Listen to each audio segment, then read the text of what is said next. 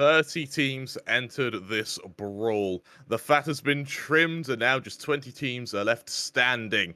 Will these teams exercise their sycophancy to keep our top teams from their sovereignty? It's only one way to find out. Reignite, DreamFire, Revenant, ATH, and BRP. All names will hear echo throughout the ages, but let's see if they have what it takes to take that rank 1 spot. I'm your Castle Crabber 3. I'm joined by the amazing Icy Baby 1-2.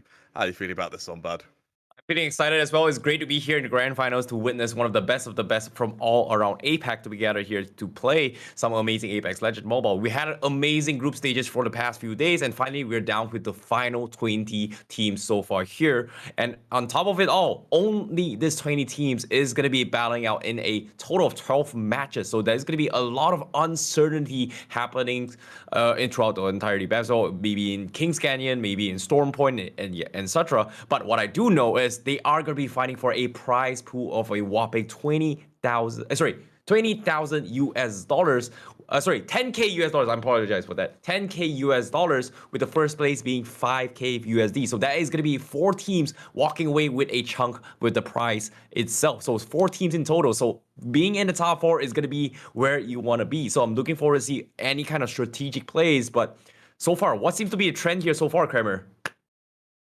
So far, what's interested me is Revenant and Reignite, 2 teams that are currently in our top 5. They came into day 1 and day 2 playing absolutely ballistic. They were killing anyone that moved. We go into day 3, and Revenant, who sort of ended day 2 on a bit of a shaky note, weren't able to play day 3, and Reignite were, but Reignite, they were going for kills, and they ended up getting killed very early on. However, it was thanks to those kill points, they actually didn't look like they did too badly, but their placements have actually been quite poor.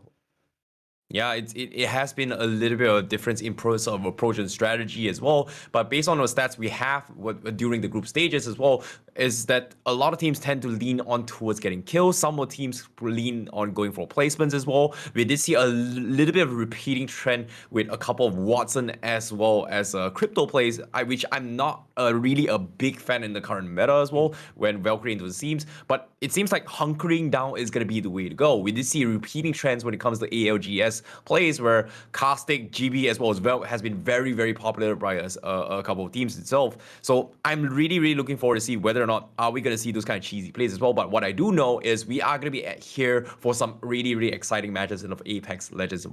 And on top of it all, I'm looking forward to see whether or not are we going to see a lot of crypto or maybe even Watson in its gameplay, because that is going to be the ones that really upsets the tempo of, like you said as well, hunkering down into their base itself. So I don't know. I'm really looking forward to see how it goes as well. I'm hoping to see a recurring trend or maybe the Octane Revenant. But in case you guys are just tuning in, these are your top 20 teams up on screen which made it and battled out through the group stages and are here in the grand finals, Kramer. So you mentioned Legends just a moment ago, and the 2 Legends I'm actually really looking forward to seeing is, yes, Watson, but also Newcastle, who has really started to make quite a solidified appearance in the latter stages of our group stage. And it was, as we see our team sit, it was the likes of Reignite, it was the likes of ATH, who didn't shy away from being able to bring out that extra shield. Yeah, I definitely agree. When it comes to Newcastle, it's still in a gray area as well. I think a lot of pros are still trying to understand the dynamics on where exactly Newcastle fit in, right? So it feels like it needs to be like either replacing either the GB or as well as Newcastle is in the kind of scenario. So it just brings so much value when it comes to hunkering down. But playing against it and also playing around it is going to be a complete different ballpark when it comes to this kind of meta. So I'm looking forward to see, are we going to stick with the traditional GB strategy, or will even a potential Maggie kind of start sneak in towards the meta as well? And I do believe that in a couple of ALGS matches as well, that Maggie has started to kind of make a little bit of appearance, even though it's not one of the higher tier legends, just to kind of deal with this kind of Newcastle setups with those kind of shields, the knockdowns as well, and etc. So it's really frustrating to play against a good Newcastle player, but at the same time, we still do not have enough data to pull through. So I feel like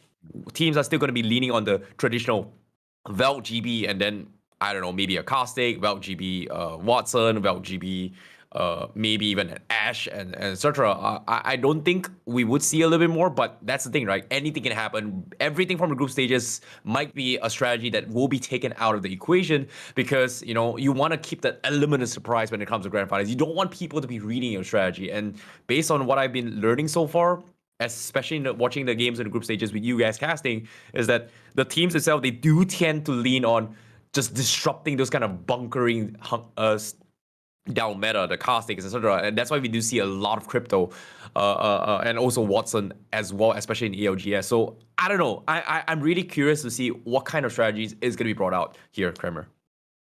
You're absolutely right. And I mean, you look at our qualified teams list. All of these teams have the quality and the firepower to be able to bring out these kind of sometimes even booky competitions, but they still are able to make them work. I think the main one that springs to mind is Reignite. They went for a Watson and Rampart. The idea being that the Watson pushes them up and Rampart just tears through them with her turret. And they attempted that setup kind of once or twice. We didn't see it work, but the fact we saw it in theory, the fact we saw that Reignite were going for these unorthodox compositions to try and maybe even revolutionize the meta a little bit, for me, is really, really cool to see.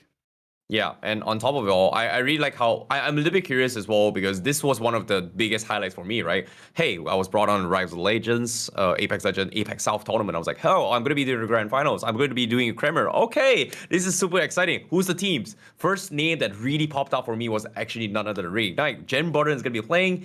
I don't know. I didn't exactly see too much of him as well. He's one of the most legendary control players out there. Arguably one of the strongest human aimbot in the history of Apex Legends. And it's just really disgusting to see his aim, but I'm looking forward to see whether or not is he going to be playing in the grand finals itself, one of the legendary players representing from Australia itself. And also another team that I really want to talk about as well. This is really surprising because these are the two teams that I kind of stood out for me was Revenant Esports as well as Reignite. And to my surprise, they are in the current top two because Revenant Esports, they've got a really, really amazing coach known as Fat Monster as well. I've seen him play over the years, especially in the India community as well. He does have the experience to play in pred lobbies as well as deal with the ping difference when it comes to Apex itself. Like some teams, some players, they have to deal with the 200 ping issue, the 90 ping issue, where there are going to be inconsistency as well as no recs all the way through. And I feel like they have the better experience when it comes to dishing out, to play out against this kind of composition and make it work for himself. Jen Burden does play a lot in 200 pings as well. We did see him in a lot of highlights before. He still pops off despite being able to play in 200 ping, which is very ridiculous, right? If you compare it with games like Valorant and games like CSGO, it's like 200 ping. How can you play like one frame off and you're dead? You can't. You just can't. But they do it in Apex, which is ridiculous, and they play at the highest level of pred lobbies. And I'm really looking forward to see what kind of games are we going to be seeing here in the grand finals, Kramer. Something I want to highlight is while Jen Burton is disturbingly good at this game, one of his sort of highlight weapons is the wingman, which we've seen him just tear through teams with. That's currently in the crafting station. So I'm interested to see if we're going to see battles for these access to these stations, or furthermore, if teams actually just don't bother with the wingman, and we see these sort of R301 car combos start coming out a lot more. I know that we've seen a lot of these sort of mid-range rifles get used pretty much start to finish, purely because they're good enough to use them at range, and at point blank, they're hitting every shot anyway. So there's still the option there for a bit of maybe even meta changing. But for now, it's the wingmans that are going to be choked, and we need another weapon to take that spot. We even saw bows making an appearance yesterday, and they were doing a lot of damage. Yeah, that's the thing about utilities, right? Especially in the map of Stormpoint, when it first was introduced, especially in Season 12 itself, Stormpoint was one of the very difficult maps to play. We did see a little bit of recurring trends when it comes to Bangalore.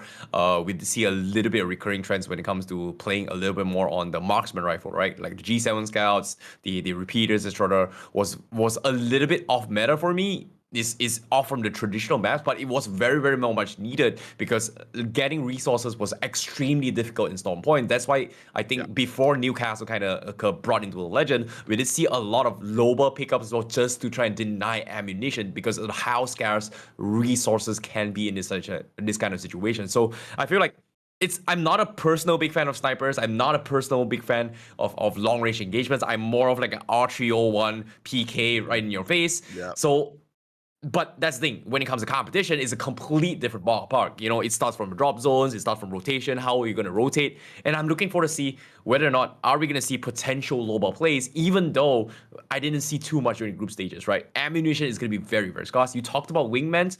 I feel like Wingman is one of the better guns to actually take advantage of how little bullets you need are going to be expending while dishing the maximum amount of damage. And yeah, it's just a really, really good hit miss as well. And I think you brought up a very, very interesting point. It does shifts the meta a little bit when it comes to whether or not are they going to be prioritizing the Wingman or not. But without further ado, ladies and gentlemen, we are going to be jumping straight into the first game as of today. The Rise of Legion Intel APAC South Season 1 is going to be happening on this day, and it is going to be happening in World's Edge as of yet. Something that we saw yesterday for pretty much actually the entire tournament up until the final game of our group stage was everyone was avoiding early engagements. The absolute second we saw that final map start, it was combat start to finish. And now he has a playoffs. I want to see if that playstyle is going to catch on, and that playstyle is going to continue to be the case, or if we're going to see teams be a little bit more reserved. Yep, and flight path is going to be from the bottom right and towards the top left as well. Pretty balanced one throughout all the teams so far, so it's nothing super crazy yet. We do see EXO and Dewa going to be hitting Thermal Station, and it seems like they are going to be having a little bit on, I would say, their usual drop spots, right? I'm pretty sure they've played out throughout group stages. They are not going to be contesting a lot. We do see, I think, Revenant going to be dropping onto his Lava Siphon as well. That is going to be a very, very tough point to contest. Countdown is going to have like a populated loot as of yet, especially coming from DF. I feel like Fragment West and Fragment East is going to be the little bit of interesting factor. I think you guys did bring up on this as well, right? Like Fragment East, they did recently kind of nerf it down in terms of spawn loots as well. So I feel like it is going to be a little bit scarce when it comes to loot. But based on the circle, it is going to be lying down on towards the Fragment side. So it's a pretty well-balanced one coming from that side. But I'm looking for to see a lot of south and northwest action, especially northwest having like 4 to 5 teams, which they have to pass through the open fields of the outskirts of Landslide. So that's going to be a very, very difficult spot to be fighting in as well. Maybe we will see teams try to camp onto the sniper tower in north of Landslide. I think on the south side as well, launch side, we do see like a couple teams that they may be running in towards Revenant itself. So that's going to be a little bit of an interesting fact to actually look out for when it comes to their gatekeepings. But I don't think we are going to be seeing a little bit of action. It's more like how do they rotate in the zone. But up on screen, we do see G-Dated and as well as High Dynamic Ren. They are going for a Rave Comm as well. And I'm a little bit surprised to see this, even though Valkyrie has been really, really popular here, Kremer. I also want to highlight, in order to go from the northwest side of the map and then actually get into Fragment West, there's only about 2 or 3 entry points. The kind of terrain makes it so hard to get to that position. And considering how many teams are in the northwestern side of that map, it means that we're going to see a huge, huge gunfight in order to actually get there. And it means this zone, even though Fragment is quite a balanced zone, the other thing to watch out for is that when we do get to our sort of 4th and 5th zones, when things start getting uncomfortable, we're going to see altitude make a huge difference in how effective teams can be. Yeah, definitely. High ground is going to be very, very important as well when it comes to Fragment, right?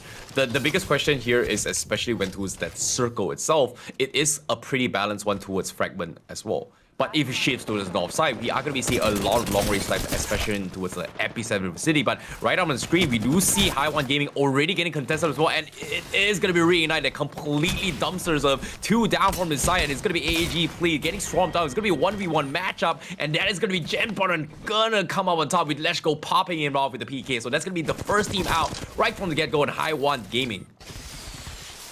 I mean, it makes poetic justice that Reignite are the ones to get the first kill, considering how aggressive they were last map and for the last couple of days. For now, Team Burger, one of our other ALGS teams, looking to take an engagement here, trapping a team in their own building. A lot of damage done, but they don't risk heading into the caustic pit almost, deploying a bit of utility of their own just to try and harass anyone who dare peek them. They're getting third-partied in the process, though. Low HP on the Valkyrie means we need to see a disconnect from this team. They are able to disengage. They're able to get out of there as we enter a bit of a stalemate now between these 3 teams. Yeah, this is very, very difficult to push in as well. And this is one of the choke points that you will see in towards the south side of this circle itself, just because of how limited resources there can be. And I like that there are teams that, especially North Esports now, they're going for this kind of early engagements. But the strategy coming from Reignite is just really, really smart. They're just taking advantage of the situation. They know that they bunkering down here, they are going to try and force a couple of utilities as well as kills potentially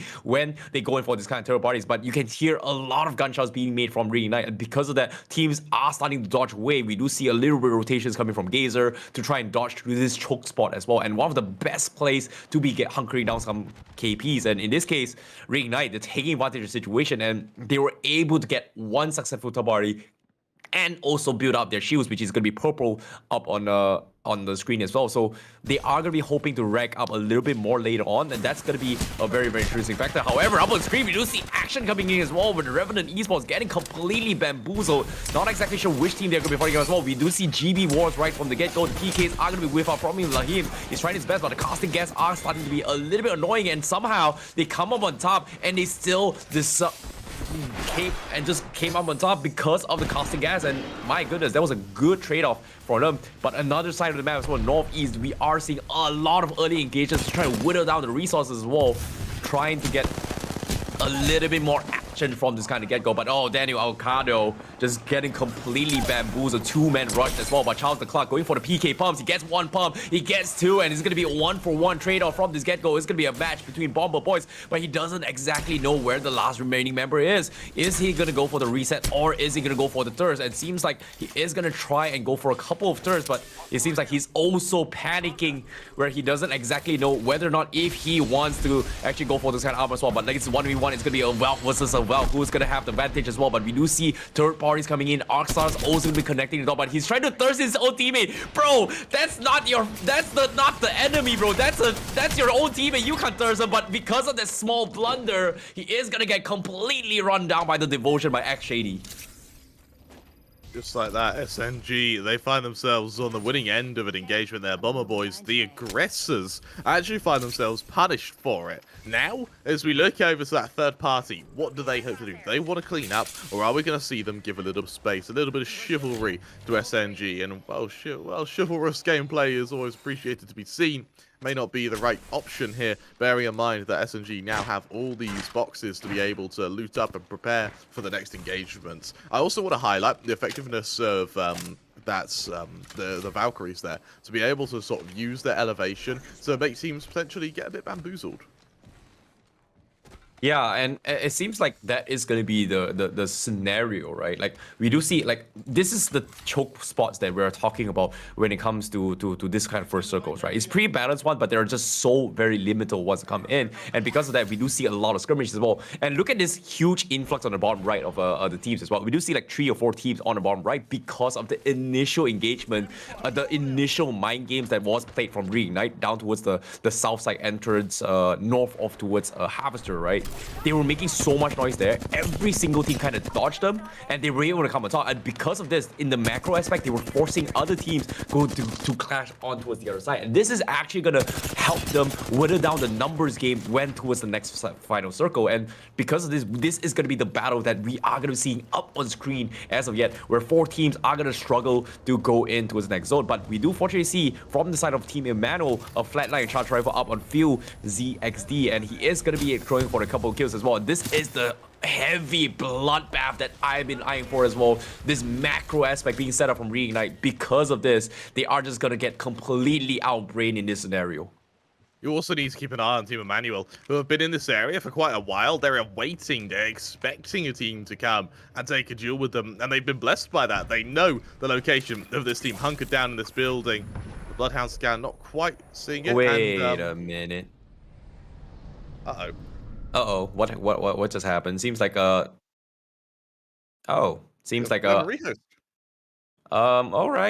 there is going to be a little bit issue there. I was expecting a little bit more high-end action pack, but seems like the action was just a little bit too good that the game is going to be ended right there and there. That was just a little bit unfortunate, remember. But yeah, we do see a little bit of a taste of the macro aspect, and a little bit of strategy has been made by several teams as well. I'm really looking forward to see how the next game is going to go. So we gave you guys a little bit teaser for you guys at home watching right now. That's going to be the teaser for you guys on how the games are going to be look like. So be sure to share the stream and let us know who you guys are going to be supporting there.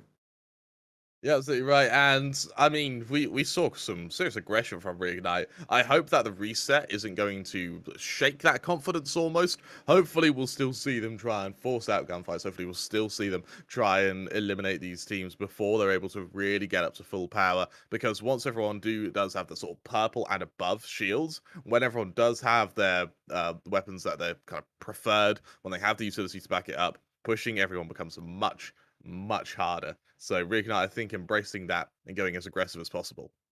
Yeah, and it's just very very difficult to actually play or what how the maps itself, right? Well, we did see a little bit of Caustic, we did see a little bit of Wraith as well. I think Wraith is still I'm not a super big fan of it, but just because of how the layout is going to be in Wolves Edge itself, it is going to be bearable considering the terrains are a little bit closer to play with. We do see a lot of buildings to work around as well. We did see a lot of doors that they can take advantage. Maybe Wraith is going to be more suited in that scenario, but we are not going to be seeing a lot of those kind of heavy single rotations which Valkyrie brings to the table. And just now, especially when we talk about a macro aspect as well, Reignite was able to just shove four teams to just kind of rotate around them, and everyone was kind of stuck in the gazer, right?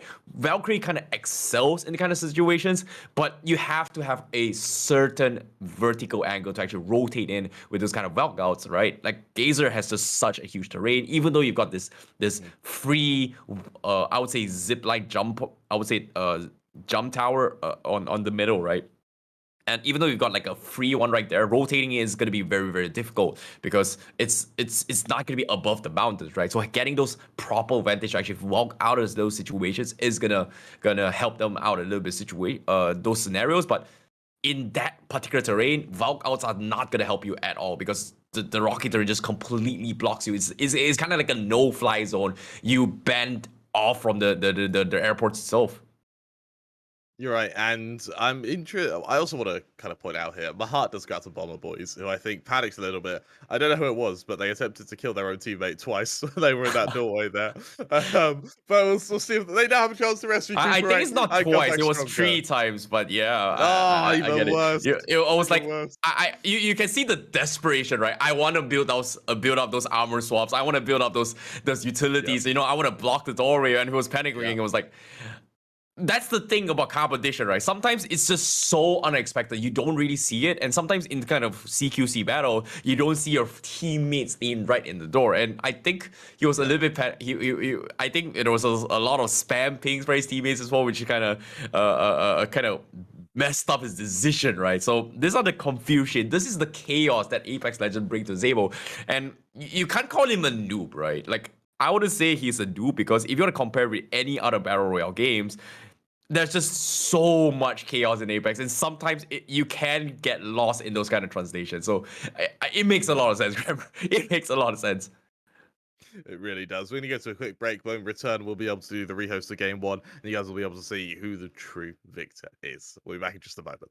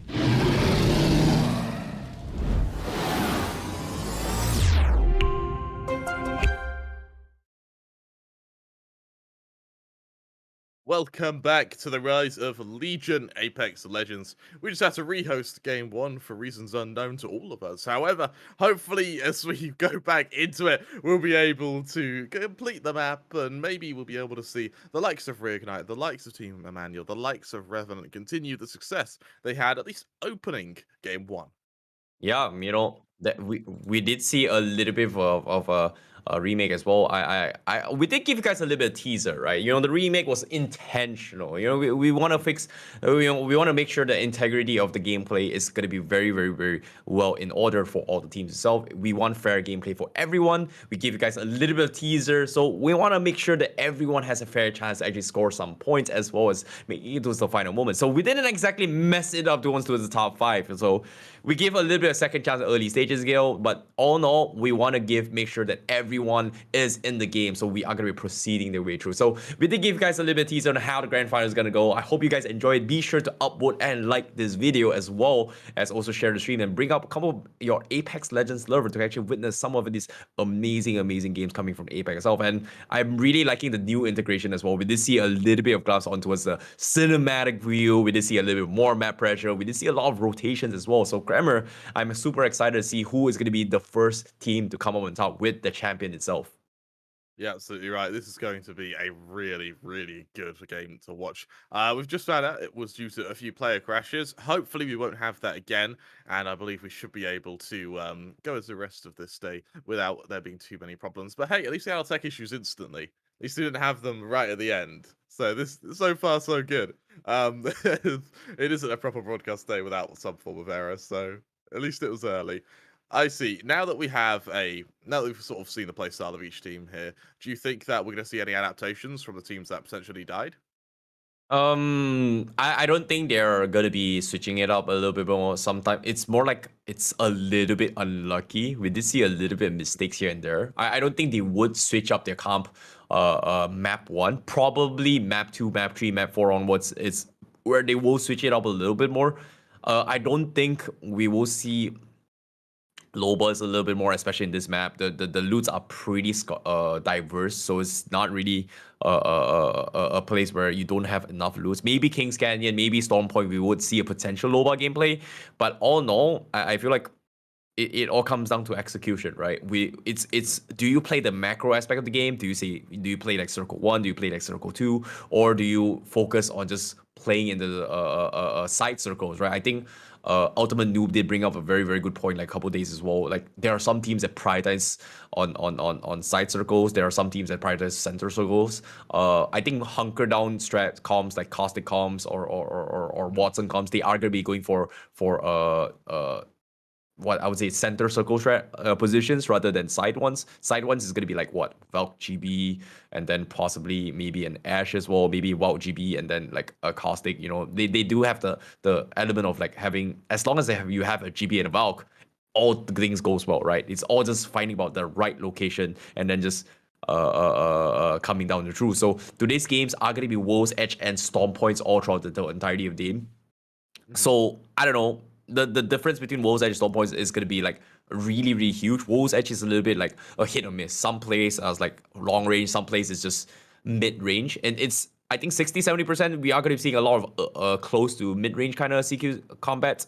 Whereas Storm Points, you are going to see like a lot of sniping and a little bit less in terms of resources. So in that scenario, I think maybe we are going to see like a potential low ball, or like maybe one game out of many, but it's going to be very risky because it's a comp that you are going to be relying on just zoning people out. So I don't know. I hope to see it, but I don't know what to be expecting. So I feel like it's just the traditional comps coming from World's Edge itself. Mm-hmm. Well, we're going to have to see in just a moment because our game will be ready shortly. Now, going into this, we're going to put you on the spot here a bit, I see. Straight out prediction, who do you think's winning the whole thing? Ooh, I don't know. Like, based on the movements just now, based on the minimap, I don't have a lot of information. I honestly think Reignite should stand a very, very good chance, right? I don't know. Like, based on the stats, I'm a big fan of Jam Butter. I really like what Reignite is doing as well. They did clutch out a very, very big W early on in the start of the game. So I feel like overall track record wise, I think Reignite should have a very, very decent chance to win it all. But, like I said, in Battle Royales, in Apex Legends, anything can happen. No matter how good you are, one wrong armor swap, one wrong misplays, one less of a bullet, one ping difference, one no rec can completely dumpster your entire gameplay. So mental fortitude also comes into its aspect as well. Not tilting, not getting enraged, not getting aggrieved upon as well. It's going to be something in a factor. So the grieving aspect of the game is something that I want to see a little bit more, but I don't have enough information to tell. But stat record wise, I think Reignite's the safer choice to just pick out of all the team. I'm just gonna play it safe. Remember, I'm not just gonna spice things out a little bit too crazy for now. Well, you say Reignite, I say Revenant. I personally am actually a big fan of how these guys have been playing their qualifiers. Bearing in mind that they're a team that have been really, really effective at taking fights that are so quick they just couldn't have an option to be third-partied.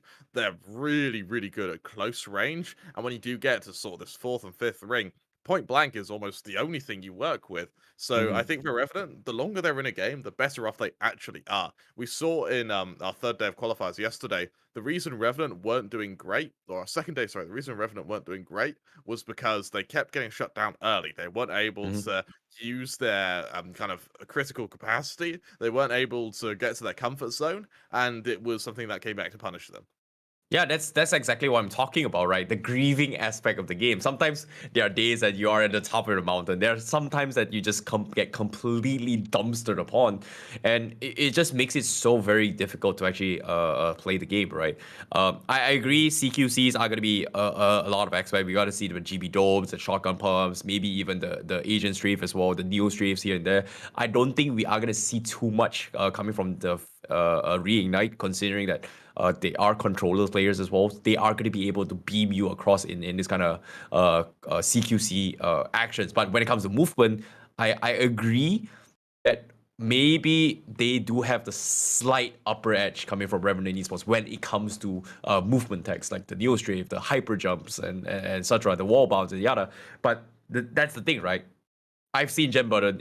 How the hell do you do tap strafes? How do you move like that on a controller? It seems like seemingly impossible, but that's the question, right? There are players that are really, really so good to point. They've played enough on the controller that they can make some of their movement techniques work. And I think when it comes to Revenant Esports, like I believe Fat Monster, the coach coming from Revenant Esports, he does play on a controller at one point, and he did have experience playing in Pred Lobby, so he does have a little bit of when it comes to game sense to actually guide them on what they need to be focusing on when it comes to the macro aspect of the game. And so far, I think in the first game, it is we did see. I think I was able to actually pay attention to Ring, and I saw we didn't see too much yet, so it's hard to describe what kind of adaptations is going to be happening. And hopefully with this first game, they are going to be able to learn from it into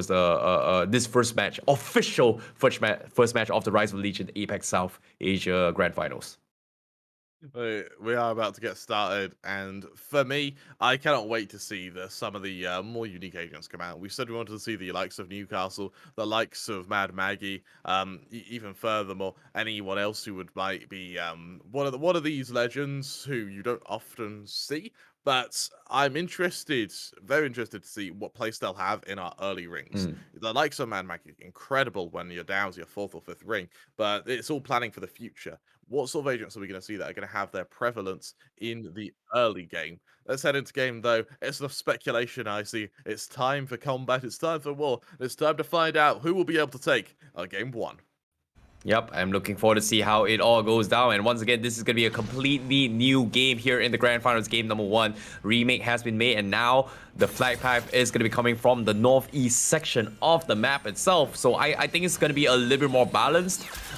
Didn't exactly see too much of the map yet, but yep, as soon as we say it, it is going to be the northeast section here, a pretty middle crossroads as well. But there are going to be a couple of teams that are going to be struggle on towards launch side 3 as well as the dome. So it's going to be a little bit of a long stretch. Hopefully the circle doesn't shift down towards the north side, because that is going to be a huge rotation coming in from them. But as of yet, we do see a little bit of contest potentially later on here, Kramer. You're right, and look, judging by it, we're not going to see too much early combat. I'm surprised actually that countdown has maybe been avoided for Revenant here. Something that Revenant were doing in their qualifiers was just setting 3 players all to different parts of the map, and they all got just supreme loot from it. This case, though, a lot more reserved, a lot more passive, realizing the pressure that is going to come with taking fights so early on. Elsewhere, the main point I want to really watch out for here is how Thermal Station is going to be held. Because it is within this zone, it's going to be such a power point to own. Oh my goodness, this circle is going to be a very, very difficult situation to actually play as well. It's kind of similar to Fragment. The difference is there are a little bit less in terms of strategic points to be gatekeeping, right? Like just now, I think map number 1, I think the previous remake map was a good vantage to talk about, right? The watchtower down towards the south of Fragment. It's a good place to be actually hunkering down. But Fragment East, it seems like there is, sorry, not Fragment East, in the northwest area as well, there is going to be a little bit of a contest coming from Skyhook and BRP. They are going to wipe off Project XXX from the get-go. This is a huge W from the get-go. 3 KPs across the board for BRB. To do that so quickly as well, there was no real way to... There was no real way for Project XXX to react. And that's the first time, actually, I've seen the new Valkyrie, like, heirloom be held out for an extended period of time. That is a terrible weapon. It's gonna break. The second you try and stab something, those 2 prongs at the end are just gonna break. I don't know, man. Like, that's why you start facing backwards. You know, for me, it's like heirloom is cool and all, but there has been movement issues where the heirloom can be at a disadvantage when it comes to rotations. But EXO Clan, right from the get-go, they are heading to the south side, so we do see a little bit of harassments across from teams. And this is what I'm talking about when it comes to pushing down towards the south side of the map, right? From the get-go, it's so far from jump towers, you are going to be succumbed to a couple of chip damage here. And right from the get-go, they are giving away free value damage for those Evo shields to whoever actually sniped them. I'm very surprised that there wasn't actually a follow-up there, because EXO, I believe 2 players got on the verge of being cracked. At that point, I'd have expected to see another team push them. But not the case here. Instead, EXO Clan are given free roam to not only recuperate, but more importantly, to loot a bit more and start actually gearing up quite significantly now. You know, based on this current circle as well, I did catch a glimpse and on the top left of the minimap as well, the second circle for us, you know, as a casters, we are going to be able to tell where the next swing is going to be. So it seems like it is going to be shifting onto the east side of Thermal Station. So they are going to be very, very limited places where you can be hunkering down. The mountain terrains, the tunnels are going to be a good rat spot for some of these teams. But Thermal Station is going to be great if you're going to be able to be in the middle of it. Also, teams do tend to want to lean on as well, especially if you have those kind of caustic compositions. But based on this circle, they are going to be shifting out of that zone. So I like the decision that they do want to wait a little bit before they actually make the next move, right? So having those kind of recons are going to be able to help you give that upper edge on repositioning later on. But Team Burger now, one of the southern approaches, well, they are going to take the mountain terrain path, and they're still deciding whether or not if they want to go for the tree push or they don't want to go live vision. But we do see Spitfires being sprayed across the map to try and farm those Evo shields. But what is this? Down to the south side, seems like there is going to be a huge contest of teams right from the get-go. 2 teams just poking around, going to farm away a couple damage. There is a couple level 1 lights, and it seems like it is going to be the fight to be in. And so now, as the chaos is about to break down. North side, they already lose a player, however, they do have space. The Gibby shield was able to go down before the Gibby was, or before the Caustic was quelled, so you do have room to hold, and that's ATH actually to be finished off. Despite that Gibby shield, they're able to get a bit of space with Team Burger. They're here for the third party. Point blank, the Gibby taken down. The Caustic also falling very low on HP, but is going to survive. The first on to the Gibby is going to cause an instant death. The rest of Team Burger, do they continue to fight? Remember, this team that they just pounced on was already pummeled, was already bruised and battered. But no, for Team Burger, 1 is enough. They'll leave this family fragmented, and that will be that'll be their final say on the matter.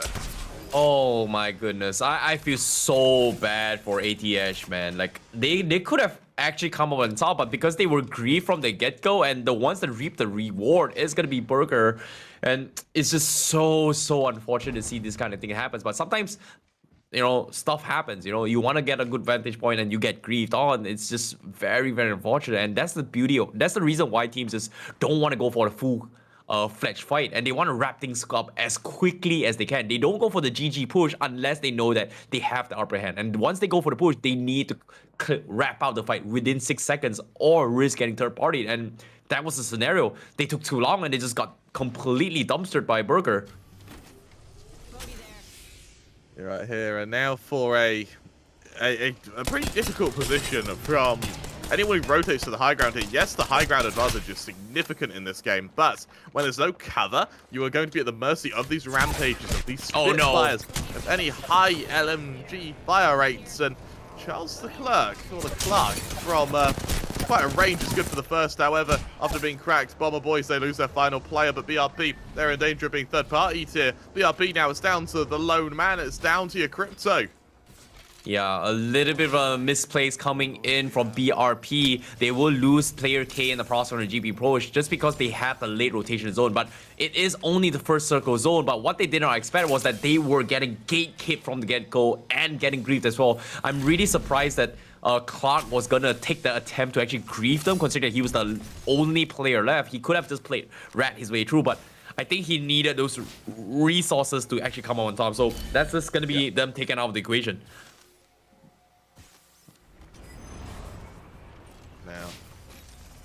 The utility yet to be expended for BRP here. So you actually they're staying in the ring for a good while here, I see. I'm surprised we're not seeing that rotation. And you actually look at this ring now. Look how many teams are still stuck around the northern part of the map here in either survey camp, or we have a lone player who's just in the middle of these tunnels and nowhere to go. Yeah, that's gonna be a potential rat his way. He's gotta rat his way through, and that's the downside of having a numbers game, right? If you don't have the numbers push through, it's gonna be difficult as well, especially when towards this second circle. Pay attention to the northeast sector, right? Especially the next phase zone. There is pretty much blocked off into a choke spot between Landslide as well as Harvester, so there are not a lot of rotations you can work with, and you want to tentatively save up those Valve outs before you hit to the zone. So for them to use it right early on, they potentially need those ultimate accelerants before they actually push in. And now with the circle shifting down even further south, this is not looking good for Team BRP, because that is going to be a long stretch for them to actually make it to the next phase of zone. And they might actually get gatekept by a lot of teams. But what we do know from the mini map is that there's not a lot of teams gatekeeping on towards Harvester, but they don't know that. So they are going to take a long push before they actually make it to the next phase of zone. Kremer.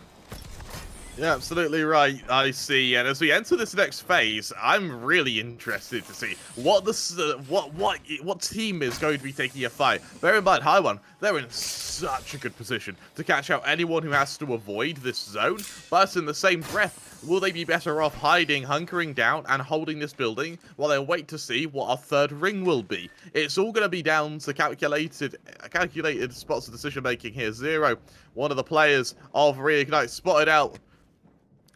And it looks like for Reignite, this is a bit of a chokehold there, sort of sitting in there, waiting to see if any team's going to approach them or try and cross. It's an ambush laid like a coiled viper. Yeah, this is exactly why I like Reignite, right? They understand which spots I have the power spots in this circle. And currently, they are on top of this train station west of the tree, which is a very good spot to rotate in this circle, because wherever the circle shifts, teams are going to struggle to push up those high hills and also rotate towards the east side or maybe in the west side of the circle. So they understand that that is the best possible spot to rotate before the next phase of the circle. And it's just really smart that they understand how strong and how valuable this kind of positions is. And you can see they're trying all their best to solidify their spot and not give an inch, and they are already gatekeeping one, and they also down one. They're looking to thirst onto his Dewa from Rieko. He's got the Ignite Incinerator as well. Zero is looking to go finish him off. He finds a pixel. He wants to farm up those KPs. He seems like he's gonna re-engage with that fight, as Dewa is gonna try his best to actually pick him up. And this is where you talked about it as well, Kramer. They managed to get the turns onto easy, so that's going to be KPs coming from Reignite, but still, in that scenario, that would be a perfect scenario for a Newcastle to save his buddy. Yeah, absolutely right. And what I'm interested in is how the Newcastle's going to be able to react, bearing in mind that you're still in a you're still in a fairly uncomfortable position. You're still kind of on the high ground here. Your Newcastle doesn't have the space to make any form of fortification, and you don't need to move to the zones. So Newcastle now becomes a bit of a almost useless legend until you're forced to relocate. Yeah, that's the thing, right? It's one of the best hunkering down, but when it comes to, you know, our open space views, which tentatively in Apex you do face in that scenarios, and I don't know, like it's very difficult what is the right meta for each current map, because the pros are also going to be figuring out as it goes. But seems like Emmanuel, they do find a very, very good advantage for themselves for the next phase of zone. But as of yet, we do hear a lot of resurrections from excited maps, and this is the beauty of our crypto, right? Getting a free rest here and there, but you are tentatively giving away free KPs across the board, so it's all about playing it safe for now. I quite like how Emmanuel positioned here. The high ground has become such an important thing over the course of these games. I actually don't really want to see them forego it, to be honest. They've got such a strong position here. You're on the side of the zone, so you know you're not going to get flanked. I actually much rather see them go up higher. I love this. Wait a minute. This is interesting coming from A-Flow. I was expecting that vantage point to actually bounce him off by the map, but he's able to take advantage and gather information from it, and he's abusing those kind of, I would say, the I don't know, the wall taps, wall jumps, but I don't remember the right term for it. But he's taking advantage of so much information. But let's take a look at how the circle is going to be shifting in, because from the north side, we do see teams already rotating in. Reignite to reposition their high ground. They're contesting towards the houses on the northwest of Thermal Station, and they are still gatekeeping the tunnels. They don't want any rats hiding their way through, but up on screen, DNZ, they are going to force a fight right now down to the south side. Be a lot more utility being dropped as the rotation. DNZ has to be very careful, has to be very wary of the damage that could be oncoming. High one elsewhere get eliminated. For DNZ now, this is their building. It's one they need to hold. I don't want to see them maybe overextend here and force out another fight before they're fully equipped. Bearing in mind, there could very well be players on the other side of this position. For now, it looks like we're going to have a bit of a stalemate, a bit of a quiet before the storm here, I see. And something I'm interested in, something that surprised me actually, is that we haven't seen very many Valkyrie ults so far. A lot of teams have just been rotating on foot. A lot of teams have just been walking to their destination rather than using the Miracle of Flight. Yo, that's the thing about ults, right? You want to save it up for the right crucial moments, and Ultimate Accelerant may not be a big value for us pop players, right? When it comes to competitive game, every single second counts, especially when it comes to rotation. So you have to save it up as much as they can before finding the right angle. You need those kind of vision control as well as a map control before things happen. And currently DreamFire, even though they've got a pretty decent comp, but they don't exactly have a very, very good support. You can see there are just so many angles that can actually punish them with those kind of point pixel shots. That's why they have no choice but to save up the resources. And on top of it all, look at this. Ono has only got like 60 heavy ammo on his flatline, so they can't risk going for this kind of battle of attrition from the get-go. But on this terrain as well, we do see EMP is going to be baiting out shields. They are going to completely disrupt the fight. As you can see, A-Flow and Asia is going to be forced to drop to the low ground. They are going to concede high ground from the get-go. But Starving Flame, he's a little bit in off angle. He's got the full shields, but his health is a little bit low. So any caustic gas is going to completely mess up his gameplay. And this is the beauty of what Valkyrie does, right? Pushing them off those high ground and completely throw them off guard. And BRP, even though they were late to the party, now with 1 second left on the clock and the circle pushing in, they have no choice but to go in for a risky gamble, walk out, scout out the situation, and find a good spot to go in. They're paying towards the houses on the southeast corner, but there is already a team there in this vicinity, so they have a rough idea where the rest of the teams are, but they need to force drop somewhere. But as of yet, another team down to west as well. SNG is also going to be fighting against NXL as of yet. They are going to be contesting the northwest side of these wall train tracks, where a little bit of pit stops are coming his way. NSL is going to be conceding his way through. They are going to be forced to push in towards Lava Vision very, very shortly. The tree very, very shortly. But looks like they are going to bail out the situation and also Valk out. So SNG, they will hunker down their spot for now. They get the hell out of dodge. SNG, they also get bear in mind, this little compound at the top of the at the northernmost side of the ring. The only team that could have contested them was DNZ there, who just left. So now SNG have free reign to go and third party anyone in the center of the zone, and they can do so from the comfort of not just the high ground, but also the range they're going to be able to use here as well. Really, really strong position here, and it's going to be a matter of other teams having to either prevent them from getting to the zone or find a way to third party them, because there's no way you can take the daylight fight with them.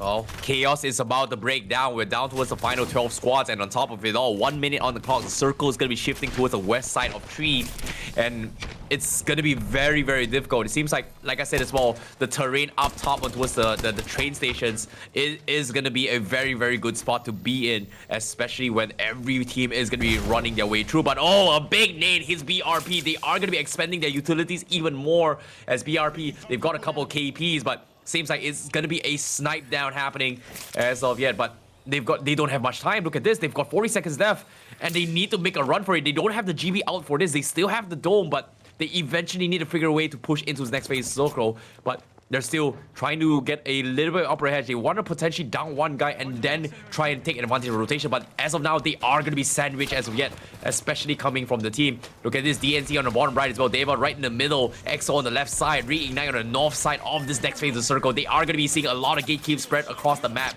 as of yet, Kramer. Dewa are in such a strong position right now.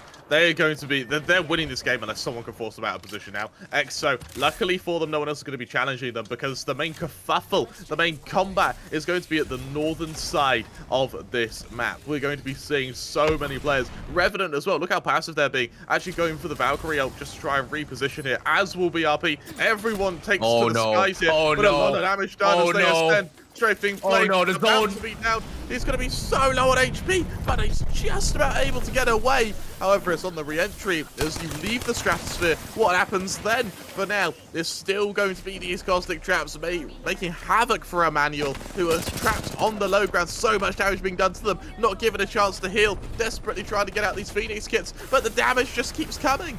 Oh my goodness, this is a disaster for them as well. This is why you don't want to be in this spot without GB domes, and right now they don't have a GB. You can see Finzo is struggling to heal up, but he eventually gets popped off. So many angles to completely throw them off guard as they edge into the next phase of the zone. But fortunately for them, they do have a little bit of angles, but for how long? 1 minute 20 seconds left, and they are gonna get gatekeeped, and they need to be forced out in the open on the west side of this next phase of Zocro. 11 squads left, and you see everyone trying to break down to try an upper edge to try and whittle down those numbers. But as you can see now with the rampage, he doesn't have the charge up yet coming from A flow. He wants to go for the bush, but the GB don't stops him, and he needs to back off, and he's gonna get beamed across because the caustic gas connects on him, and that is gonna be his downfall as Emmanuel is gonna have Asia left all by himself. He's gonna try and make a little bit more armor slots and try and play the placement points, but now he's gonna go for a couple of trades, but he's so very low. He got the Prowler, he's got the flat line, but does he have the ammunition? Yes, he does, but he's gonna try and force a pickup on A flow as he scares them all, but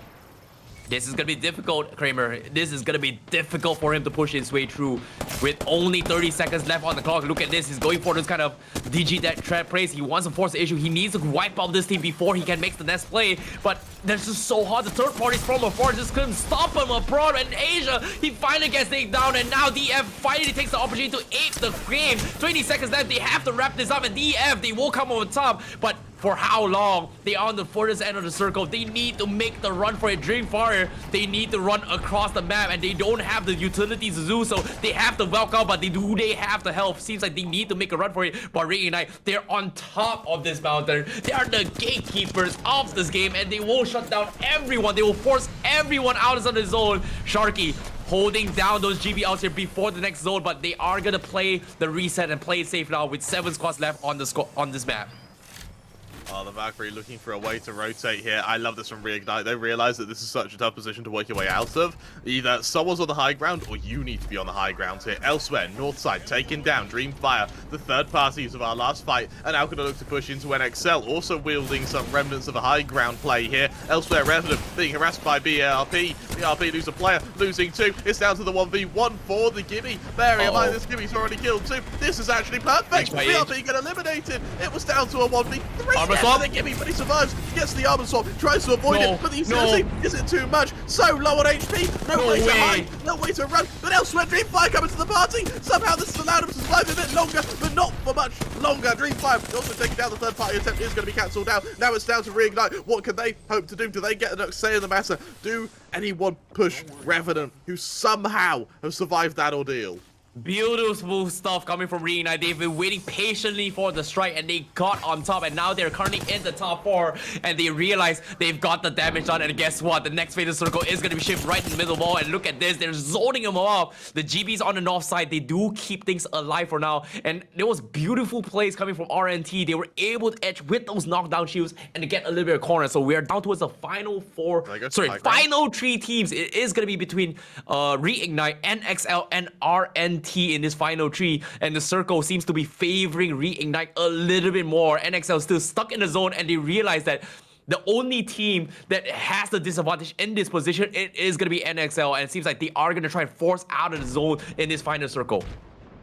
A lot of damage done to Revenant there. He peaked out. Zero also falling very low. The whole of Reignite actually falling pretty low on HP there. However, they are going to be given the space to med up and get back and get re-established. The bubble's still available for this Gibby, and that is going to be such a huge difference making out. These caustic traps are going to be the death of so many players. However, there is no proper gunfight engaged with yet. Revenant, they peek out, they take a lot of shield damage. For the time being, though, it's friendly Gibby canisters, or friendly caustic canisters, that are going to be able to buy a bit of space. It's going to be NXL being pushed by Reignite. They're going to be so careful. Death is ready to rain down from above here.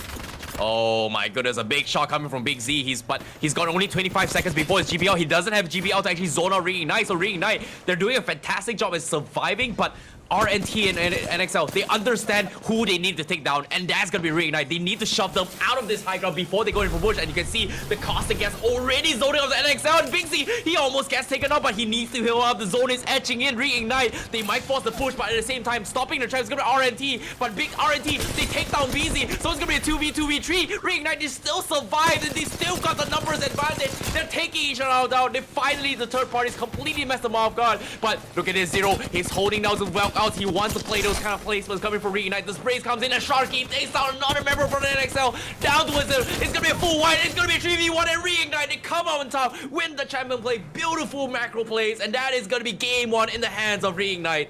With Gem Button on top of it all. My god, what a game. Rightfully so.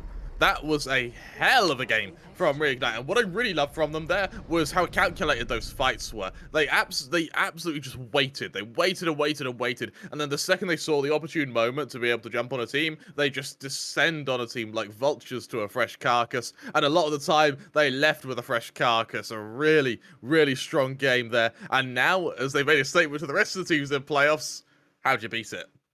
Yo, that was a crazy fight, man. Like, I did not expect, like, Reignite, they played it so smart, and it was very difficult to play that zone. But I like the adaptation coming from NXT and as well as the other team, right? They realize that Reignite, they need to work together to shove them out down. But what completely threw them off guard was the duo squads up north actually got a knock on towards the south side, which gave the numbers advantage into towards Reignite, and because of that, they played it so well. But that's just, you hate to see moments like this, but sometimes, you know, it's just, you know, a little bit of desperation. If you're a little bit too desperate, you get those KPs, you get one knock, but can you secure those points? Can you win the placement games? Can you get those champions? And it's just really unfortunate. But still, I feel like it's still a big win for the North team, considering they were a duo squad. They were able to get a top 2 placement. Still a pretty big W for them. But in case you guys are just tuning in from at home, this is going to be the Rise of Legends highlights for the South APAC Grand Finals day number 1 as of now. Honestly, there are a lot of highlights, so I'm not surprised to be seeing these. And something I'm really interested in is, particularly for Reignite, is how much damage were they able to do in the early game, because we saw that they were dominant in the late game. If they were able to get a few kills in the early game, then they're topping the leaderboard by quite a distance. However, for me, it was Revenant actually who had quite a presence in our first couple of rings. I definitely agree. Revenant, they played this well, especially in this final moment as well. Lahim was taking advantage of that knockdown shield, and he should have died so many times. He was able to get the armor slot in time, the knockdown shield being protected, you know, just keeping him alive to get those placement points. And that's just how crucial this kind of scenarios is. Use every little bit of utilities to keep things going. And I'm not gonna lie, Revenant, they understand that they cannot shove Reignite. They took as much possible these to actually come on top, and the best possible play for them was to get top 2, and they were able to get top 2 because I would say they took advantage of Reignite's position to take down the guys on the right side. So all in all, it's still a big W, and we did talk about both these teams, Reignite and Revenant, being the most relevant teams coming in the grand finals. You siding on a little bit on Revenant, and me on Reignite. And guess what? Both of the teams in the top 2 in the current first game. So I'd say it's a pretty big W. You know, I'm glad we both did our homework watching across all the group stages for all the teams itself. As far as caster predictions go, we could probably end the tournament here. So thank you everyone for watching. Please don't go. We'll get in so much trouble. But it's just when we bring up the scoreboard, we'll be able to see just how well Revenant and Reignite were able to do. And it's these early round kills, I think. It's these kind of few kill points that are going to be the true difference maker in these two teams. Now, Reignite have built a little bit of a reputation for being the aggressive team, the hunters, the ones who will maraud around the map and just mug people. However, we'll have to see if Revenant have been able to take a leaf out of their book and do that, and do it to that same degree of success. Yep, I'm looking forward to see how it all goes down, because there was a pretty interesting composition, but it felt like the comms didn't exactly do to matter when it comes to which legend is the better draft, right? It all came down to who has the better precision and who has the better read of the map. And I feel like Reignite played it very, very smart. They shifted a couple of times down towards the high grounds of the vicinity. It's one of the strongest points to be in, where in this kind of undecisive circles, whether it's shift left or whether it's shifting on the right side. Whereas we did see, I think a lot of teams kind of struggle whether or not should they be staying on towards the trees vicinity, onto the outer open. There's just so many windows or cracks, and if you don't have a GB comp, you don't have any kind of rotations, you are going to get messed up. We did see early on, I think, a Bloodhound, a Valk, as well as, I think, a very... I can't remember what was the legend one. There was no GB in that comp. There was just getting completely shut down by every third parties from across. But as of now, up on screen, this is going to be the match 1 standings here in Grand Finals. Reignite taking the top spot with placements of 12 kills as well as 11 KPs, solidifying you 23 points as of yet, followed by Revenant Esports on second place, 15 points total garnered. Team Burger on third place here with 11 points, WolfPack 10 points, BRP 9 points, Northside Esports 9 points, DreamFire on 7th place with 7, DNZ 7, Emmanuel 5, and Dewa United Esports on 10th place with 4 points only. I mean, Reignite, they just popped off, didn't they? I think it's what we were both expecting secretly from Reignite, to just show up, kill everyone. If it moves, it dies. If it dies, they move on. And for Revenant, bear in mind, the other team here that has done surprisingly badly was DreamFire. Going into playoffs, Revenant and DreamFire were tied for second place with 115 total points. The fact that we've gone into game 1, Revenant have kept their form, but DreamFire have looked a lot more shaky, is raising a few alarm bells for me. I think DreamFire, they tried the best of their situation, right? Like, I think they kind of bowed out around like 6th or 7th place, and based on the placement points as well. And the team that they were contesting, and they realized how important that spot was against Reignite, who's on top of the tunnel mountain on the west side. And they realized that is the best spot to actually get the champion. If they were able to get the full wipe on Reignite, then they might have been the champion by the end of the game. So it was I would say it's a risk that they needed to take. And they realized that in that circle itself, that was the strongest point. If you're able to get that spot, you're gonna come on top. And eventually Reignite did. Not to, it's set for DreamFire. So I think it's more like, sometimes it's all about luck. Sometimes it's all a little bit skill. I feel like it was a necessary play, even though they didn't do too well. I still think in the mental capacity and their macro play, they're still on form to actually come it out, because this is a battle of attrition. This is a battle of stamina. There's going to be 12 games to come. One bad game doesn't result of you getting knocked out yet. So there's going to be more games to come, especially here in the Grand Finals, day 1 here today and tomorrow itself. So the question remains is that, are they going to be able to maintain the form and not tilt from a little bit misplaced. And I don't think it was a wrong play coming from them to actually shove Reignite. And I think if it was any other team than Reignite, maybe they could have actually come on top, just maybe. But I don't know. You know, it's just a lot of hit and misses. I'm just pulling off speculations here and there. But game one's ended. That's the result. It's concluded. That's out of the way. I'm looking forward to see how game two is going to be. I'll see how game two will be just after this quick break. We'll be back shortly.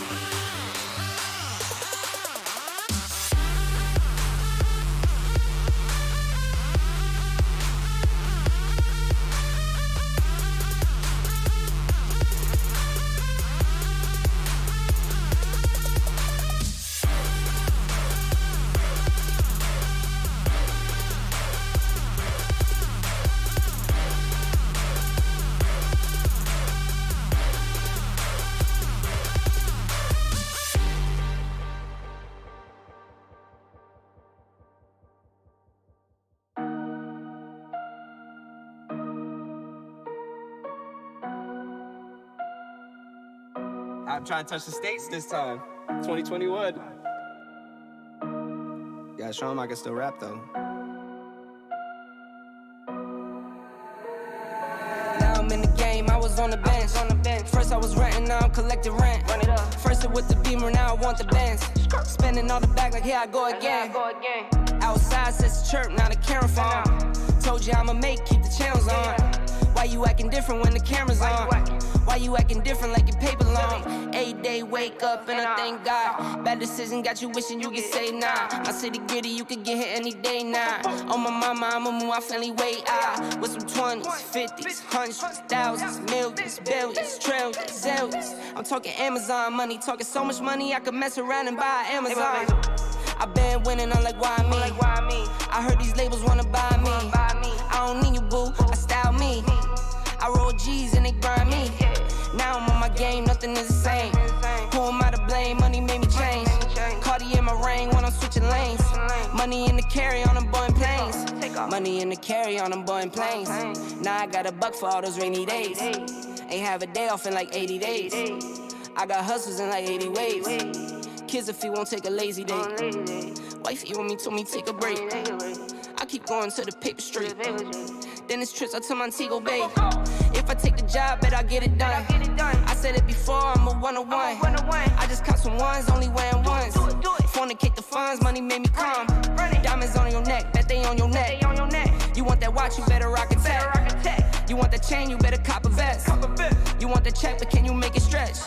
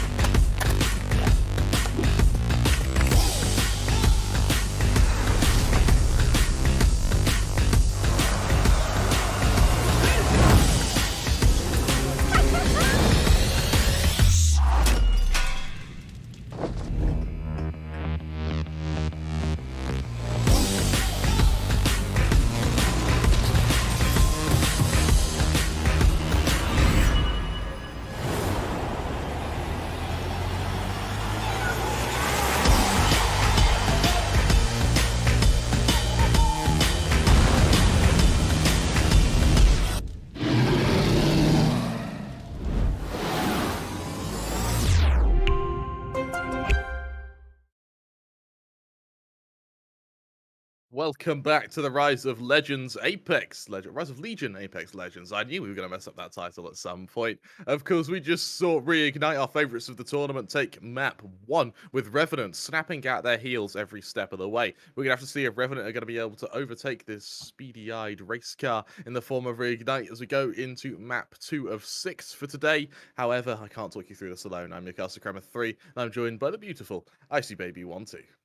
Peace out, brother. And I'm going to be excited to see more games to come as well, because game 1 was a pretty good opening as well. Even though we had a little bit of a remake from game number 1, we did get a little bit teaser.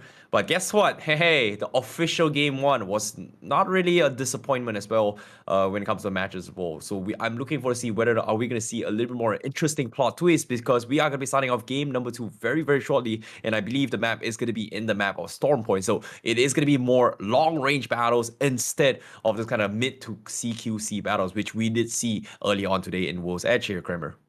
Something that has surprised me is we haven't seen any Krabers pretty much all tournament. We've had the emergence of kind of 1 or 2, but over what has been 15 maps played, I'm so surprised that we haven't really been seeing teams maybe even beeline for them. Maybe they'll do so in this map though, because we're about to dive into map 2, where we're going to be able to see if Reignite are going to keep that throne, if they can go for the twofer, or if Revenant will be able to stop them. Yeah, I definitely agree. I feel like the Kraber is in the gray area in the current meta, right? Because ever since they increased the damage reduction on towards helmets, especially those like if you've got like a blue, if not mistaken, a blue helmet and with a blue armor, you're not gonna get that one-shot potential anymore compared to back in the days. And it's the same could be said for the wingman headshot. So it's just a little bit of a bummer. Maybe, you know, pro teams, they are starting to adapt and stray away from it, which it kind of makes sense. But what I do know is that map 2 is on the way, and this is going to be the flight path as of now from the northeast section heading towards the west corner of Shipfall. So a pretty balanced flight path for all the teams, and I'm looking forward to see how it goes down. But as of yet, we do see the northwest section. We are going to see a little bit of contest coming towards the wall, Kramer.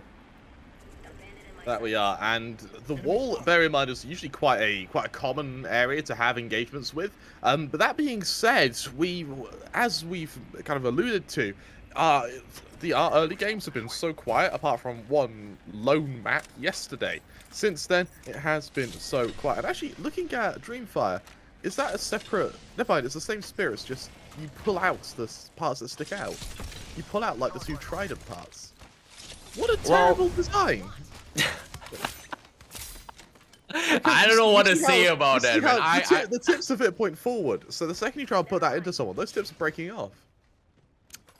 I don't know much about, you know, whether or not the kill potential, but what I do know is that maybe, you know, if you want to stab one, you want to have as many edges as possible to do maximum amount of damage when you actually pull off with the spear, I guess. You know, you hit it, and then when you pull it out, this is where you gut him from the insides, if that makes sense.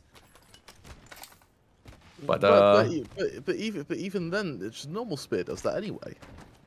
I don't know. I've never seen one. I've never tried it. I've never been stabbed before, so I wouldn't know. But yeah, based on the current zone as of yet, we do see a little bit contest down towards Shipfall. Seems like Revenant Esports is gonna go for the hunt, as we did see a little bit of skirmish coming in. Seems like Revenant gonna be taking from the high ground off towards the Shipfall to go for a very cheeky off angle, as Belcode is gonna try and lay the drop on them, as they are going to be hiding down towards the underskies of the shipyard as well. Good crack coming in from Revenant Esports as of now, as they are going to try and wrap up the fight. The group looking for the knock.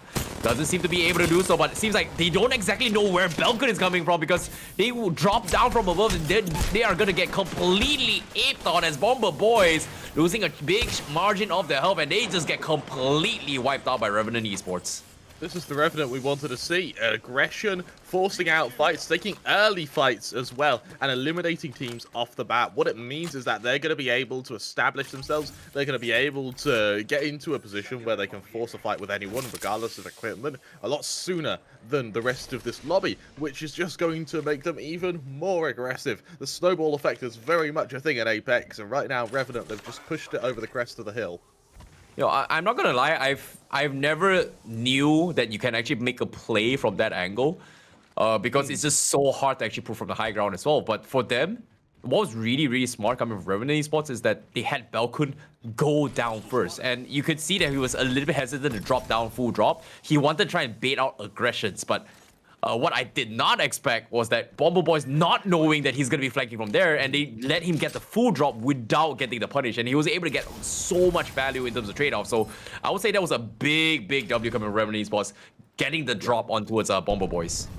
That's a very early ult from ATH as well, to very early height of Alcohol, to maybe only get to a position which is going to be fought for anyway. They've spotted out their opposing team. Question now is, do they dive to attack, or do they dive to take cover and loot as much as they can? DreamFire are the targets. I think that's a hell of a team to fight with, and DreamFire already know where this attack is coming from. They now have got ATH just pinned in this building. Well, seems like both teams, DreamFire as well as ATH, is going to have each a nut for themselves. So that's going to be the left nut and the right nut secured. As DreamFire, they are going to have a little bit bigger in terms of nuts. 2 nuts is better than 1 in this scenario, as they are going to be looking a little bit more angles. However, considering that this is going to be an offside as well, they need to wrap up this fight as quickly as they can, because we are going to be expecting a lot of long-range fights. But it seems like the third party from Afford are starting to try to chip in and try to do a little bit more damage. And you spoke about Newcastle. There is going to be a Newcastle coming from DF as of yet. I like the Newcastle from DreamFire. It actually won them a few games earlier, so I like that they're falling back onto what they know. They're falling back onto their comfort picks rather than picking into the meta. Here's the third party, though, and Pete is about to get overwhelmed here. He's just going to get decimated. He tries to jump away. By some miracle, he does get away. And now it's down to Revenant elsewhere, who are able to down someone else. Okay, seems like all 3 nuts are going to be secured from both sides. And fortunately for them, like you said as well, they have the Newcastle out in this facility. So they are going to have a pretty decent barricade to try and force the issue. Look at this. Free snipes, hit a lot of easy hit glitches coming in from DreamFire to actually capitalize on this situation. But fortunately for them, based on the top minimap, they do have the zone in their favor, but they are going to have they have to figure out the next game plan later on. However, on the other side as well, we do see another team being eliminated. So that's going to be 17 squads left in this first circle. Like, I'm pretty surprised there's a big stalemate, but here comes the EMP. DreamFire tried to go for the drop on towards, I would say, their body armors to dodge the EMP, but that has been fixed for 2-3 patches now. You will still have the half of the shields chunked off despite the EMP coming in. DreamFire just trying to try to force out a fight here as well. The Watson utility suddenly makes pushing really difficult. And you see DreamFire setup, that Newcastle utility as well is just making this such a strong position to hold. To the extent now where I don't actually think DreamFire need to move. Bear in mind, they are already in the zone. They already have a strong position. Their equipment certainly isn't terrible. Unlike NXL here, who still have quite a bit of looting to do before they can start committing to these fights. You know, I like the GB play coming from DreamFire as well. Like, he's scouting inching away. He realizes that even though they're okay for now, they need to think 2 to 3 circles ahead. And currently, their exit strategy is terrible because there's just so much open field. And they might actually force a Valk out from the get-go to actually rotate the next phase zone. And it's going to be very difficult considering that there are 2 teams so close to them and looking to actually get a chip onto them. So that's going to be a hard battle for them to win. Meanwhile, on the other side of the zone, we do see NXL having a pretty free time from their perspective as of now, as they are going to be crafting potentially, I don't know, shield batteries, you know, stock up on shield batteries, maybe even, I don't know, like you said as well, wingman potentially, which I highly doubt so, but I don't know, it's all about resource management right now, especially in Slow Point. You're absolutely right. And what's interesting now is for NXL, their resource management certainly isn't terrible. They've looted quite a bit. Yes, they were struggling for a while, but actually having this entire compound to themselves is really going to help that out. What I want to see from NXL now is a fight. They need to get these shields leveled up. They need to start forcing engagements with players. And bearing in mind, with with Sentinels, with kind of longbows, it can be much easier on this map. Unfortunately, I don't think that our members of NXL actually had any. Unlike Dewa here, we have a very scary-looking Sentinel. Bolt action. Yeah. Look, what's interesting is the Kraber is categorically what looks like a 50 cal. It absolutely looks like a 50 cal. It is a 50 cal. Then why does the longbow look like a 50 cal as well? Well, I don't know. It's a cheap. It's a budget version of the Kraber, I guess, if that makes sense. But now the next phase is zone. AP. Yeah, I guess if you put it that way, but I'm This is seeing a north. huge influx of team down towards the north, and that is not looking good for the team, especially with DreamFire as well. DreamFire as well on north side. They need to rotate in. They're okay, but oh my goodness, there's gonna be a bloodbath down towards the north side. Revenant on the south side is gonna be having an easy time as they try to gatekeep EXO on the southeast. But aside from that, the north side is the one that I want to see what's happening as well, because that is going to be a bloodbath in the making. That's going to be potentially a future a Michael Bay Apex version movie in the making very soon, if that makes sense. But yeah, Sounds like fun, to be honest. not fun for us, not fun for them though. That's true. I was thinking Michael Bay-esque things, right? And there's a great... If you have access to a welder, Icy Baby, whether it be like a MIG welder, arc welder, like, I think we should both make weapons, and we should also both make armor out of like plates and stuff. And we can see who makes like the best sword or the best shield or something like that. I guess. It'd be a fun thing. Yeah, but at the same time as well, we do see a lot of snipes coming on the north side as well. They need to find a way to actually come down towards the next phase of Zergo. But here's a little bit of additional points we did kind of missed out as well. What was really surprising for me was that Reignite was actually wiped off on 18th place in map number 2, despite a strong performance in game number 1. So that's not looking good for them. But at the same time, DreamFire, they are going to try and go in for the push. Seems like they are going to force the issue. GB Domes has been made to try and force the issue, but the Watson fans makes it a little bit harder as well. Here comes the pumps coming in from DreamFire as they try to come on top, but they have to wrap this up as quickly as they can. ATH still coming on top. It's going to be a 3-way showdown very soon, but the third parties are coming in. Oh no, going to be losing on one member as they still have Pipe going for the pickup, but where is Olmo? But GAM, as of he's going to get an off angle. He's going to get knocked as well, and ATH, they come on top. They take advantage of the third party, and they will the ones to come up on top, and that's gonna be DreamFire eliminated from the nut. They just end up getting third partied, unfortunately, and I'm really impressed actually with ATH to not only survive, but to survive keeping their players relatively healthy. None of them really took significant damage there. All of them are going to be able to heal up without being contested, and that third party, which was enough to kill DreamFire, they don't want to take the fight with ATH. It was so hard to play, right? Like, that's the thing about fighting against bunker strategies, right? You've got a Watson, you've got a Caustic. If you get pushed in, tentatively, maybe 8 out of 10, the team that's hunkering down is gonna come up on top, and it was so difficult for DreamFire to actually push that. They played an offensive stand with the Newcastle out. It looked great and all, but all ATH needed to do was just play it safe, hope for a third party to help them out, and then capitalize the situation. So I would say it's a big W for ATH, but it's still, the problem still remains for them. Where do they rotate after this zone? Because it's still open fields in the making for them. This position from Project X here.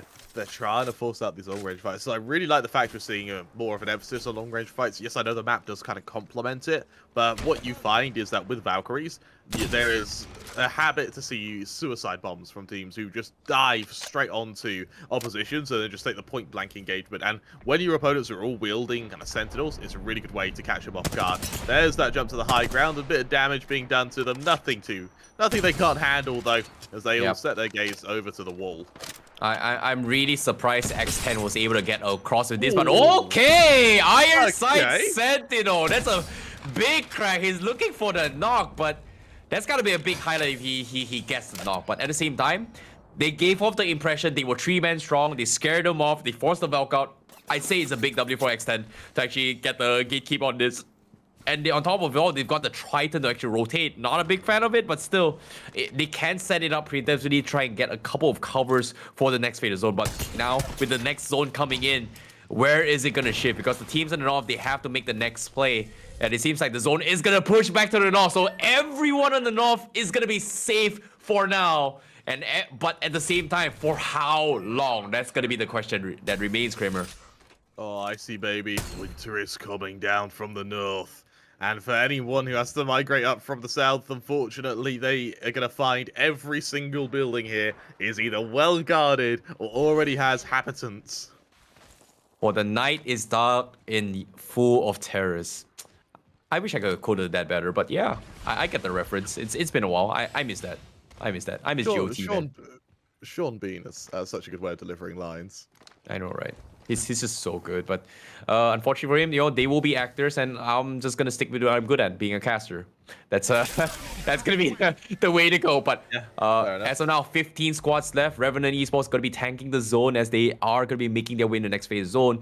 We do see a little bit of hunkers on towards ANT. They've got a pretty decent line, but they have to play around the trenches before they can make the max play. So they have to find a way to actually zone them out. But ANT, they're going for a very, very risky approach by spreading out, but seems like not going to be taking the road, the approach now, as they are going to be conquering down. But speaking of the Kraber, we do see the Kraber up on Project XX, and GB Dome has been forced on as well, as Project XXX is going to try and gatekeep these members. He's going to be going for GB Dome. Oh, this is a good time.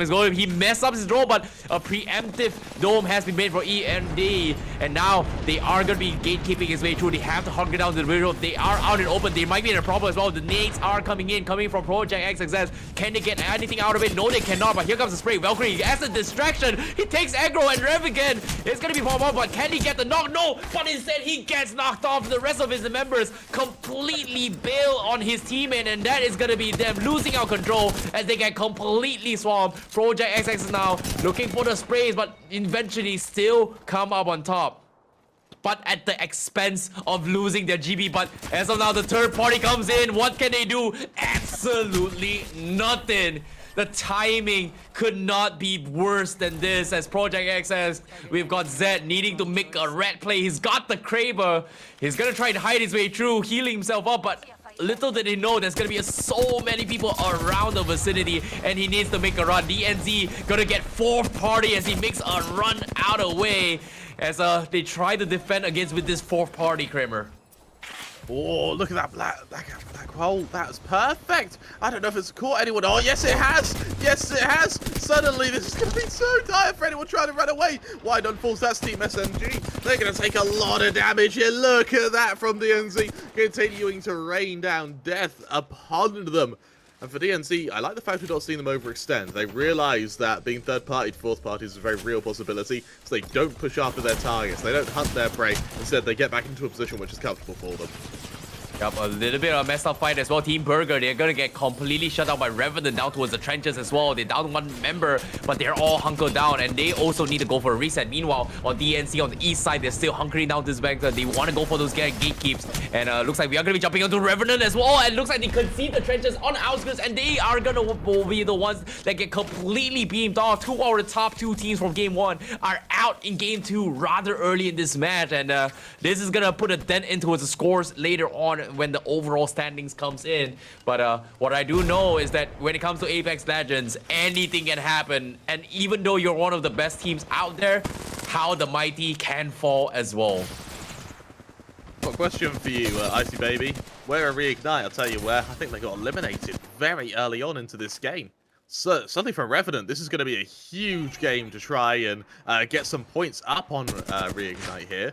Yeah, that's a big win still, right? Like Revenant and Reignite, they were top two, and I think Reignite was eliminated at the 18th place. Revenant was eliminated at the 13th place. So I don't think it's a big margin of points. It all comes down to KP when it comes to lead, but it does give a little bit of opportunity for the middle of the pack to keep in. But DNZ seems like they are popping off as of now. They're going for the zones. They're getting a lot of big trades, but with 38 seconds left, they're taking the short end of the rotations. They are going to try and trail their way in to try and inch away, but seems like they are going to get barricaded as now as they can see. They are going for the suppress fire. They've got a good beam as they push forward. Who is it going to be? It's going to be Dewa Esports in front of the Flash K. Going to be losing a little bit more, but looks like he is going to pop the GB UA to go for the GB out to try to zone them out of the zone, and this is the best time to go for the play. However, up on top as well, we do see Valkyrie. They're waiting for the flank, but I don't think DNZ realizes that they're up on top. Dewa is still there, and they can drain havoc of them.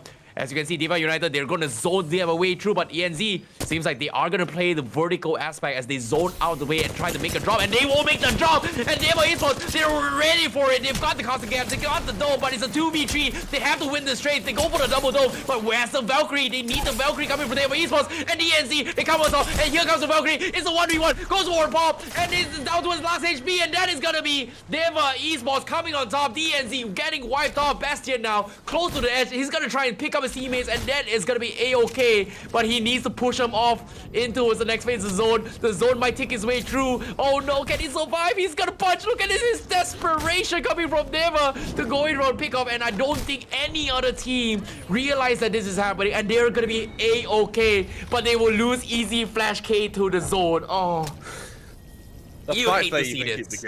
The fact they keep the Gibby alive is so impressive. I'm so impressed. I didn't even know you could move your teammates through punching them there. I'm actually not a very comfortable process for your teammates, but if it keeps them alive, so be it. Well, For the members of Northside now, they've had a relatively quiet game. They've not had to do too much damage. They've just sat in their building. Their building's been pretty content for them. yeah, and I'm not gonna lie, they were, they played the best they can, and I feel like the GB play is, having a GB is always gonna good, but the question here is, now, this next phase zone is gonna be a very, very small zone. They have to push down in towards an, I would say, no man's land. Having those GB is gonna buy them a little more time, but the question remains is that, can they find those opportunities to rotate in, right? Look at this. Everyone is hung on the ground down. X10 is out and open as well. EXO, they do have the Kraber. They've got 5 shots. And all they need is that one big shot to completely mess up and grief someone's game from the get-go. So they've got good position. They've got UAs. But seems like there is going to be serial plays coming in. And they are on the short end of the zone. So they can try to get a couple of KP out of this. But as soon as they get that, they need to find a way to rotate because that's not in the zone for them. X10 Crit, they went into this with only 2 players. They still have all of them alive. And they've spotted out EXO. A lot of damage done to the first player. EXO, bearing in mind, are also down to only 2 players here. So it may be a surprisingly fair fight, actually, which is certainly not all too common in the kind of meta of Apex. Yeah, and I agree, it's going to be tough as well, but they are going to be forcing caustic gases as well, but as you can see, they are trying to bitch it away. X10, they're going to be forced out of the zone. They managed to actually push in the zone, and okay, fortunate for them, they have a little bit of crates coming in, so that's going to be a small win for them, a little bit of a rat spot, and that's huge unless they get third party, because now it's going to be a battle between the two duo squads, EXO as well as X10. Meanwhile, X10, they're just going to keep out of action, but here comes the GB Dome at the arc. They've got to tank it, they've got no GB Dome, and they're gonna get completely flushed, but seems like they are going to be able to heal themselves out of this situation. They've got the caustic gas to protect them for now, and they have to make a risk for it. Mosu now going to go for the Eagle challenge, and he is going to try and beam the members on outskirts as well. This is still a big W for them because this is a big rat spot for them. Wow. The other teams are going to be out and open for them, so they are going to get a little bit more placement, but never United Esports from the north side will be eliminated. X10's also going to be eliminated. Meanwhile, EXO still survives in this vicinity as they get the drop on towards the rat spot, as EXO now 2v3, he's got the Kraber. As you can see, Saiyajin, they are a little bit low, they need to heal up, they need to go for the rest. Do they want to go for the full set? I don't think EXO realized how weak they are, and that's going to be the full reset coming in. But the GB Dome is going to expire really so tricky. Going to be fighting popping the grenades as well. And there's a big thing, man! It's going to be the knockout with Rosiki. They're going to go for the full set, and they get the white north side. Esports is out in EXO Clan with 2 men alive, mix it to top 3 with the Kraber. They're looking to go for the green, but wow, that's actually happening as well. NXL is going to be forcing a fight, and they are really weak. The GB Domes are coming in.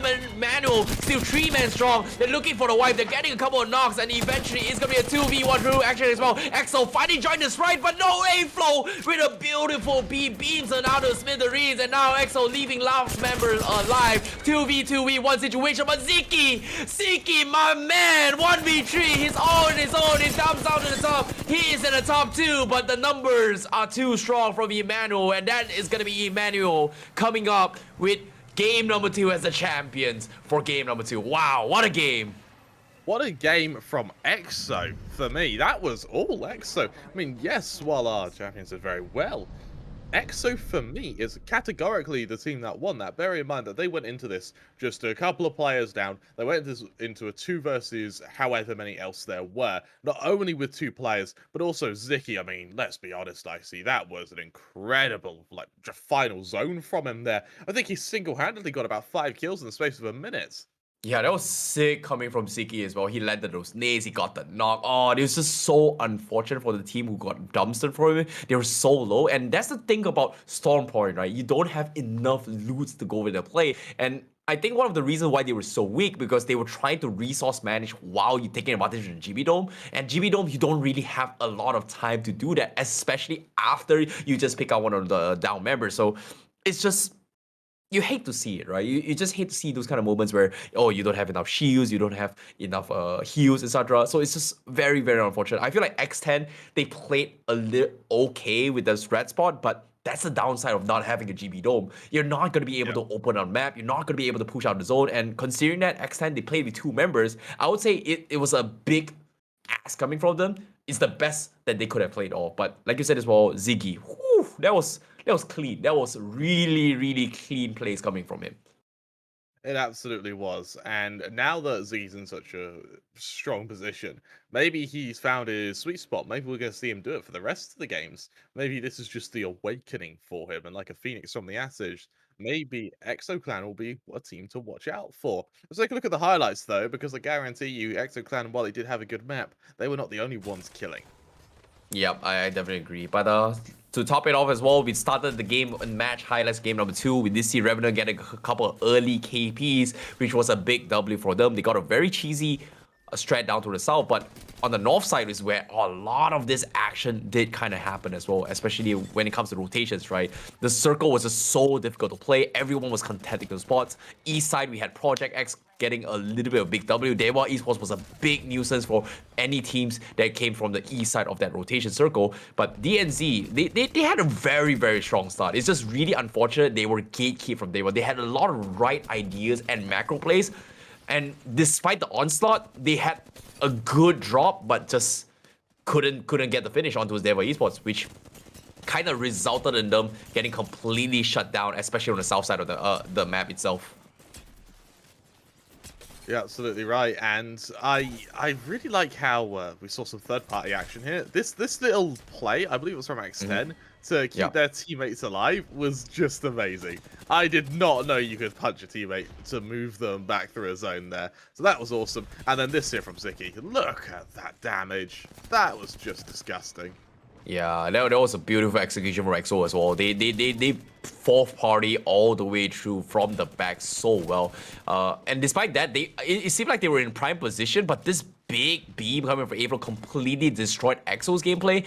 But at the same time, Emmanuel, man, like they held their ground really, really well in this situation. I thought they were gonna lose out of the fight. Emmanuel was just, I felt like EXO just third-party the wrong team, you know, if they want to go for champion. But still, top 2 is still a pretty decent match, and that is going to be the standings coming in for match number 2.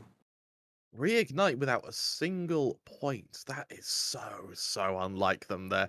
And if for the likes of Emmanuel, for the likes of EXO Clan, for the likes of NXL, suddenly this becomes a very, very winnable game. A very winnable tournament. Because consistency is everything, I see. And if someone messes up just once, that is your chance to capitalize. And Emmanuel did just that. Yeah, I definitely agree. And Reignite, even though they are the top number spot, Revenant was 7 points behind them. So technically, they're still neck and neck. But I feel like the top 6 right now, there is going to be in the leaderboards, is going to be a big shift, especially when Emmanuel, EXO Clan, and as well as NXL WolfPack going to be pushing up to the north, the top side of the leaderboard. So it is going to be a pretty close one. We have a total of 12 matches to be played here in the grand finals. And in terms of price distribution, only the top 4 teams are going to be walking away with that huge, chunky 10K USD prize pool. So I feel like anything can happen, but that's the thing about Storm Point, right? It's so difficult to play the map itself without proper utilities to actually go into the next phase zone. I'm not exactly sure how Reignite was eliminated. We didn't catch a glimpse of the action, but sometimes, you know, such is life, c'est la vie. If that's going to be the case.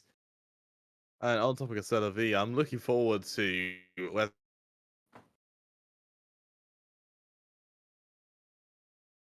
Yeah, and it seems like that's going to be the second any of the sort of leading groups make a bit of hesitation or show for just a moment a sign of weakness.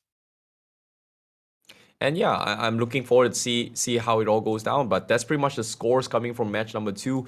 And you can see that there is going to be big shifts coming in. I perfectly agree that Storm Point is one of those very, very difficult maps to actually play the game itself. And it's just very, very difficult to actually anticipate. But I feel like Storm Point is still one of those maps where a lot of teams still struggle to play it as well. We did see a lot of Newcastle plays coming in, but I feel like Newcastle is something that they probably need to adapt a little bit more into the meta itself. But it seems like playing to something you're comfortable with the GB is still good, but Newcastle is just a little bit different for now. He is. In just a moment, we're going to see if Newcastle's going to have some more presence in our final 4 games. Personally, I would actually really like to see Newcastle. I'm a big fan of him as a legend, but we'll have to see if that's the case in just a moment after this short break. We'll be back soon.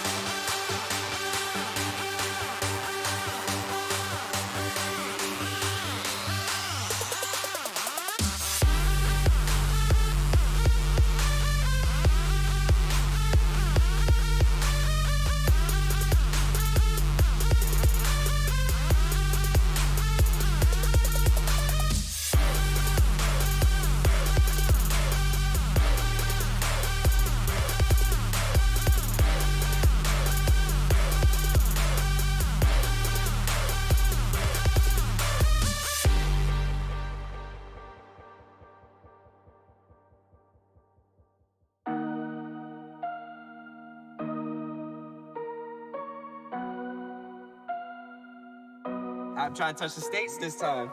2021. Gotta show him I can still rap though.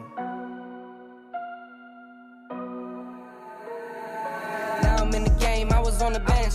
First I was renting, now I'm collecting rent. First it with the beamer, now I want the Benz. Spending all the back like here I go again. Outside says chirp, now the camera phone. Told you I'ma keep the channels on. Why you acting different when the camera's on? Why you acting different like your paper long?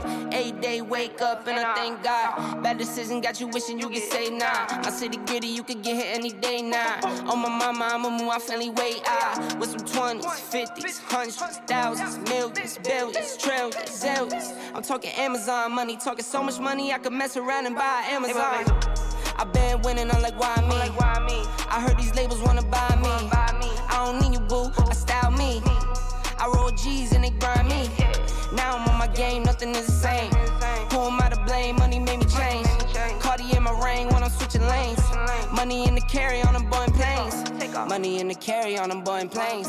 Now I got a buck for all those rainy days. Ain't have a day off in like 80 days. I got hustles in like 80 ways. Kids if he won't take a lazy day. Wifey on me told me take a break. I keep going to the paper street. Then it's trips out to Montego Bay. If I take the job, bet I get it done. I said it before, I'm a 101. I just caught some ones, only wearing ones. Fornicate the funds, money made me calm. Diamonds on your neck, bet they on your neck. You want that watch, you better rock a tech. You want that chain, you better cop a vest.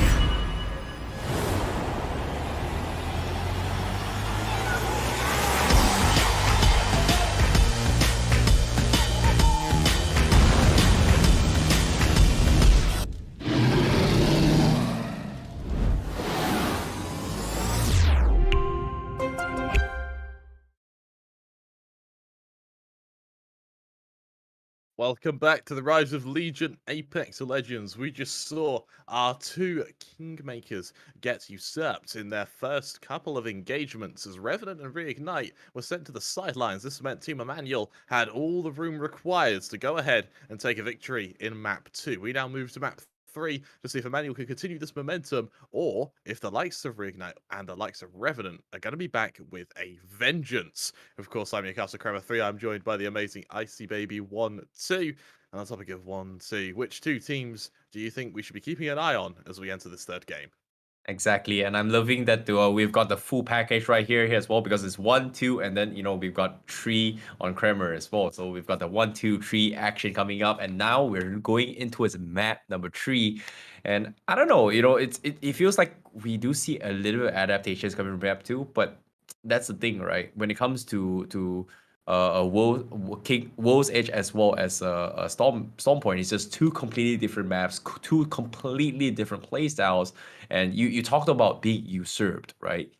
It makes a lot of sense. Storm Point is just relatively new. It's still 2 seasons new.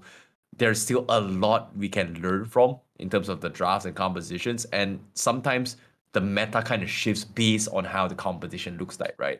We did see a Newcastle adaptation coming from DVT early on. Didn't exactly work out. I think it all comes down to whether or not what the comfort Legends is, what's going to be the priority when it comes to the kind of fights. So sniping is going to be a very, very big factor in Storm Point. Hopefully it doesn't kind of seep into the mental game, because ladies and gentlemen, we're heading in towards game number 3 with Emmanuel taking game 2s as the champion. Is going to put them in a pretty decent spot to try and fight for the number 1 spot. But can they do it? Because now this is going to be a map where I think Reignite and Revenant is going to be very, very comfortable at playing this game, Kramer. What's interesting for Emmanuel is they've been kind of consistently taking this marketplace drop points, and it's meant that they've been given free roam of some really good early game gear, and no one's fought them for this position. Surprisingly, they've had free roam of it, and what I found is, particularly qualifiers, if a team lands in a good position, it takes 1 or 2 games before everyone starts kind of grouping down. We start seeing some early fights, but Emmanuel have just never been contested for this position.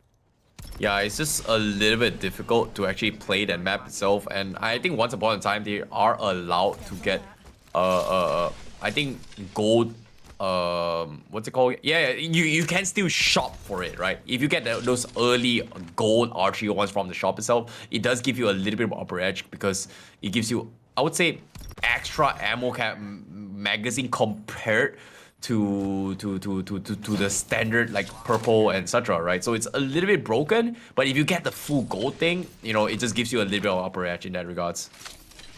It really does, and I'm surprised that we're not seeing any early game fights at all. Not just Team Emmanuel, but no one is fighting here. I see. It feels like it's all just sort of quiet before the storms, or sort of lulls before action. And even though these lulls are great as a chance to prepare and dig in, it just means that our final zones are going to be even more chaotic. Yeah, I agree, but seems like things are going to be a little bit slow. Seems like we are going to see a little bit more when it comes to playing it safe, right? They've learned that lesson from game number 1, and this circle, I feel like this circle is going to be a little bit of difference when it comes to shifting the north side, right? We did see earlier before the game where it was remade. I think teams are going to be prioritizing the south side, but I don't know. It feels very difficult to play onto a Skyhook's map, because there's only pretty much 3 to 4 entry points to actually push in through. One is going to be on the train tracks on the north side. One is going to be from the northwest of Fragment West. One from Drill side. So there is going to be a little bit of a choke spots that you are going to be facing as well. So we might expect a little bit early rotations coming from all the teams to try and get an upper hand, to try and gatekeep those 4 points if the circle shifts to a Skyhook. So I think that's going to be going through some of their minds. But if you play towards Lava Fissures vicinity, then that's going to be a completely different story, because there is going to be a lot of red spots where you can take advantage, and that is where I think Horizon will excel the most. And based on the second circle, it is still in that vicinity, so it's somewhere between Drill Site, Lava Fissure, Train Yard, and Skyhook. So these are going to be the 4 potential circle ending moments in this game itself, Kramer. EXO Clan set up in their building, already in the zone, already with knowledge of where the zone afterwards will be. And while their shields may not be great, while their weaponry could do with a few upgrades, there's no reason for this team to move now. They're in such a strong position here, I see. Yeah, I think it's all just about waiting games, right? Like, as of now, this is all a good red spot coming from them. But at the same time, it could be like a double-edged sword for them, right? Like they are taking a point on towards the recon beacon. They are going to be trying to get the edge into the circle, which is a very, very smart point. And considering that they have the upper hedge, it's no surprises that they are going to play this safe because you don't really want to lose too much utilities. And even though they don't exactly have the greatest of loots, you do see a little bit of contest coming in because right now, EXO, they are going to get aped on by a Velkout, and that's going to be them going for a couple of skirmishes very, very, very soon. But now, this is going to be the fight happening as well. I'm not exactly sure who is going to be the team in front that ape on them, but they are going to be in some pain as EXO is going to try and gatekeep them for this next phase. So they have a lot of space to work with, but it's all about just dodging right now. It's just not worth taking a fight right now. And oh, Kilo, he's eyeing for the blue vest, man. He needs the blue armor, but at the same time, he can't take the risk to actually go for the contest for it. And well, that's you hate to see it, man, Kramer. You hate to see it. What's interesting is there's actually another team in this area. So it's EXO, the guys who've landed, and then the people flanking them. This is, while it may be quiet now, it won't be quiet in a couple of seconds. And this is something that we may see teams attempt to punish here. There's DreamFire joining the fight as well. It's going to be a huge fight now for this ring. Yeah, Lava Fission is going to be a very, very interesting place as well. This is a great spot to be ratting in, but if you have so many teams looking out every single amble, it's no longer a good rat spot. They've got to figure out how to get out of there. It's one of the places where you have the most structures to actually play from, but if there's so many teams there, it is going to be a double-edged sword for every single team trying to play that vicinity. On the bottom side, that's going to be having Lava as well. It's not a good place to actually rotating down from under. But it seems like Team Burger, they have to find a way to actually force their way to the next round, but they still got a lot of time. It's just not worth taking those kind of risks. Maybe, I think just maybe they are going to be farming up those purple shields before things get a little bit too out of hand. So it's going to be 2 circles left. It's only the first circle, so they've got a lot of time to dodge their way through, but look at this, EXO. They're looking for those cheeky angles, but unfortunately, they won't be able to punish those teams. But they do what they do have is only information, man. Oh no, is MID seeing this, right? There's gonna be another team coming in. Oh, they've got to scare them off, but at the same time, I don't think they realize that they are in for so much pain. This is gonna be a golden moment right now as they go in for the ape. They're trading up for bodies here in Lava Fission. They have no choice, and here comes the entire swarm. Ultimates are being dropped on. And the chaos has begun. Team Goten, they did not realize what was going on. Guess what? There's just so many teams looking at them. Shiva left for last man standing. He's gonna get completely aped on. The third party comes in, and Team Goten, one of the first team that get completely shut down. And while that's gonna be happening as well, Northside Esports down in the middle is gonna start another fight. And oh my goodness, I don't know, man. This is tough, Kramer. This is tough. This is like 6 to 7 teams in this vicinity, and this, I don't know. Whoever comes up on top is going to be pretty stacked out with red shields all the way through. I'm very surprised that Northside haven't been jumped on there. Very surprised that they're able to just get the kill and then completely stagnate. For now, EXO Clan, they're waiting for their opportune moments, but they actually didn't choose to engage onto Northside. Remember, there's still Dewa, there's also DreamFire in the mix here. No one wants to move, no one wants to leave their building, because the second they do, it's almost going to be a death sentence. Remember, EXO have the info. They know this next zone could be recovered. Yo, this is crazy. There's 5 teams instead of 4. I thought it was going to be 4 teams. Each one has got a pretty good spot. But Reignite as well, looking to capitalize on all these free KPs from the outskirts. And this is good for them because they've got so much information to act on.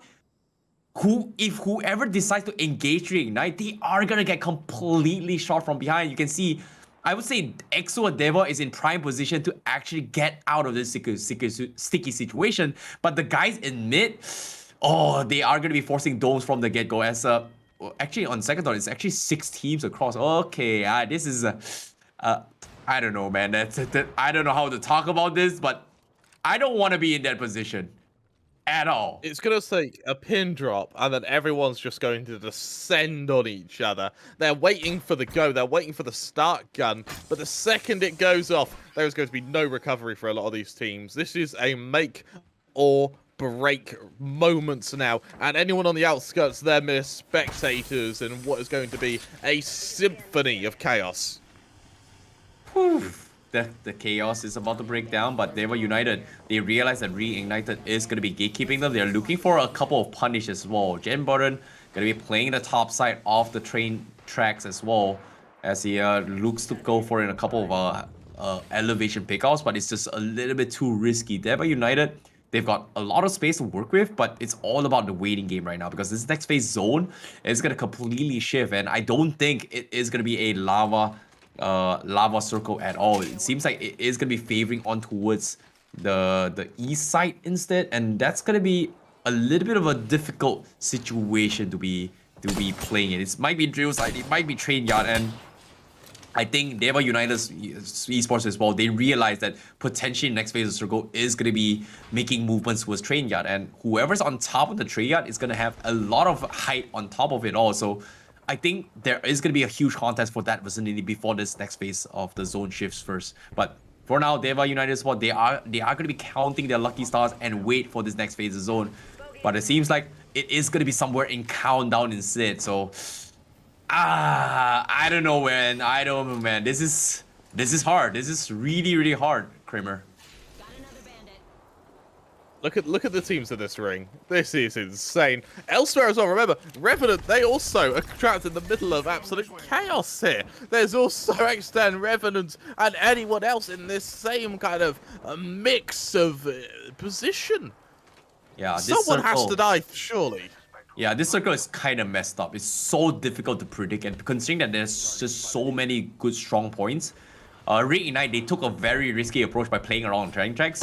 It gives them a little bit more maneuverability, but they can't be easily picked off as well. So if they hold their gatekeeps well, and if the circle shifts to them, they're going to be A-okay. But if the circle shifts out of them, well, they still have the out to actually get out of those sticky situations. So they're playing it safe, but like I said, it's very, very difficult to play this zone. And it makes a lot of sense why every single team just want to hunker down and do its lava fissure, just because it does give you cover. But outmaneuvering, getting out of those situations, not an easy thing to do for now. There's the attack. Emmanuel, our victors of last game, are found at a target, and now with the Watson, they're looking to take the high ground. They're looking to push them. Who will be the poor souls who are going to be on the receiving end of this chaos? Well, looks like it's going to be one down, lone player who's about to be meeting his maker. Yeah, seems like they get one turret on top of them. They even pop the seer out to actually secure the spot to get a little bit more information before this next push. So they have to clear out the side circles before they go in, and it is a big W, but at the same time, they're getting shot at 4, and I believe the shots coming in is going to be from Reignite on the train tracks as well, trying to keep them in bay, making it difficult for them before they actually make the next push. Meanwhile, on the south side as well, High One Gaming, they are going to be A-okay. They do hear gunshots coming in, but I don't think they can capitalize a little bit too much, considering that they are going for a Watson comp without a GB coming from High One Gaming. So this is risky, but I think this is the best they can do right now. This is not worth going outside. And, well, as soon as I say this, circle not going to be in their favor, as they are going to be shifted north with 2 minutes on the clock to plan their next rotation here, Kramer. Got to use the Valkyrie, surely. There's no easy way out of this position. Instead, they're going to run. They're going to take the push. Product X elsewhere are going to be taken down and removed from this game. And this cluster of teams we saw in our stations is now actually starting to mitigate. X10 have held their position. Revenant have done the same. But elsewhere, we're losing a lot of players. EXO, they take the flight. They look to descend onto Revenant. They are able to avoid it for the time being, but they still need to take an engagement with at least one of these teams. Otherwise, their landing is going to be worth nothing.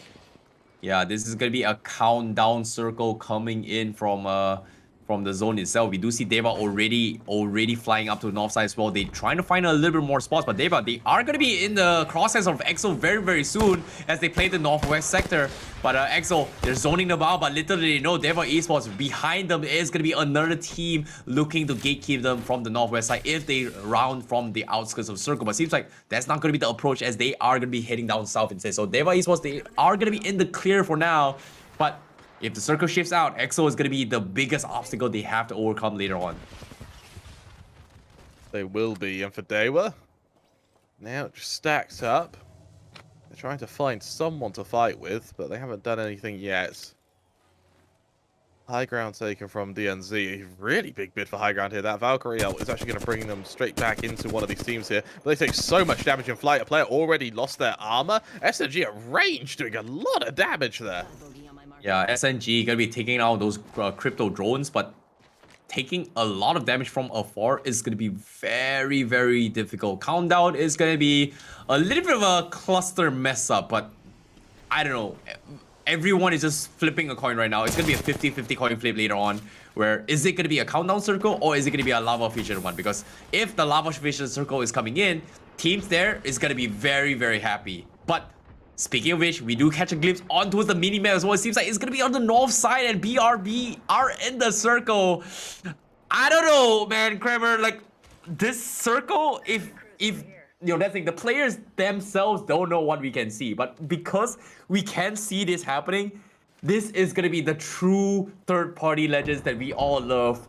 And I don't know how the teams in Lava Featured is gonna be able to come out with that, because this is gonna be absolute chaos. And seems to me Emmanuel is gonna be one of the teams that is gonna be stuck there as well, as they get completely flushed out by casting gas all the way through. DNZ gonna be going for the bush. This is a huge mess that's happening right now. They've lost one member. They're losing members so quick.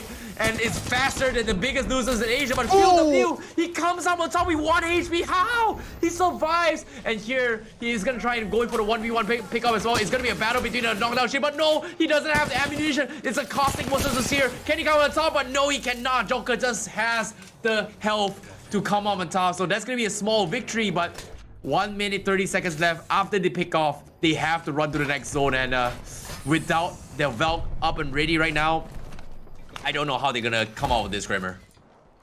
They have to get to this new zone while healing up, while having to recover from what was a really difficult engagement take.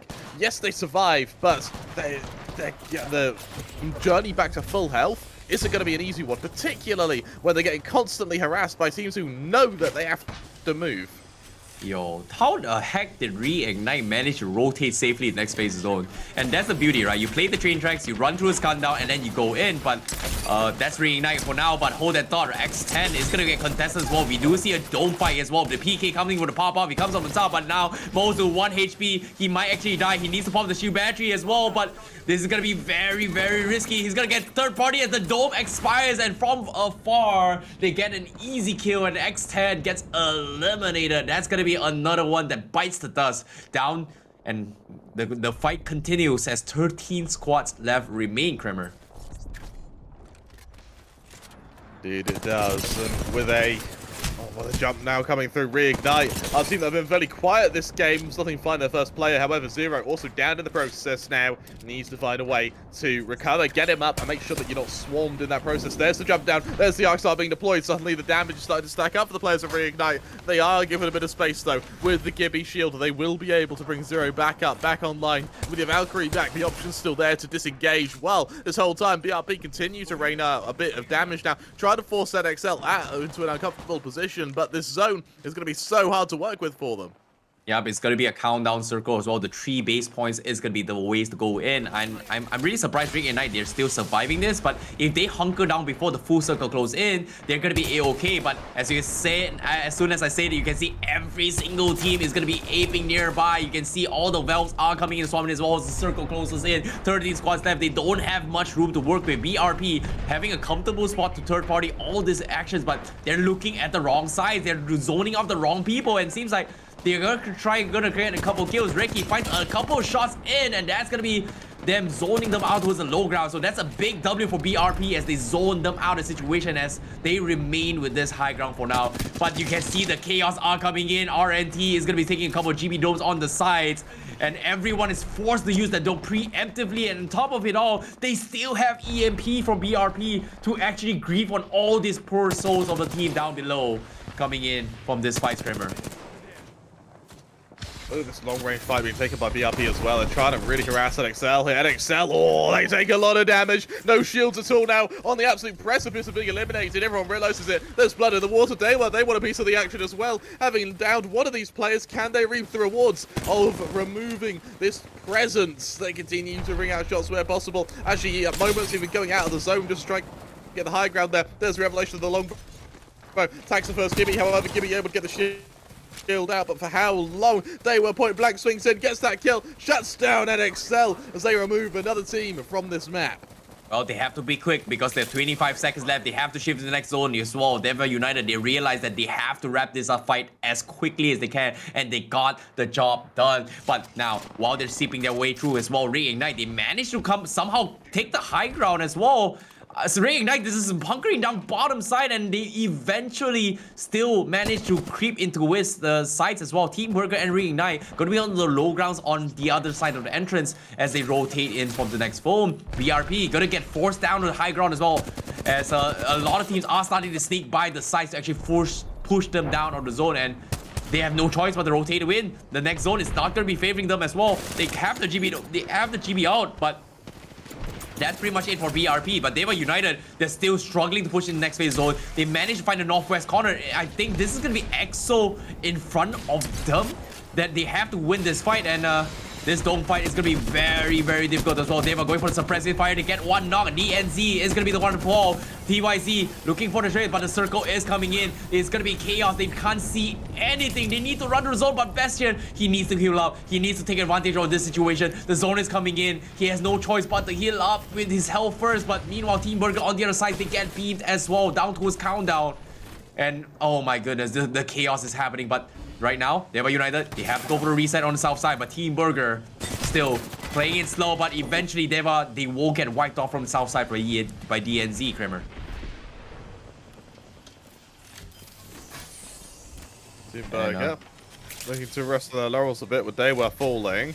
There's no follow-up just yet, though, and I want to highlight how Reignite have been so quiet this game. A team that we've known to be ruthlessly aggressive have almost been shoehorned into corners for most of this. Elsewhere, Burger get ready to potentially go to the high ground here. Remember, high ground is everything I see, but if you are on Team Burger, the zone means you have to walk out this corridor into the awaiting arms of 3 or 4 teams who already know where you are, one of which is Reignite's at point blank. Yeah, that's the thing, right? Like, I think Team Burger, they realize that the biggest threat is got to be Reignite, right? They don't want them pushing in. That's why he's preemptively setting up those caustic spots. They can still tank the zone and kind of lurk behind them. And the reason why they're not pushing out is because they don't want to be sandwiched from behind by Reignite. And that's going to be the smart play coming from them. Meanwhile, on the outside as well, DNZ from the north side. And oh, hold that thought for now. Wait a minute, Reignite. They pushed and they paid the price. And Team Burger, they come up on top, not sure what Reignite was thinking as well, as they get completely flushed out by this zone.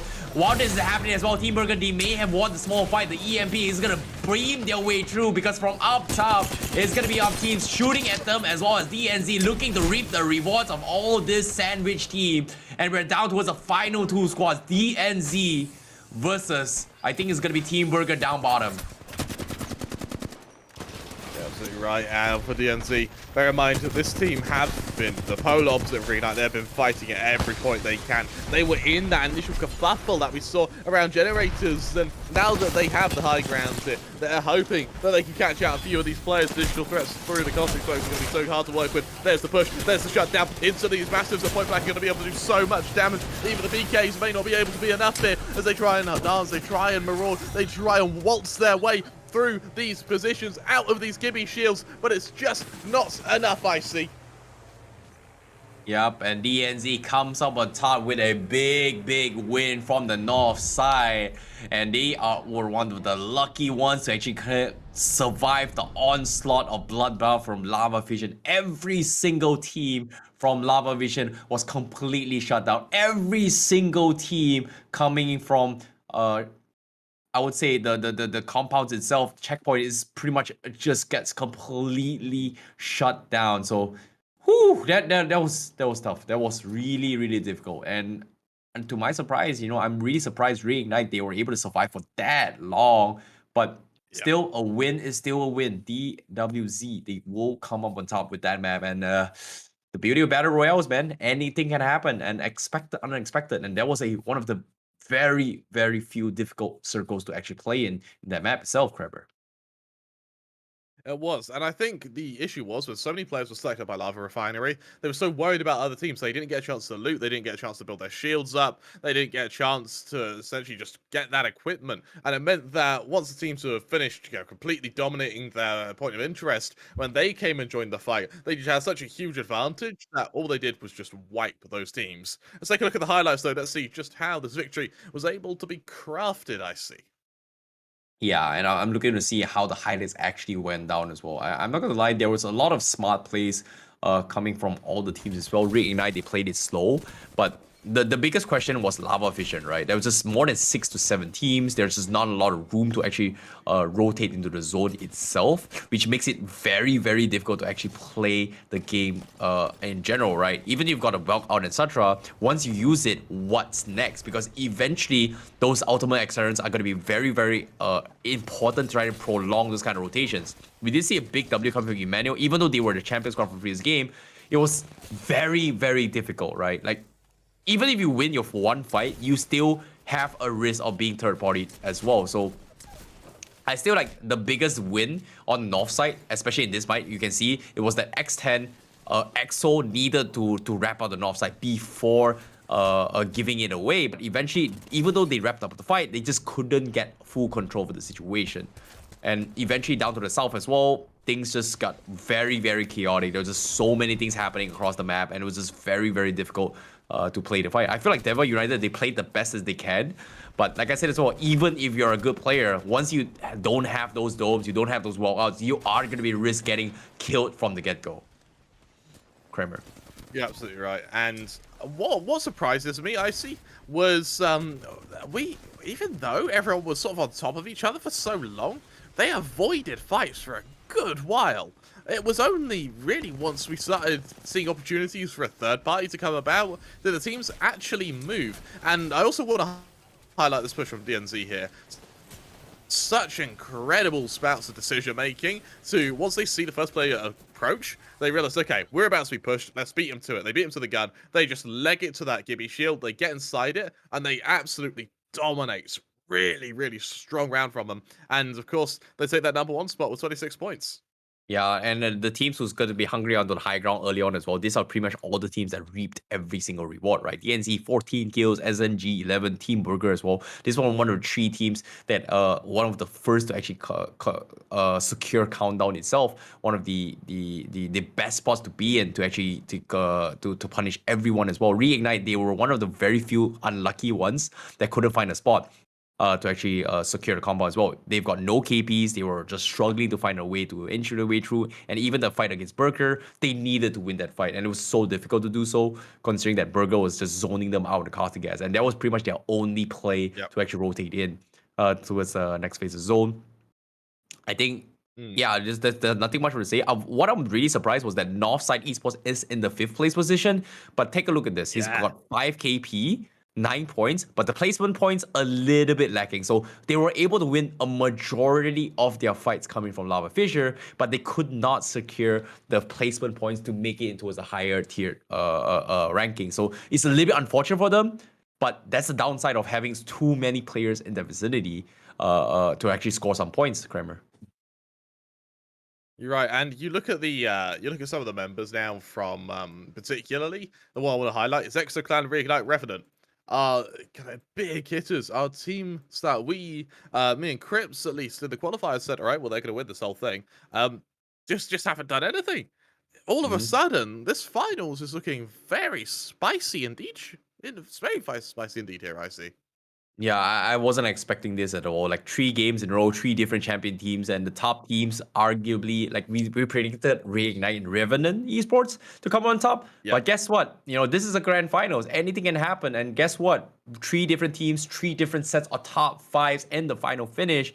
Even though it has been a repeat in maps, even if it's a repeat, it's just difficult to actually come on top. So we are going to be looking for the most consistent team by the end of the grand finals to be crowned the champion. And the top 4 is where you want to be at to get a healthy chunk of the 10k USD prize that everyone is going to be eyeing for. So as of now, that's pretty much it for game number 3. I'm looking forward to see more games come in for now. But once again, this is going to be the rise of Legion South APAC grand finals in the making, with 3 maps in goal for today. We have 3 more to go. We are going to be taking a very, very short break. Don't go anywhere. Right after this break, we are going to be back with map number 4. See you guys right after this.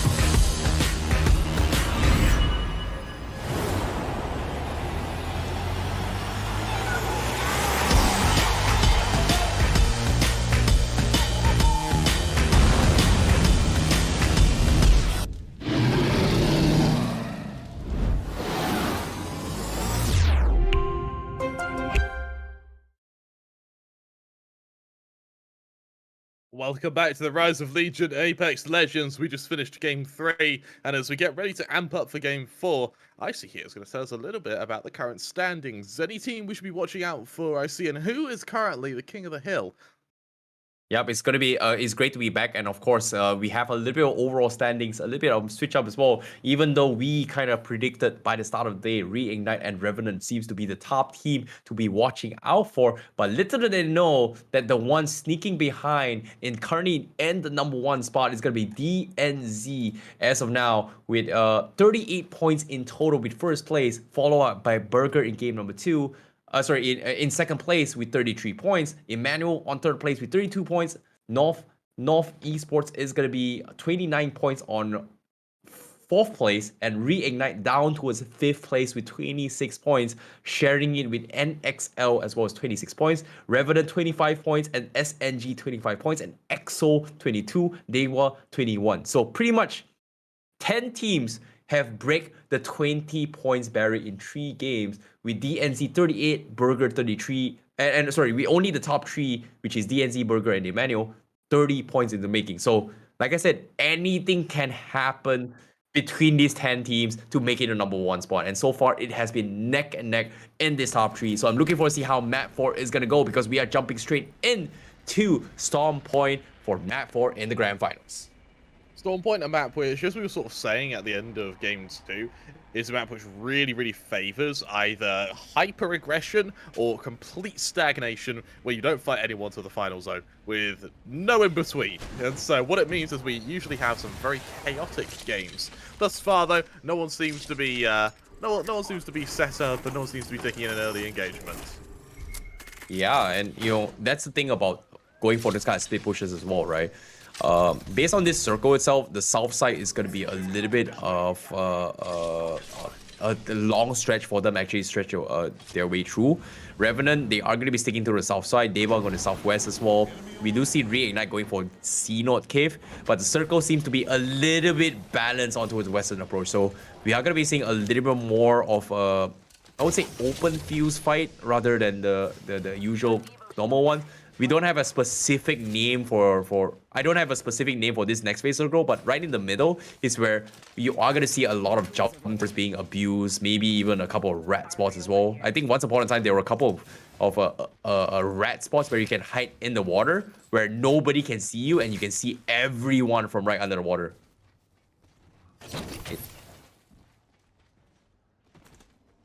Thus far, there's not been a single fight yet, really, has there?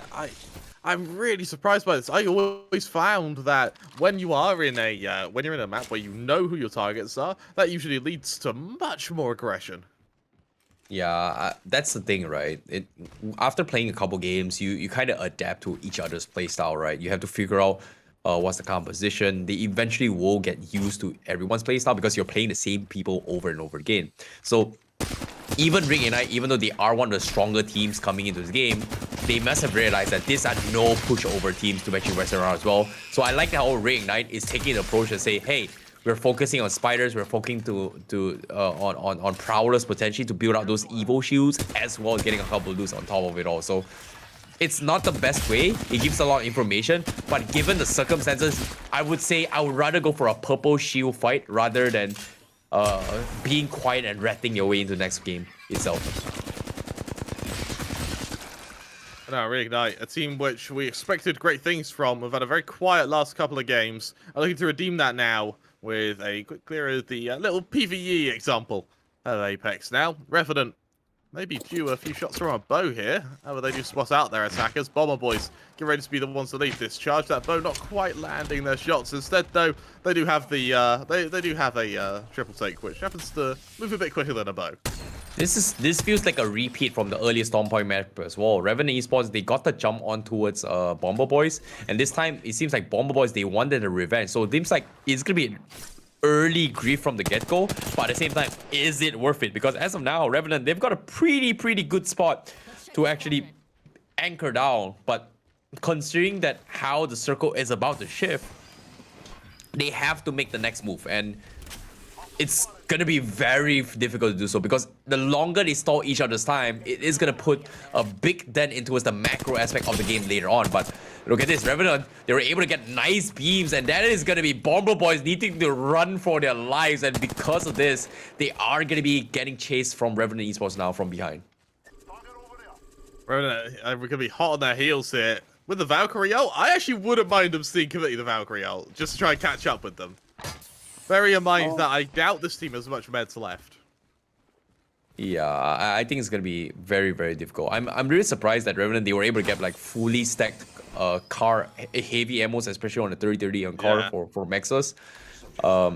It's very risky, but at the same time, you have to save out those ammunitions, right? Like the Valk out is great for chasing and all, but I don't think they want to losing out a potential third party, knowing that they might get messed up from a different game. But as of now, ATH, they are going to be hunkering down as well. We are going to be seeing the Watson crypto composition again coming from them.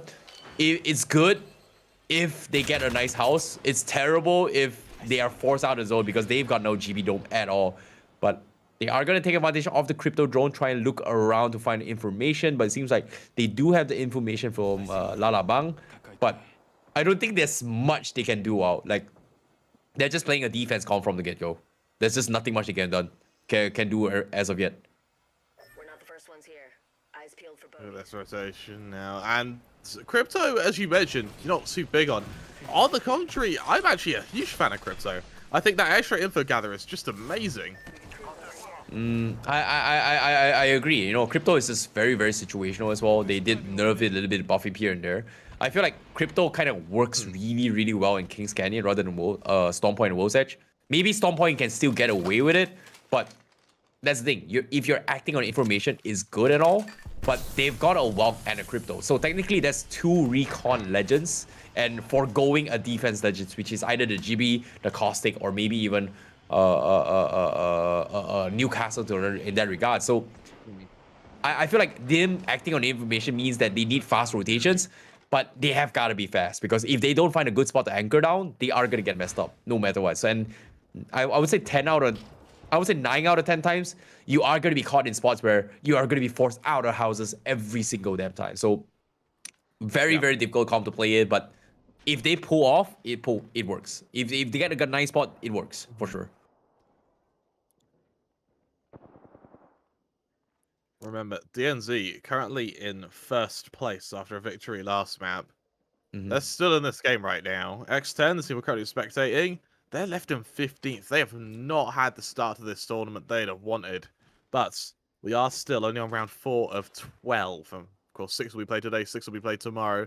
There is still very much a chance here for X10. Yeah, anything. It is very possible. They still need at least 2 champions, at least, to actually kind of shove their way up to the top spot. It's still too early to call them quits for all the teams itself, right? So, but what I do know is Stormpoint is just all about waiting game. It's all about rotations. It's all about long range fights as well. You can see X10 going for those kind of preemptive measure. If, let's say, oh, he heard a drone, if the EMP comes in, they don't want to lose up those shield cells. And look at this, they've only got like 2 shield batteries. And the reason why they're dropping those armors is that if you wear your armor and the drone comes in, you strip it off on the get-go, you will still lose the armor. But if the armor was on the ground before the drone begins, you are not going to lose those evil shields. So managing resources is going to be the way to go, but at the same time, it's tough. And this is why I say that some teams prefer getting a Loba in Stormpoint just because of resource management in these kind of scenarios. BRB. Still, I'm surprised actually, considering the use of the crypto, they have had very little info. Every team is actually just hiding in buildings and avoiding it. So maybe there is reason to have the crypto. That is a nasty angle through the tree there, which I think Strictly Flame was trying to get there. Fortunately, won't quite work out, and instead, they're probably going to be seeing a Valkyrie ult in just a moment if they're still not able to get any info past this. Yeah, that's going to be the case as well. I feel like they do have a rough idea where X10 is, especially coming from BRP, but they eventually need to kind of figure out what's the next go-to plan, right? It's still only the first circle, but we do see already a couple of Evo farming coming from Team Golden as well. They've got a pretty decent spot down to the middle. It's not the best circle you want to be in as of now, but I don't know. It's just waiting games after waiting games, right? It's just a lot of uncertainty and unexpected occurrence that may or may not happen. But what I do know is now, up on screen, we do see the circle coming in. So everyone is already in the middle. So there's a lot of room to work with. So I was hoping maybe the circle down towards the south side a little bit more. But as of now, I think that whoever is on the sides is going to benefit the most. And I feel like well out is going to be very, very important if you're playing the south terrain of the circle, or maybe even the east terrain of the circle, if the circle decides to shift on towards this huge cluster of a team right in the middle. And I don't know, man, like 2 games in a row, we are going to be expecting a huge mess of, I don't know, 3rd, 4th, 5th, 6th, maybe 7, 8, 9, 10 party legends on the northwest side of the circle. It's tough, Kramer. That's kind of messed up. I'm amazed that no one's died in that ring yet. Bearing in mind, there, as you mentioned, about 9 teams there, all of them within eyesight of each other. Yeah, they've got to be the biggest coward in this game. They've got to rat their way through, right? We've talked about resource management from the get-go, and I feel like based on these scenarios, when it comes to resource management, it all comes down to whether or not can they manage it well. And based on this circle itself, there's just not a lot of terrains where you can actually loot up. So that's why you can see Revenant, they got a good drop, they've got a good vantage point as well. And this is the spot that I really like if you want to go anchor down its way through. They might actually force a couple of Prowler's nests to actually stock up some ammunitions, but I think Revenant is in a very comfortable spot compared to other teams who are kind of stuck in the north side of the terrain itself, Kramer. But Revenant now, they do scout other people. They are going to try and farm their Evo shields, but they are all triple purple for now. Triple purple, and that distance between purple and red is really significant. You're not really bringing it up to red unless you fully commit to a fight and you're landing kind of full mag bursts with your R301. Luckily, Revenant, they've got R301, so they also have the means to actually get to a fight. So let's not rule them out yet. To Reignite, the team they're trying to engage with, let's be honest, there are definitely easier opponents to take a duel with. Yo, we'll also I'm a little bit curious. Zero's got 100 damage, but he's got a red armor. I think they probably might have chipped away a little bit too much damage on those spiders and prowlers, and maybe even went for an Evo shield upgrade, because I don't think it's possible for you to get a red armor that early on, but I think that's what they went for. They went for the jungle strategy coming from Reignite, and it seems like they are going to be going for the walkout. This is what I'm talking about as well. They are going to try and rotate in, but I don't think it's the best timing to do so, because even though they are gatekept by Revenant, them hot dropping on the teams on the north side is going to put them in a very difficult spot. But as of now, they're going to be taking the slow approach to try and tank their way through, but seems like they are going to be force dropping in this scenario. They get a nice rotation, but they can't seem to cross the border. So now they are going to be in a very difficult spot coming from Reignite. Yeah, taking this duel is going to be so important. And you need to take this duel without being crunched on, without becoming a linchpin here. DreamFire, you see this setup, right? They're expecting a push to come their way. They're waiting for a team to accidentally stumble into them. And now for Reignite, they're doing just that. They're running into a team. Oh no, there's just a lot of red spots as well. We do hear gunshots coming from the nest as well. You can see Reignite, they're just farming their way through. They're just getting up those Evo shields. But the question remains, every team is waiting for the zone right now. You can see everyone is at a standstill. We do hear gunshots. I'm pretty sure that's just Reignite focusing on those spider nests, but where is the circle going to be shifting right now? Because it's okay, everybody there is safe for now. Oh my. Okay. You couldn't ask for a better zone, could you? Yeah, actually couldn't.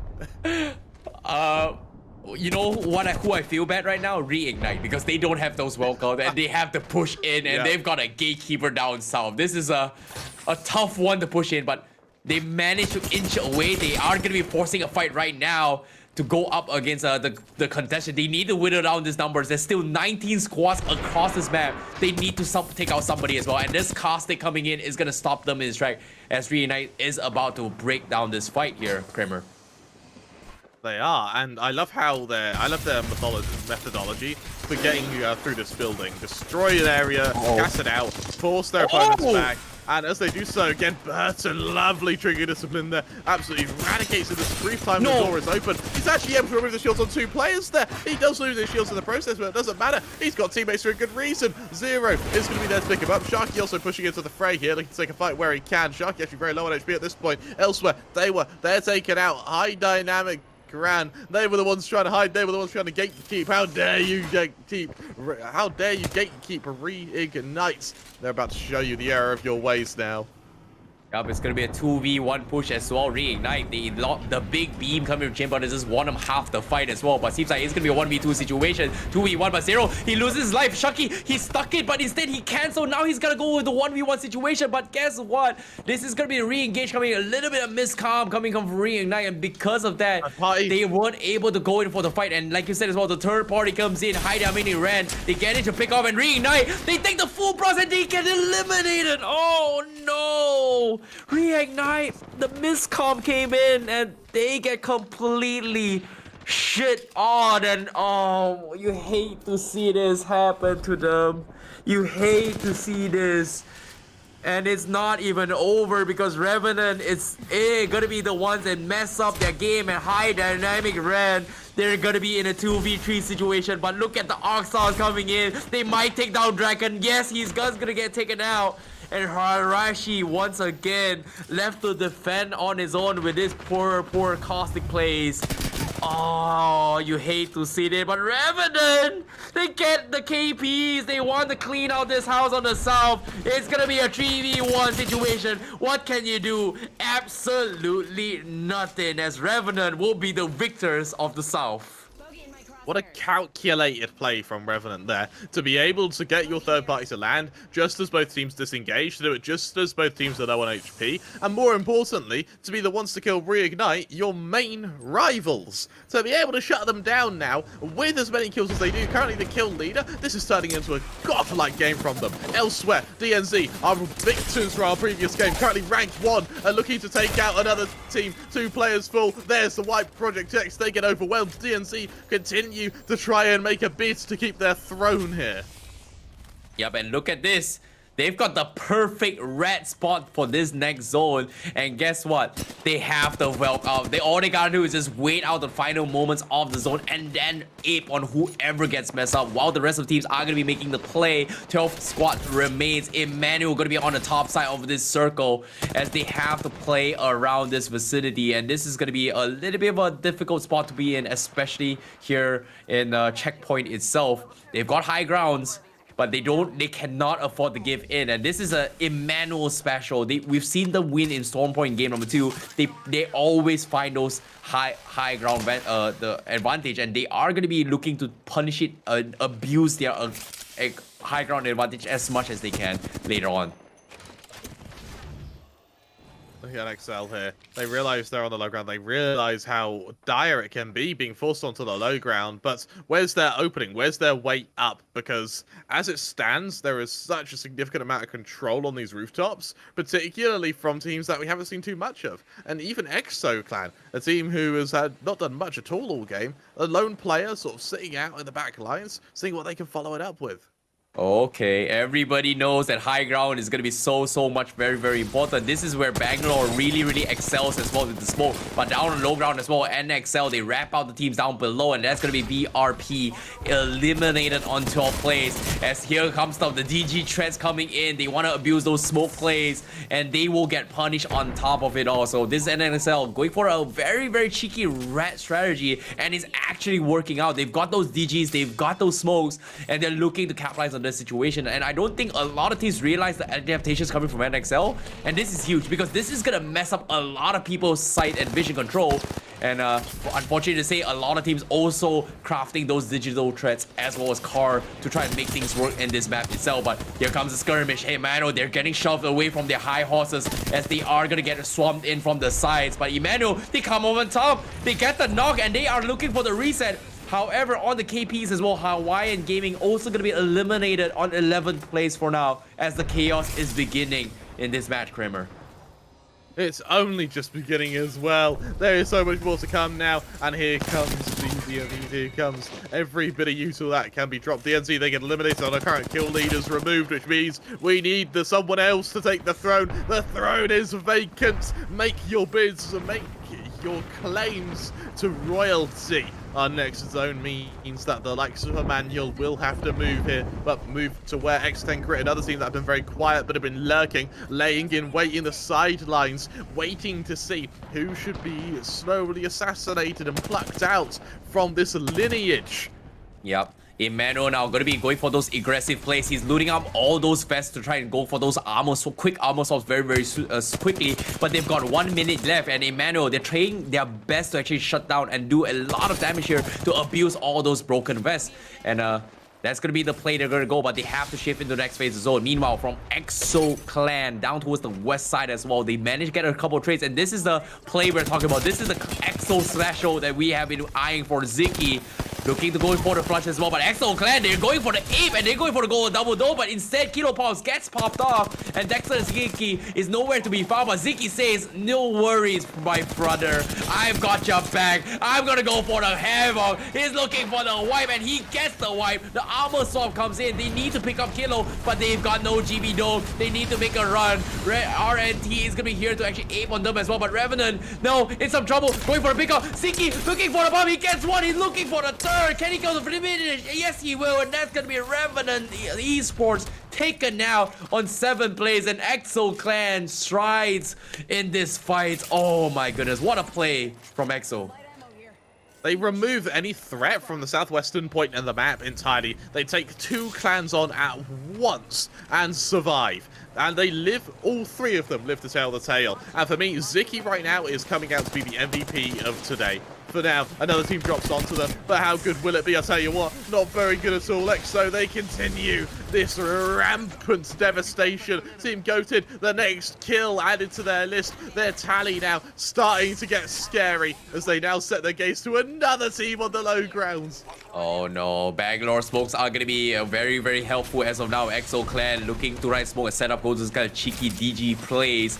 But as of now, they are going to be A-okay, but they still don't have a lot of room to work with as they need to push out next phase zone. 5 squads left remain, and Team Burger, also one of the top contenders in the top 5, looking to solidify their spots in Storm Point as they try to go in for the next push. They've got a R301, R99 up on towards empty. He's only got 90 light ammo yet, so he needs to save up his ammunition for the crucial plays before that happens. A lot of still being deployed here. Just trying to keep this team at arm's length, but no one's taking a fight yet. No one wants to risk giving up their position. NXL, remember, only in such a difficult position. They need these high ground players to move first, but they're just not shifting. They're not budging. Yep, Emmanuel. I think Emmanuel's got one of the best high ground potential right now, and so far they're just being very suppressive. I'm really surprised there are not a lot of smoke points to actually tunnel vision them, just because Northside has just a little bit lesser room. But Northside Esports is the only one that can actually throw them off guard. So it's going to be a match between Northside as well as Emmanuel. But still, it's going to be tough because as of now, Northside Esports, they've got the Valkyrie. They don't have a GB dome to go for the Valkyrie. But with the smokes coming in, being launched onto them from the other teams, this is actually building up some cover. You can see Nuku, he's looking to go for the ape as well, but Emilia from Night Esports, he gets aped on, so it's gonna be Nuku looking to go for the hover, and seems like he has no other choice. Meanwhile, Emmanuel, they don't look at him, they don't pay attention. He's gonna be able to sneak right straight through, but now he's got to go for the ape. GG arc push. He's all by himself. He's surrounded by everyone. Where does he go? Nowhere. He's gonna be boomed out in 5th place, and NXL, they won't pay the price. They played the longest as they can, but they are gonna get completely aped on as Emmanuel drops down for this fight. Down towards the final 3. GB domes are gonna be set his way. EXO Clan looking to force the fight, and a big crack coming from EXO, and that is huge. Everyone from that side is bowing out to EXO. This might be an EXO game, and yes it is. EXO Clan is gonna be the champion for map number 4. Ooh-wee. There is no Surprises there from EXO Clan. We said in the pre-game, we need the likes of EXO, we need the likes of Emmanuel to keep their consistency, to challenge Reignite, to challenge Revenant, and maybe give us a much more contentious first day. And well, EXO, my god, did they deliver. Ziki has had such a good day. From absolute decimation in our last game to being able to help spearhead the destruction in Game 4. This is all thanks to some masterful plays on that Valkyrie. And I mean, if any other team now is looking at this scoreboard, I guarantee you, EXO, they have absolutely topped this game. The question now is how close do they get to DNZ, and do they get within spitting distance of that first place? Oh my goodness. This is only for the 4th map here in the grand finals. You can see how tight the game has gotten. It is just so much unexpected, so much uncertainty, so much surprises that came into the grand finals. And yes, Kramer, I do agree with you as well. Ziki, one of the standout players coming from EXO, especially in Storm points, 2 games in a row. This might be their map to score some serious points by the end of today. And there's going to be one final Storm point, I think, later on by the end of today. If they want to rack up some points, now is a good time. But what I do know is that them getting the champion is going to put them in the contention for that top 4 spot as well by the end of today. So hopefully, all things considered, it is going to go well for them. However, it's not going to be the same to say it for Reignite as well as Revenant, because they got completely shut down multiple times. But of course, these are going to be some of the match highlights in case for those guys watching at home have missed out in the entirety of this action. You're right, and I mean, the main highlight for me was this third party from Revenant onto Reignite. The fact they were able to calculate when Reignite would just be entering, and then just taking that fight allowed Revenant to not only clean up both Reignite, they also got to clean up Bomber Boys in the process. So they get 6 kills for the price of 1, essentially. Really, really strong round from them. Yeah, I like the adaptations coming with the Bangalore plays, right? We didn't see too much Bangalore plays for the first Storm points, but that's like the reason why Bangalore is kind of in this very, very awkward situation is because it can limit high ground vision, and you can take advantage of the digi-trades. We did see how kind of Northside Esports kind of struggle to kind of capitalize on the situation, and I'm not gonna lie, the circle didn't exactly favor them, but the constant pressure, I think, from the smokes coming from EXO is one of the reasons why they were struggling to capitalize on these kills on the bottom side. EXO Clan, they realized that they need to clear out the bottom side. They need to clear out the sides before they go in for the final push, and they were able to do so. So this was a big W from EXO, choosing their fights very, very wisely and making it into the next phase of zone. So that was a lot of skirmishes, but eventually it all comes down to a little bit of luck as well. And I think EXO just capitalized on that as well, because there was a big ape coming from Emmanuel, there was a big ape from the final 2 teams, and they were just getting free hits and free damage across the board. So a big W coming from EXO Clan, understanding and choosing their fights really, really well. Yeah, and they also chose to push really well as well. Their positioning was what enabled them to have such an effective presence when it actually came to those fights. A really, really strong game from them. And with that victory, bear in mind this was accompanied by a lot of kills. I think this is probably a 25-point plus game from them, which is going to help massively when it comes to mitigating some quieter games they had to start the day. Yeah, and when it comes to the scoreboard as well, why don't we just jump into the scoreboard for map number 4, because it is going to be up on screen as of now, and I believe EXO is going to be on the top. Yes, it is. It's going to be twin. Yes. Oh my god! Oh my god! Okay. We knew they were good. I don't think we knew they did that good. Holy cow. And, I mean, EXO just dominated that match, apparently. Yo, Holy that's cow. 17 kills in that map. They were one of the big gatekeepers of the map itself. Emmanuel going to be on 2nd place. Beautiful high ground plays as well. 16 kills for them. Even though they got the 2nd game finished, there was a big W. NXL WolfPack 3rd place with 16 points. Team Burger on 10th place. Revenant Esports still somehow getting 5th place with 7 points. Team Golden on 6th, DNZ on the bottom, and Northside Esports, even though in the top 5 finish, they've got placements, but no KP whatsoever. 4 points for them. ATH getting 3 points. X10 Crit 10 on 10th place with 2 points, and the rest on the other side is just 2 and 1 and 0 points. But I don't know about this, but it feels like this map itself, it is an EXO Clan, Emmanuel, NXL WolfPack, and Team Burger 4-way special in this entire game. Sorry, not even Team Burger. It's actually the top 3 with the highest KPs throughout the map. And I don't know what happened, man. Were you expecting this coming from the group stages, Kramer? I was expecting EXO Clan to do a bit better than anyone may have projected. I think they had a pretty good showing in our qualifiers. Team Burger though, they were very quiet. They sort of did enough to qualify, and that was that. Now they're in the playoffs. They've really woken up, which I'm very glad to see. Yep, and the funny thing is about these teams is that EXO Clan is representing from Thailand, likewise coming from Emmanuel on top as well. So it seems like it is going to be a Thailand special on top of an Indonesian special in that map. So with NXL representing from Indonesia. So I don't know, man. Like, it seems like the C teams are striding waves here in the tournament itself. So I'm looking forward to see whether or not are they going to be able to maintain that top spot by the end of today. The grand finals, it is going to be two days in a total, and that's going to be a total of 12 maps being played. So far, 4 maps has played out. What is your favorite moments, Kramer, before we close things out for the break? Right now, I've got 2 kind of zicky moments from EXO. The first one was that 2K he got on the I think game 3, where he just wiped a team, and of course his whole performance on map 4 there was just incredible. Hopefully, we'll be able to see more of him though after this brief break.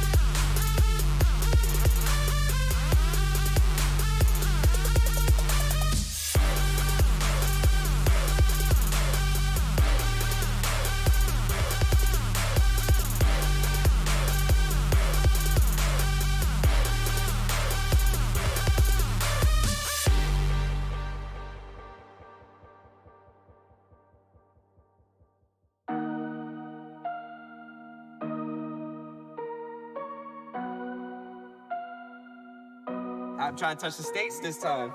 2021. Yeah, show him I can still rap though.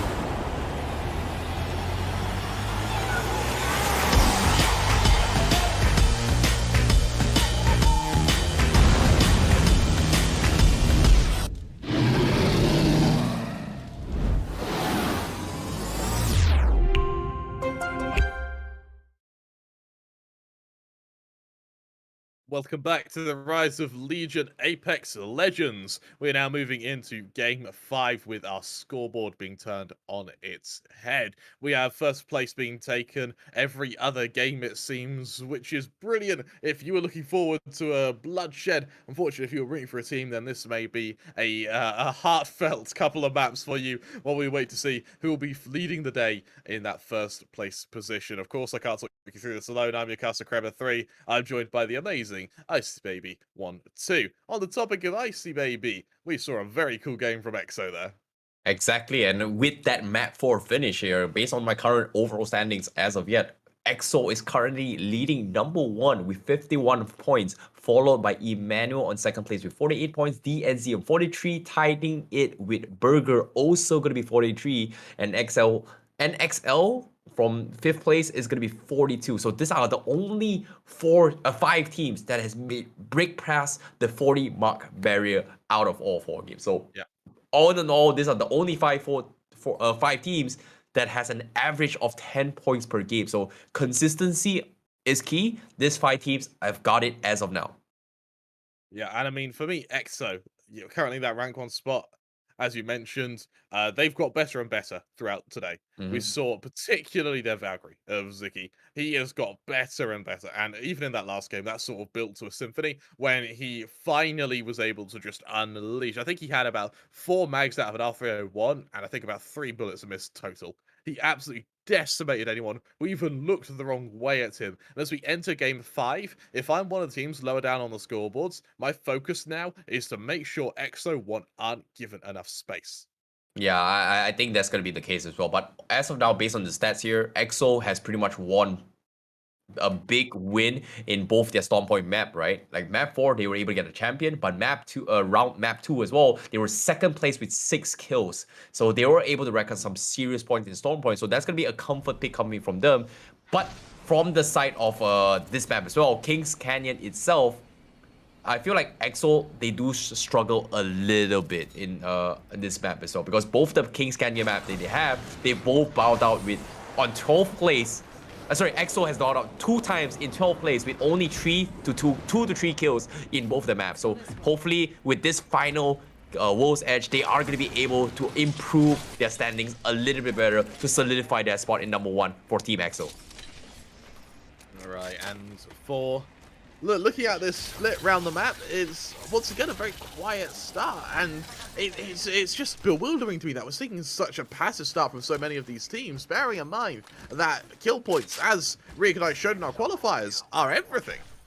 Yeah, I think that's going to be the game that we are going to be watching out for as well. But the circle comes in, seems like it is going to be on towards landslide as well. Fragment, I don't think the circle is going to be a lava fissure again. I don't want to see a lava fissure countdown because that is an absolutely big sausage fest earlier today. So I don't really want to see that happen again. So I want to see a little bit more on the balanced gameplay for now. But what I do know, Emmanuel is also going to be running in top 2. So they are doing pretty decent for now. And this drop so far has worked out for them. Hawaiian game, not so much on the other hand. They are in the bottom of the standings, in the bottom 2 for the entirety of all the 4 maps. All right, and for Haiwan, a team that have been very, very quiet actually from the start here. I would love to see them potentially get a chance in the limelight, and with Warlord on the high ground, I think they know there's a team in the vicinity. They just don't know where exactly. Elsewhere, Project XXX, the team that we saw get completely decimated by, I believe, Reignite in that crunch from Revenant last match, looking to take a recovery. However, they've been spotted out. Haiwan knows they're there. A moment to acknowledge each other as neighbours. You're doing all right, bud? How's the family? Well, Haiwan's going to remove him from his family. This is gonna be a very, very cheeky spot to be in as of now. Like, rather early, they are gonna be forcing a fight down towards the dome. Project X is gonna be battling out against Haiwan Gaming. This is gonna be a battle of the bottom for now, and it's all about the waiting game. And Haiwan Gaming, they're looking to box them in. They get the first knock onto a Z, so it's gonna be a 2v3. It looks like the ape is gonna come in, and Project X, they're looking for those trades. The Spitfire comes in. They're able to trade 1-for-1, but instead immediately get traded off. Now it's up to Ravi all by himself. It's a 1v2 situation. He's got the PK. He's got the purple boat as well.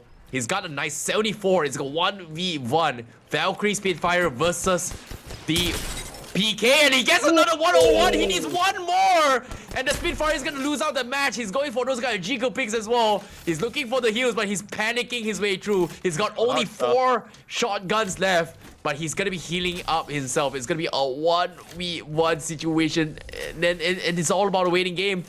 The Spitfire versus the PK. Do you want to challenge the PK or the Spitfire? But it seems like Ravi is looking for the finish. The armor swap comes in, so it's going to be a reset coming in. Here comes a Jiggle pick coming his way through. Looking for the battle pack as well. Here comes the spray. Shavi, full health. He's got the passive ability on this Watson. Here comes the fence as well, as he tries to finish them off. And Kenny going for the turn. The GB comes in. He's looking for the pick as well.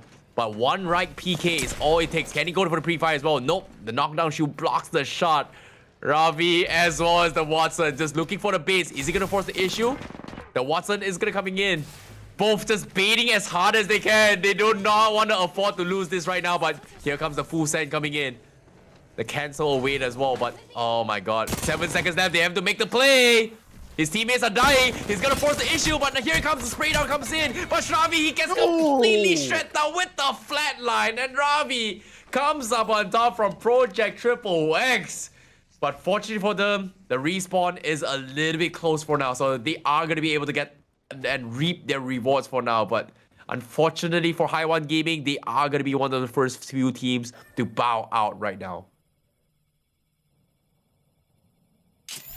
That was a laboured fight, let's be honest. But I tell you what, for Project XXX, it doesn't feel like they were winners there, does it? It really doesn't.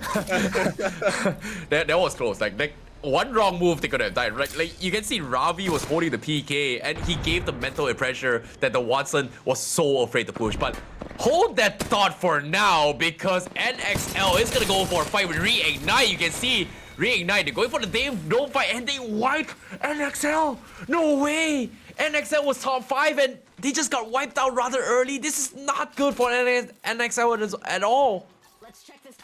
Tell you what's great for though, Reignite, they are going to be over the moon with this. Being able to successfully not only claim one of the fragments, but also being able to get all the loot that was just brought to them there. It's going to put them in a really strong position. Revenant, another team that we've known is strong, are going to have to try and see what they can do now to get some early damage out onto any, or maybe even Reignite as well here. Yep, feels bad for Reignite not getting the hitting the shot hit, but it was pretty much a no wreck, and that's not gonna be a happy sign for them. But hopefully it's gonna be able to transition them a little bit better later on. But Revenant Esports, they are gonna be playing, I would say a little bit more proactively when it comes to playing a little bit safe. But I don't know, it feels like going for a countdown is not the right play. But at the same time, considering how it went in the previous map, better early than sorry, I guess. That's going to be the case for Revenant Esports. For Revenant, I wonder if there's going to be any kind of concerted effort to push here. Bearing in mind that there are so many teams that are all just split about this area, there's a very high chance that the chance the third party is going to be absolutely huge here. It just comes down to timing, and more importantly, it comes down to confidence, because for the likes of DreamFire, a team that have done well in the past, they probably are going to be wanting to take a fight with anyone who dare peeks them. Yeah, and it's gonna be very difficult to actually play this kind of scenarios, and I don't know, man. It feels like they have learned their lesson. They have adapted a little bit more from their previous two games, right? So it makes a lot of sense. There has been integrations in their gameplay. So some going a little bit faster in terms of rotation, some going a little bit slower. DreamFire as well as Revenant is going to be one of those teams that has made to go for an early rotation rather than the usual, I would say, side circle plays. But okay, DreamFire, they get a kill on the sides with the Hemi. That's going to be new Q.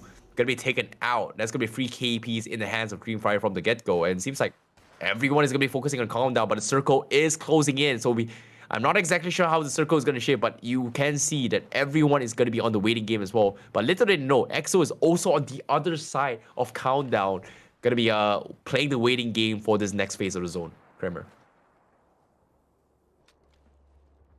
DreamFire aren't really taking a fight, surprisingly. But what I quite like for Team Burger as well, they know where the zone is, so they are sort of they're in the middle of everywhere here. They avoid a bit of early utility. Jaro is going to be pummeled a bit. But for Burger, they're sort of out in the open here, and they're in danger of being flanked, particularly from the likes of EXO, who, as we've seen in the past, definitely like their third partying.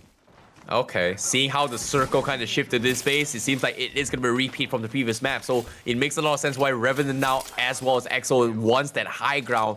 The same scenario where I think Emmanuel was able to get up some serious kills in this vicinity. So this is going to be something that we are going to be paying a little bit more attention. Dewa going to be playing on a slow approach as well. I'm a little bit surprised by Reignite's approach. I was expecting Reignite to play a very similar rotation from the southwest corner, but this time they went for the switch up. They realized that this is a huge cluster mess when it comes to decision making, and they realized that every team wants to play those compounds. They dodge it from a different angle. So different approach hopefully is going to work out for Reignite for this map. But what I do know, teams are already starting to gather in towards countdown for now.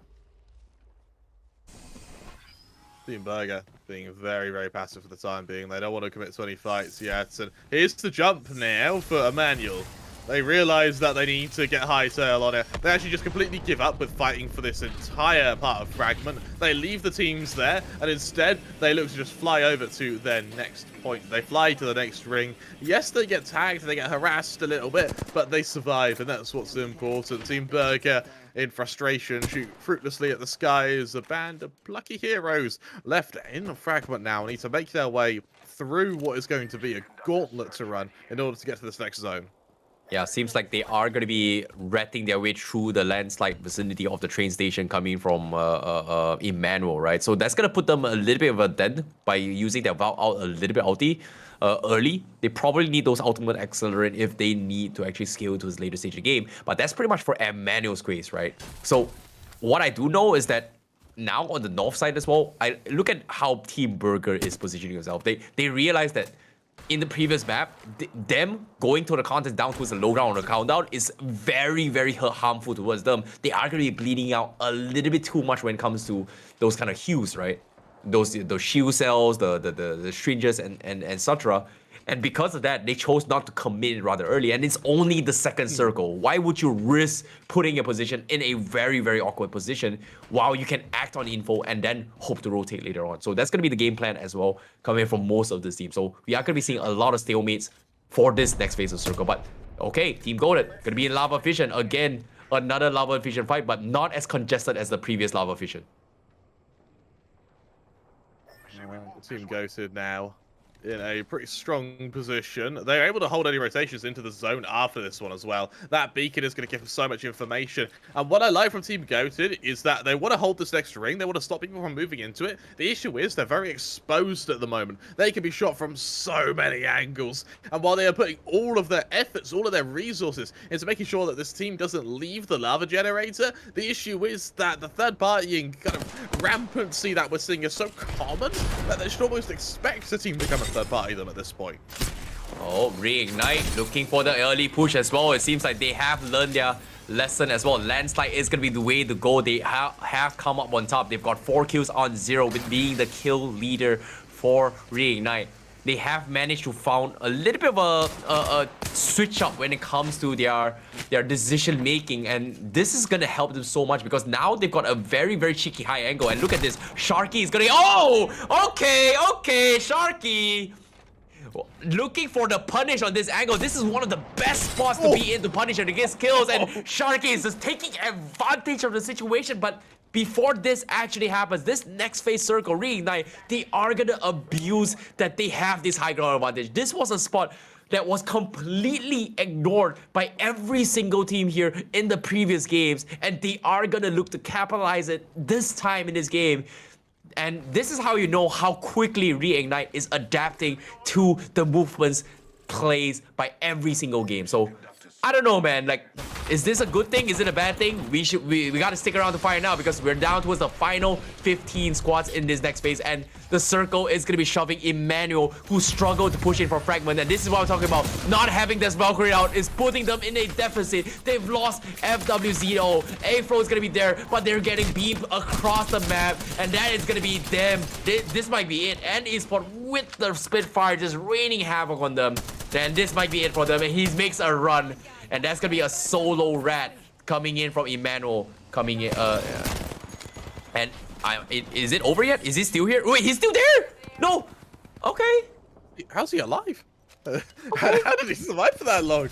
And for Ant now, a team which again has been very quiet thus far, are now looking to make their exit. They're making their inroads to this position. DreamFire also really rough start now in this 1v1. A lot of damage done there, but is it enough? Switches to the melee, able to survive, able to get his teammates up. DreamFire, the only Chinese team in the tournament, I believe, just clinging on by a hair's breadth. Yeah, I definitely agree. But now let's take a look at the zone as well. You can see everybody's going to be shifting down below as well. Reignite already in the spot, but it seems like they are going to be playing the high ground vicinity. The X10 is going to be on the bottom side of Landslide. Meanwhile, Dewa is going to be playing the south side as well. We do see Revenant on the top left. EXO also going to be a top left on the countdown vicinity. So there is going to be a lot of gatekeys being set up.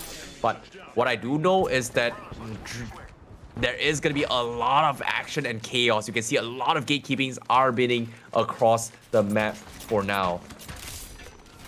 And I don't know, DreamFire, they are still on the outskirts zone, but they have to play it safe because Ant is also going to be gatekeeping them on the high ground as well. But pay attention to the fights right now on the bottom left on the screen. We do see X10 getting pummeled by a lot of teams. As of now, as Reignite also going to be on the top side, they have to play this safe. They either zone out the members for Reignite or they zone out other people. But seems like DNZ is going to be taking the high ground as well. Reignite gets shoved away instead as they rotate to the next phase of the zone. So this is a very, very difficult zone to play as there is just so many angles they need to check. Kramer. Well, a lot of damage being done here. And what am I talking about? The other Chinese team, of course, is DNZ. Yeah, one of our pretty good teams as well. God. But out is going to be a difficult position for DreamFire, who are being forced out by the zone here. Will they be able to actually keep their teammate up here? Is their Gibby going to survive? I don't think he is. Oh, yeah, DreamFire's got man down now would suck. Yeah, this is going to be a very, very weird match as well, considering that DXL, they are playing I think DXL is playing DNZ's position from the previous game and Emmanuel's position. So it's going to be a little bit of a different approach. But Esports, they were on the high ground. Looks like they are going to try and aim onto his north side. They want to wrap around the people coming from Cam down before the next fight comes in. Esports going for the pop as well. Here comes the hip fire sprays. The crouch spams are coming in. And that's going to be Esports wiping the floor with DreamFire. And that is going to be them out of the equation. Down towards 11 squads left. They need to whittle down the numbers. But 1 minute left on the clock. The fourth circle has got the shift, and they have to make a decision right now from Esports. Do they push down or do they back off? Because as of now, they don't have a lot of options. It feels like in both options as well, you are going to have to fight someone. There is no easy way out of this for Ants. They need to find a weakened team that they can third party to make their lives as easy as possible. But we can't guarantee that they'll get to that position yet, or if they'll get that position at all here. EXO, you have Dexter laying in wait, looking to potentially launch an ambush here. I believe Dexter's actually alone for Team EXO. But there is one other player there as well. Elsewhere, though, it's Ghost who seem to be fighting. Yeah, this is going to be very, very difficult to play, but 20 seconds left. Team Golden, they are going to make a run for it down towards the south side of this extras. Seems like they are going to rotate away from the action, but it's going to be tough. Look at this. They've got a gatekeepers right in front of them here as well. They managed to spot the truck coming in. They've got a little bit of cover, but not a lot of room to work. They still have the walk out available, so it all comes down to whether or not what are they going to do, because the team in front of them is not in the clear as well. They need to push into the next phase as well. And that's going to be the gameplay coming from Team Golden. Oh, seems like Valk is going to be coming in. Are they going to be able to survive this? They're playing this patiently. Follow the zone. Oh, they're going to wait this for the zone. All right. Patient, you know.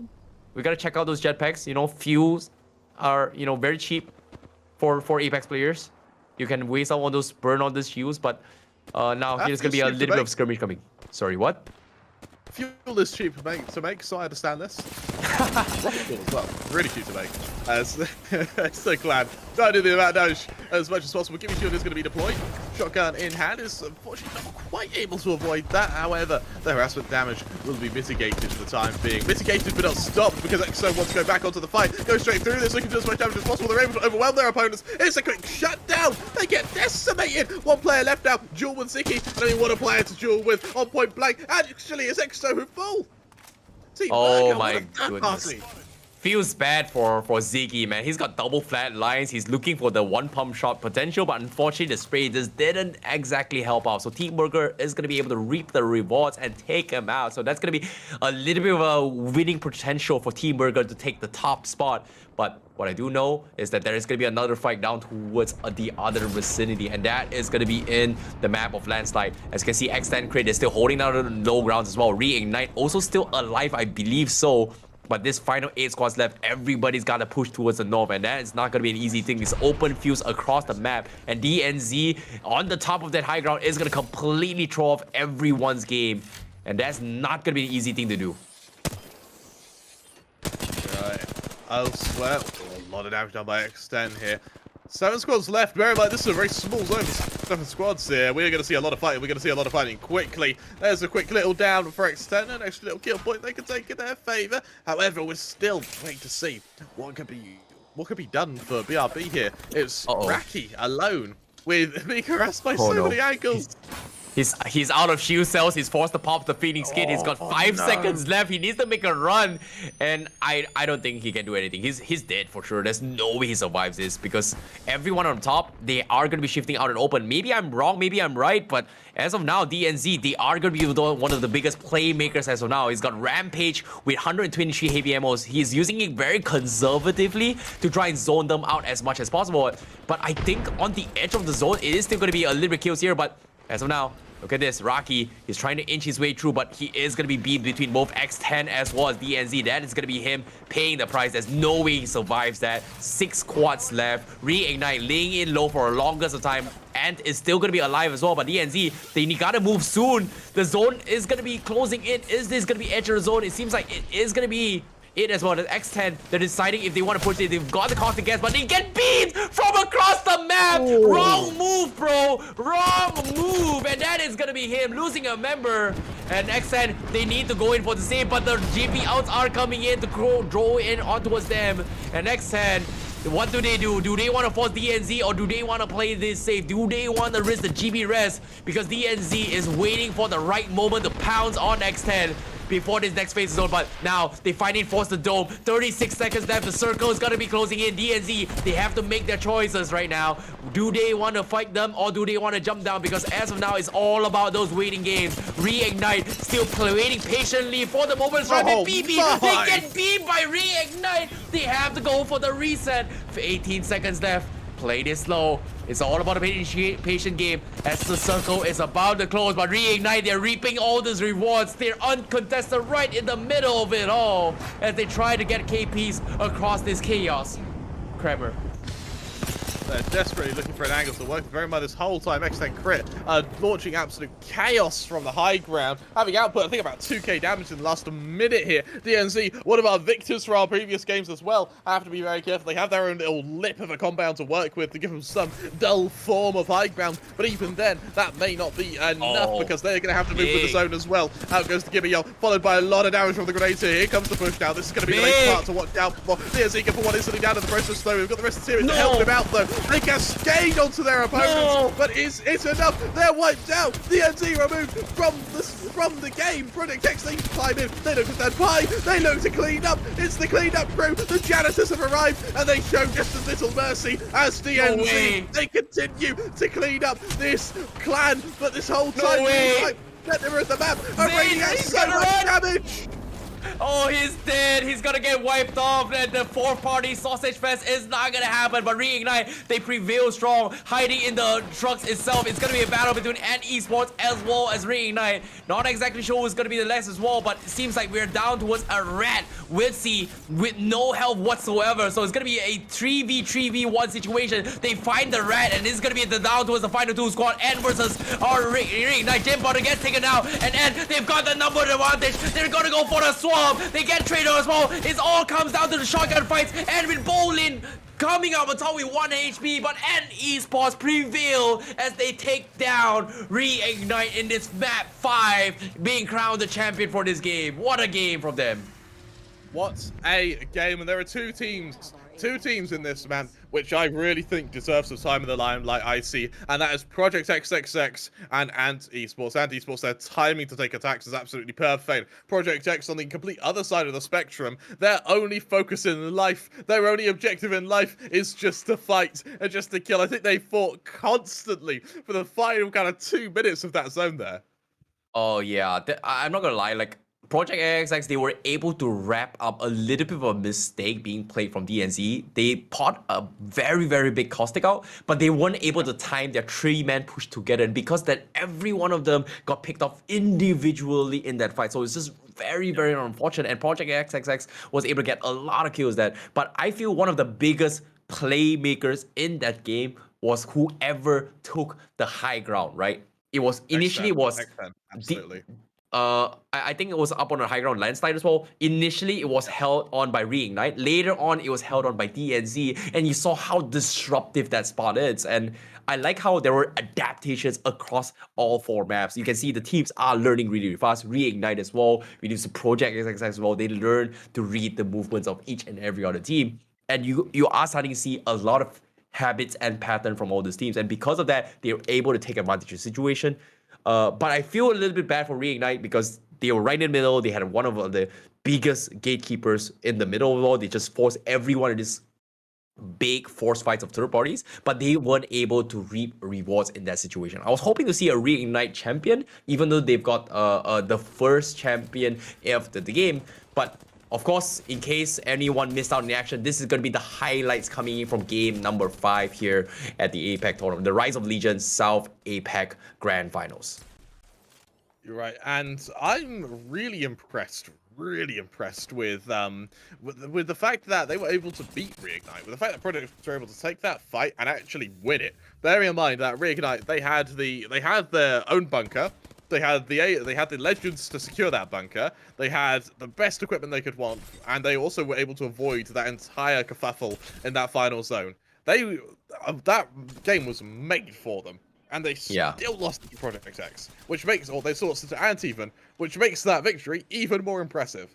Yeah, exactly, man. And Esports, they did a fantastic job on the east side as well. They were gatekeeping all the teams. I think one of the teams that suffered the most was Emmanuel, who suffered the brunt of the gatekeep from the east side. And eventually, they realized that they needed to wrap out every single fight on the north side.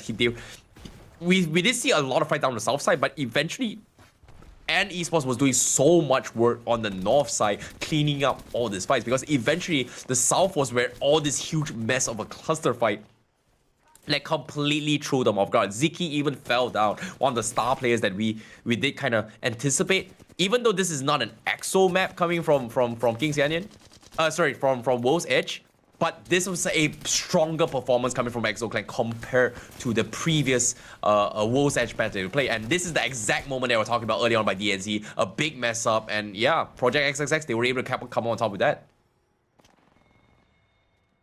I'm interested as to whether or not Reignite have a change in playstyle. I actually kind of want to see them bring back the Rampart. I actually really want to see Reignite bring back the Rampart. Purely because they, it feels like they don't do enough damage. Like, in the rounds they win, it will be because they go on these huge kind of elaborate killing sprees. But, yeah, even here, only six kill points. That's really low by Reignite standards. Yeah, I guess that's going to be the case as well, considering that there is going to be a little bit of a no-rec issue as well. We did see a couple of no-recs coming from Sharky earlier today. It makes a lot of sense, but they played the best of their abilities. I feel like this is still a small win, but eventually there's still more matches to come, right? Consistency is key. Reignite, they finally found their rhythm a little bit more, so it's going to give them a little bit more points to push up a little, to the top side a little bit more. But what's really surprising was like Team Burger being one of the more consistent teams as well, because they were also in the top four, one of the few teams, the top 5 teams before this match to break towards the 40 points mark as of now. So with this, it is going to help them a little bit more to solidify for the more games to come. So it is going to be a battle of attrition. It's going to be a battle of stamina, and it all comes down to whether or not can they make it to the top side. And Esports, this is their first big win. 24 points. They were in the bottom of the standing with 18th place with only 5 points. With this 24 points, it is going to shoot them into the 29 points, but still they need more good games if they want to go up in the running to try and contest the top 5 spot. You're right, and I honestly think that there's a world here. I was sort of trying to do it off the top of my head, but I'm pretty sure EXO just about keep their first place here. I think DNZ didn't quite do enough to usurp them, so EXO Clan, they're keeping that rank 1 as we now set up and brace ourselves for the final map of the day. Having ballpark estimate, I see this is a hard question to answer, but having seen all our teams, do you have a prediction as to who's going to be taking our 6th map? Okay, I'm just gonna play it safe here. Statistically, I'm a stats guy. So far, everyone has been doing well, but in Storm Point, EXO has one of the highest placement points in Storm Point itself. So my money is gonna be on EXO again on match number 6, but I want to see Reignite adapt to this. So far, they're doing really, really well in Wolf's Edge. Storm Point, not their strongest map. So I'm looking forward to see whether are we going to see adaptation of some of the teams. But all in all, I'm looking forward to see more APAC Legends games. And so far, it has not disappointed me here in the Grand Finals. But before that, for these guys watching, we are going to be taking a very, very short break. And this is, you guys are currently watching the Rise of Legion South APAC Grand Finals. My name is ICBaby12 and he is Kramer. And we are going to see you guys right after this short break for the final map of today. See you guys right after this break.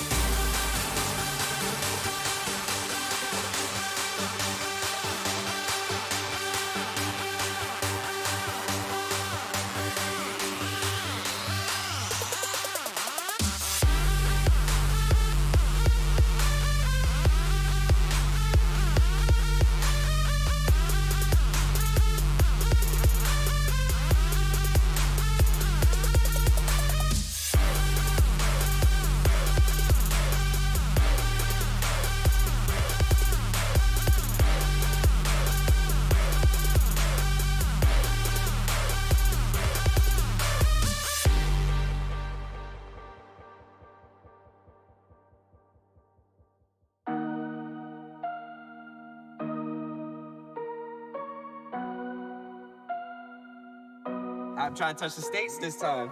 2021. Gotta show him I can still rap though. Now I'm in the game, I was on the bench. First I was renting, now I'm collecting rent. Run it up. First it with the Beamer, now I want the Benz. Spending all the bag like here I go again. Outside says chirp, now the camera phone. Told you I'ma keep the channels on. Why you acting different when the camera's on? Why you acting different like your paper long? 8 day wake up and I thank God. Bad decision got you wishing you could say nah. My city gritty, you could get hit any day now. On my mama, I'ma move my family way out. With some 20s, 50s, hundreds, thousands, millions, billions, trillions, zillions. I'm talking Amazon money, talking so much money I could mess around and buy Amazon. I been winning, I'm like, why me? I heard these labels wanna buy me. I don't need you, boo, I style me. I roll G's and they grind me. Now I'm on my game, nothing is the same. Who am I to blame? Money made me change. Cardi in my ring when I'm switching lanes. Money in the carry on them Boeing planes. Money in the carry on them Boeing planes. Now I got a buck for all those rainy days. Ain't have a day off in like 80 days.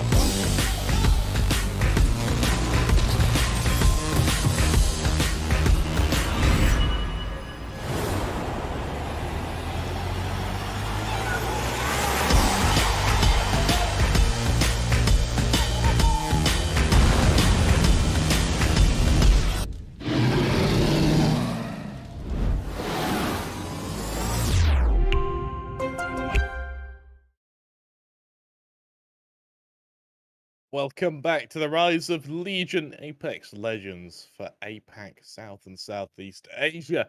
We have got our final game of the day, in which we have about 3 or 4 teams who are all gunning for that first place prize. Icy will talk you through that in just a moment. And of course, I'm your caster Kramer 3, and I am joined by the amazing Icy Baby 1, 2.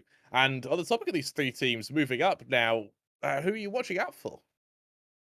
Ooh, there's gonna be a lot of teams to be watching out for here, but currently they are all in the top 5. And to give you guys a little bit of on the overall standings as of now, after a whopping 5 maps has been played so far, EXO is still on the top spot with 60 points, followed by Burger Esports with 57 points and DNC on 50 points, Emmanuel on top 4, 49, and Reignited on 43 points on 5th place, followed by NXL on 6th place with 42. So these are pretty much the 6 teams who's break past the 40 mark barrier. Revenant only on 7th place with 36, but honestly, the teams that we're watching well for are pretty much the names that I've just listed down to potentially win it. So to give you guys a little bit more insights on how things have been breaking out as well, is that Team EXO, they have won they've been doing really, really well in this final map, which is going to be Storm Point itself. The first Storm Point of the day, they were 2nd place with 6 kills, and their 2nd Storm Point was 1st place with 17 kills. So EXO is going to be one of the bigger highlights coming into this match.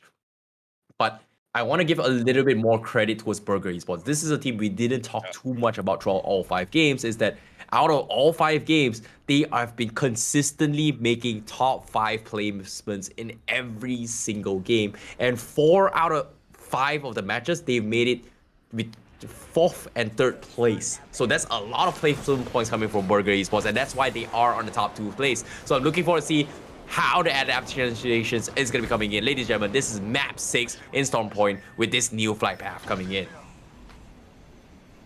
The other thing I want to mention when it comes to the team of Burger is they're the only ones here who can really combat EXO. EXO in 1st place with 60, Burger only 3 points short.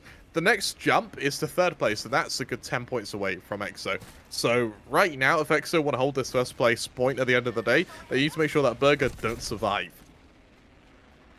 I guess that's going to be the case for them, right? Considering that they have done really, really well in this map so far.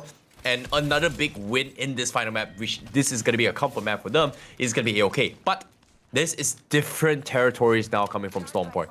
Earlier today, the first 2 maps of Storm Point has been on the northern region, which is something that favors them a little bit more coming from EXO. But now it's going to be shifting down south. And they have been playing on the southeast corner for the longest number of time. With an early rotation, I feel like it helps them a little bit more, but the same can be said that if you are early, doesn't necessarily mean that you will be the ones to get the worm. You're early doesn't seem that you will not be sandwiched to a certain degree. So that's going to be a little bit of a different approach. Hopefully with a little bit of luck, things are going to be a-okay. But what's really interesting is that NXL seems like they are split off from the rest of the team. So this is going to be a little bit of a greedy approach because Zaratas is all by himself in the minimap, as he may or may not be caught out by members coming from BB or maybe even, I think it's Project X that's going to, on the east side, Daniel Avocado. Extended light mag here. It sounds like Project X. No, Bomber Boys, sorry, Bomber Boys, my bad. Bomber Boys, that's it. What I want to mention is that right now, this first zone, all the way down to the south, is a really difficult zone to get to. You have to cover so much open grounds to actually get into it. It means that any team who's currently, or who has dropped to the south, is going to be in a really confident position. High 1, they lose a player instantly. Warlord is going to be downed. However, he will be able to be resurrected in relative safety here. Not here's the aggression. Project X, they want to swarm High 1 here. What is going on with these early aggressions, man? Project X running into all these early skirmishes from the get-go, and now they're getting third party on top of it all. Project X, they may have won a couple of KPs, but they're losing their lives as well, as it all comes down to Ravi again. We've been here before. We've seen this happen, but it is going to be a 1v1 situation. This time, earlier today was with Project X. Now it's going to be High 1 Gaming against them. So, Shastri, he's going to be able to pick up Noxy, but it all comes down to whether or not Ravi finds him out. So it's going to be a 1v1. It seems like the smokes are going to be giving a little bit more camouflage, but Ravi, his information has been gathered. He needs to pick up his friend and also win his 1v1 again. So tough spot to be in as of now, Kramer. Really tough spot here. Bear in mind that without a crypto, resurrecting players, especially from banners, is going to be so difficult. You know, the second that ship is called in, everyone's going to swarm to it. Everyone's going to use it as a chance to get a few free kills. And for Project X now, here's the damage starting to stack up. It's a loss of shields for Ravi, but instead, a disengagement comes in. Ravi now needs to pursue his opposition to try and force out a 1v1. Yeah, I think Ravi is make the right call. He's got his double beacons. He's gonna make a run for it as well. He's got the banner, but I feel bad for the other guy because he's the two banners that is on top. I think Siva, he needs to go and save it, and it's gonna be so difficult to do so. And while he needs to climb up on top of it all, guess who's lurking behind? That's gonna be SNG in the vicinity to say hello. So, I don't know about the two reds, but two reds. Rather early, 18 squads left, first circle. Not a good start for the Reds at all. No, it's not. And SNG, they're a team that won't shy away from killing them. They're not a team that will shy away from going for kills and are hunting these stragglers down. And you look at the low grounds here. There is a player trying to move. I think he was just spotted as well by the Gibby. Oh, that's problematic. They try to run. Can they run? Oh, just about. No. High one eliminated, as is NXL elsewhere. Yeah, seems like not exactly sure what happened in NXL, but SMG, they're gonna be happy by reaping a couple of rewards here. But you know who's the biggest winner for me? Ravi, because he's all by himself, and I don't think SNG knows that he's all by himself. So I think he's gonna be able to rat his way through. But like you said as well, respawn beacon is gonna be the way to go. If he goes for a respawn, the entire team is gonna swarm on in. And you know who's gonna be the first closest one? That's gonna be SNG, one of the biggest obstacles he's got to overcome. I don't know how Ravi's gonna survive that, but good luck to you, mate. Good luck.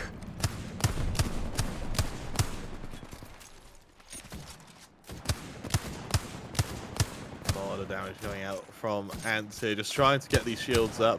Doing as much damage as humanly possible, but no one's actually challenging, no one's committing to a third party yet. It's actually quite a passive second ring here, I see, considering what you saw last map. Yeah, I'm a little bit surprised that there are a lot of teams actually coming on this vicinity. They are trying to set up a couple of ambushes play on the northwest corner, but I don't know. It's just weird that everyone's just gatekeeping here. It's only the first circle. I think we saw like what five teams in this vicinity. I think like dwindling down the numbers is the way to go, but this is rather early. But as of now, Revenant Esports once again on the south side, they are gonna get gatekeeped. And okay, X10. Looking to pick a fight with Revenant despite bullying out, I think Gaming Boys was bullied out of this map as well. Bomber Boys, sorry. Bomber Boys was actually bullied out of this map, and now they have a new contender, and that's going to be X10. And I don't think Revenant realizes this, but this is a complete different team from the previous team, and this time they are the ones that got pushed back instead. And they have to play safe for Revenant for now, Kremer.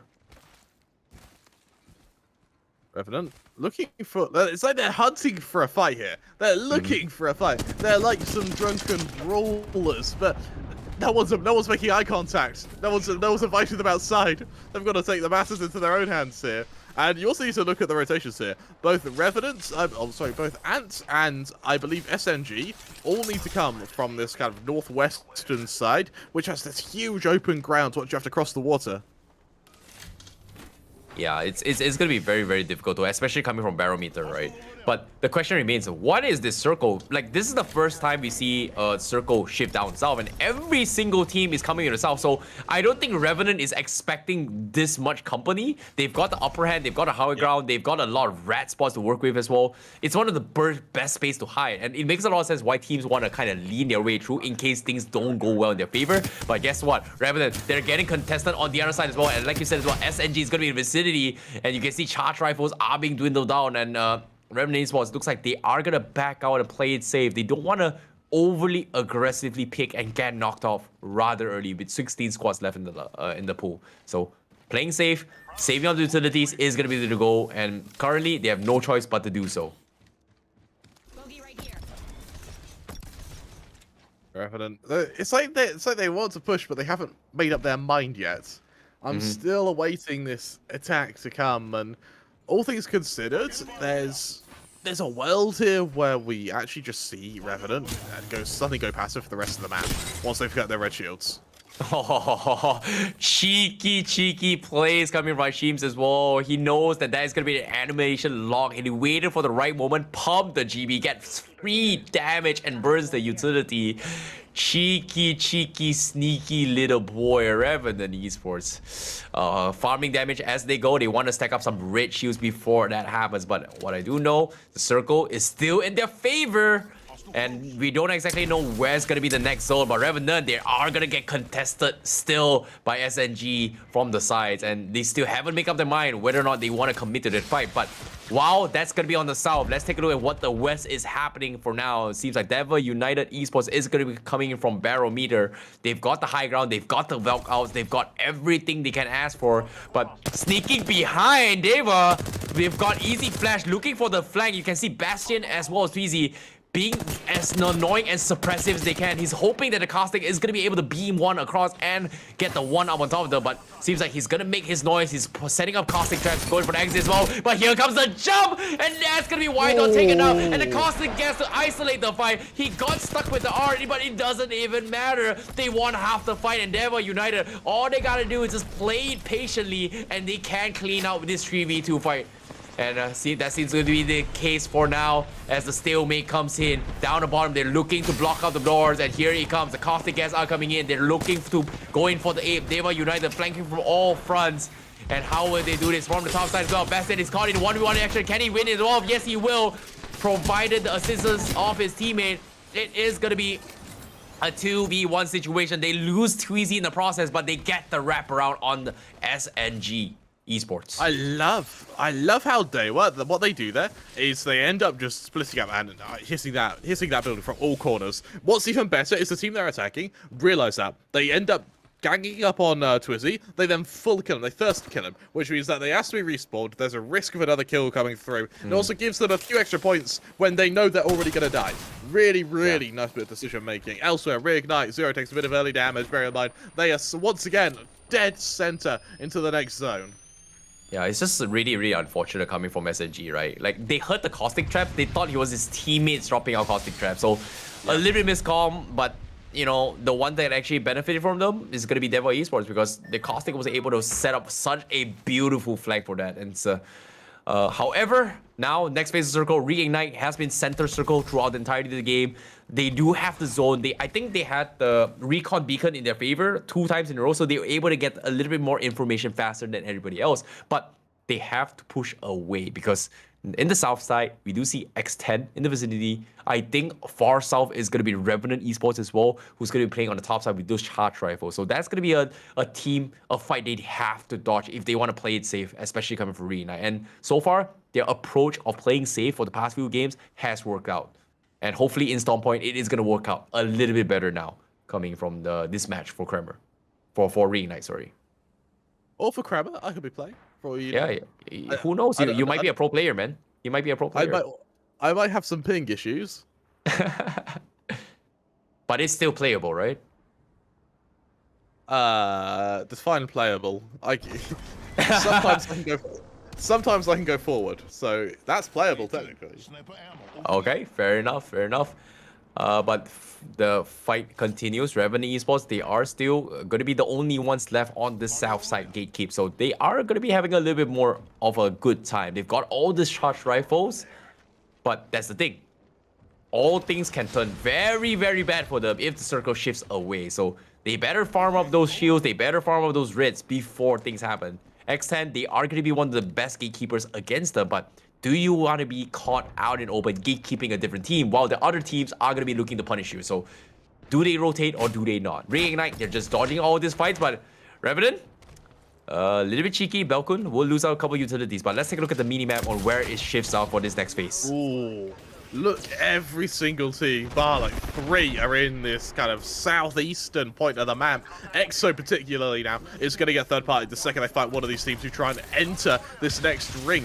Where will the next zone be? Oh, EXO, this is such a strong spot. Look elsewhere as well. X10 have also got a really well-established position now. As these teams start rotating into them, we need to see some kills quickly. 14 squads for zone 3? That's a lot of players here. We need to see people die, I see. Otherwise, if we don't trim the fat, we're going to end up with a chaotic ring 4. Yeah, I definitely agree. But I feel like trimming the fats is not going to be the big issue now compared to the previous games, right? Previous Storm Points, we had like 18 teams still left alive, 20 teams left alive. Now it's 14 squads. I think it's still bearable compared to the previous round. So as of now, I think there's just a lot more space to work with compared to the previous Urban Warfield, especially in the Northwest section. And I believe it was Checkpoint, which was so difficult to get kills, right? So I think in this kind of scenarios, it's more winnable. But off the kill camps as well, we do see Dewa Esports also taking a fight against N Esports, Bowling being one of the first one to get knocked off by Tweezy. So that's a big win for Dewa for now. But can they wrap up the fight? Because now, okay, as soon as I say it, they're gone. They're deleted from the game. Sorry, N Esports. You had a great run in the previous game. Not this time. Not like this. Not this time. And now for Dewa. This is where things get interesting because they have to make a huge rotation here. They have a Valkyrie ult to do it, but do they risk committing it? Do they risk being plucked out of midair here when all they really need to do is just avoid these players who are below them? Yeah, and seems like Dewa Esports is going to hover his around Bastion, will get the rooftop, so this is a great advantage for them. However, Project X, they are going to flush them up with the GB Dome. They're not giving them the upper hand. They're not making it easy for them, and they have to give away, but this is still a big win for Dewa Esports. They force out the GB out, and because of that, the next rotation going in, they're not going to be sandwiched and stopped by this. But Project X, they're looking to re-engage. This time, they will take the high ground against Dewa Esports. They don't want to give it away to them. So, big win for now, but it's still going to be a stalemate. But with 12 seconds left, the circle is going to be coming in. Robbie calling for the dome. They have to get out. They are forcing the issue. These are all full reds, and they know they're weak. Here comes the Caustic Dad to push them out of the zone, and the flank coming from Zayd is not even going to matter. He's going to get wrapped around. Look at this. The baiting from Tweezy. He knows that his teammates got his back. Stand steals, baits him out. Easy, clean. And that's going to be Dewa United Sports getting some free, easy KPs in their favor. Just perfect, Icy Baby. It shuts them all down. And now for Dewa, now that Valkyrie ult gets used, so now the rotation comes through, they're able to avoid this huge zone damage, which they would have taken otherwise. The only worry is they now need to find somewhere safe to land, and that doesn't look like an easy ordeal, particularly when you have the likes of EXO holding the flank of one area. They've then got players behind them watching the rotation of EXO. It's going to be such a difficult hot zone to land in. Surprisingly, EXO haven't been ganked yet, but they do know that this team stuck in this building are going to have to move eventually. Yep, EXO going to be gatekeeping from the east side as well. This is a map they're super comfortable. Look at them positioning themselves. They want to pick a fight on all fronts, boot up some damage, but the only downside right now from EXO is that they're still blues and purple armor, and for that, they cannot take a risky fight for now. They need to farm those shields for now, and as soon as they say the kill is wrong, he gets a nice shot. Can he get the shot? No, he cannot. Nuku will be the one that snipes him down from afar with the charge rifle. Oh, talking about tag team. That's the, that's teamwork right there. It's just from a different team, There, where they tried to go for the aggressive landing, it did not work. They were eliminated elsewhere. Gibby gonna use the shields to be able to get the Caustic back up. But here's the thing, that was the shield now gone. This is a lot of utility to burn, particularly at such an awkward timing of the map here. X10 Crit, they've held this building for so long. They've been doing so much damage to anyone who even peeks them here that this is going to become such a hard position to move them from. And the next zone's in their favor as well. Yep. And the circle is going to be shifting down to the south side once again. I feel like Revenant Esports has got a pretty decent time. North side Esports, they are gatekeeping their way through. A big EMP completely destroys all the efforts of Emilia, who's been setting up all those caustic gas. And that's going to be a stalemate for now. But as of yet, the biggest winners of this fight are going to be guys with red armor. And unfortunately for ATH, they are down a member, so they cannot initially force a fight. But you can see the beams are coming in. Here comes the PK looking for the pump. A big one as well. He's looking for the trades. Goes for a pre-shot fire. But the guys up top, North side Esports, is going to completely run and tally tail as they have to go in for the reset. Very, very close call. Very, very scary PK as well. Yeah, north side, wary of the presence, and they back off for the time being. ATH, just lock in. They have the low ground here, but they are a man down, and that's going to come back to haunt them. No way! Oh, what a call! Jackie's going to come back. What a great play there from the Crypto. No way. They want to play the numbers game. They can wrap this out. If they get the kill, that's gonna be full loot on Jack Cute. He's gonna get respawned, but he's so far off from the rest of the teams. But on the other side as well, Northside Esports, they have to make a decision. Fight the guys bottom or fight the guys side. But they don't exactly know how many members are. X10 has been here the longest of the time, and they know which corner they should be holding strong. But what I do know is that the guys down bottom, ATH, they gotta regroup S3 and they need to find loots for his fellow compadres. But Emilia, waiting for the right moment to go in for a strike. You can see Arc Stars being expanded. They want to break those doors, but it seems like the zone is going to be coming in. They don't have much corner. The zone is going to etch away. They lose one door, and X10 is going to try and punish the way through. Down bottom, we do see a GB Dome as well. They're looking for a couple punishes as well. X10 looking for the nades. He wants to break the door. He wants to pick a fight down bottom. EXO Clan, they get the wipe off. And then it's going to be EXO Clan down. ATH, they came up alive. That's going to be free loot with EXO Clan straight all the way through, especially with their members who died early on. And this is crazy. Wow. Yeah, but Team Burger also being taken down. All of a sudden, things are looking very dire. Now, X10 go out the corner, but they go around the corner at the wrong time. They spot out every single player there. Emmanuel also there to be taken down, but now everyone's on low HP. Everyone's trying to scramble. It's a mad dash to try and make it to the next zone. Look how far away it is. No one is in a good position for this. X10 need to move. They've been in their home for so long, but it's time to uproot and turn on everyone. As we see a follow-up come through here. X10, what can they hope to possibly do in this rotation? Oh no, 6 squads left, 34 seconds left on the clock. Revenant got prime position to gatekeep their way through. X10, they're making a run for it as well, but they're getting gatekeeped. Offside Esports, they're looking for a bigger fight. Nuku getting a bit cheeky, but they need to wait for this drop. Everybody's got to get out, and as you can see, here comes the caustic gas coming in to try and zone them out of position. They need to make a run for it. 15 seconds left. Do they pop the GB Dome? They're waiting for this dome to expire. God NZ is still holding on to the GB Dome for now. The GVL is going to be available. When do they pop it? Because from behind, Reignite is in the vicinity as well. Top 6 squads, they all have to get out of this spot. And the only ones that's going to be messing it up is going to be Revenant Esports. But Revenant Esports looks like they will bail out with those Velk out. So that's going to be them making a run for the first circle first. And nobody is shooting in them. So that's going to be good for Revenant Esports. And from afar, the snipes are coming in. Not exactly sure who's going to be in the northeast corner. But you can see the flushes are coming in. X10, they get the wrap around. Northside Esports, they lose one member. Lala Bang from ATH, they finally lose Lala Bang, but Jack is gonna be alive with full health. They are gonna go for the full defense. They're fighting against Revenant down towards the east side. They have to go for wraparound as well. God guys going for it, but PK Pump misses the dome shot, and that is gonna be ATH whiffing the shots. God guys, last man standing, gets completely blown away. But while that's actually happening, the third parties are coming in. That is gonna be BRP, Reignite as well with the Kraber, with Gen Bot having the shot. BRP joining the fight, reaping the rewards of this third party. The PKs are coming in, massive shots coming in, and that's gonna be Revenant Esports taken out. Final 3 in this final map of day number 1 in the grand finals.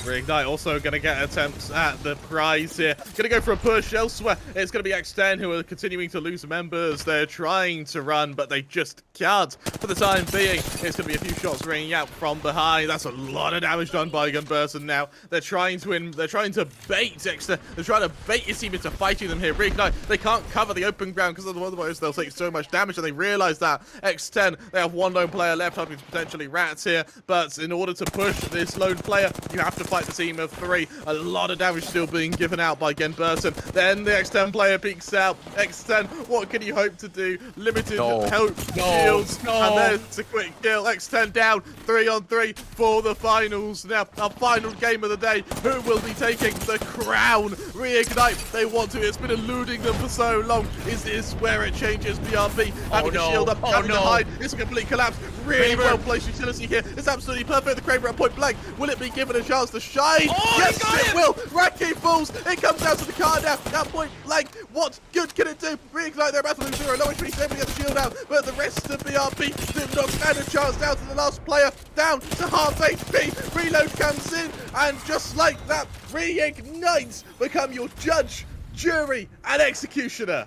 Oh, the patience has paid off. Sharky with those Kraber shots setting up the tempo. They come up on top, and they will be the victors by the end of the day. The only team to have gotten themselves 2 champions in a single day, and that is going to put them in a very, very comfortable spot. We talked about Reignite.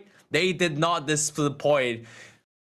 Not gonna lie, a little bit shaky towards the middle stage game, but they bounced back from the get-go. So I'm looking forward to see how day 2 is gonna happen. But that was a crazy, crazy match in map number 6 in Storm Point here, Kramer. Yep, and Reignite will be one of the only teams that are able to take 2 victories today instead of 1, and that comes after a victory in map 1. A really, really strong performance from them. And I mean, they've just won ALGS. They show us why, because that was a absolute dominant performance. The fact they were able to stay in the center of our final 3 zones without actually taking too much damage, just their presence alone was enough to deter anyone from trying to force engagements with them, was so impressive. Yep, they start out strong and they end things strong. That's going to be reigniting the flames as they started the wildfire from the start of the day. And guess what? That has been an explosive day so far, because for them to close out the game, that's going to be a big W. So I'm looking forward to see how the scoreboards are going to be later on. But for now, in case for these guys watching at home, this is going to be the highlights brought to you by Rise of Legion South APAC Grand Finals. This is going to be the match highlights of map number 6. Honestly, there were quite a lot of highlights, weren't there, IC? It felt like, start to finish, there was just too much fighting for a lot of teams to actually handle. I mean, Project X is a good example, and even X10. X10 at the end of that map were fighting so many people that they never got a chance to reset. They never got a chance to just heal up and take a breather. So by the time it came down to like the final 5 teams, all they could do was just sort of accept their fate.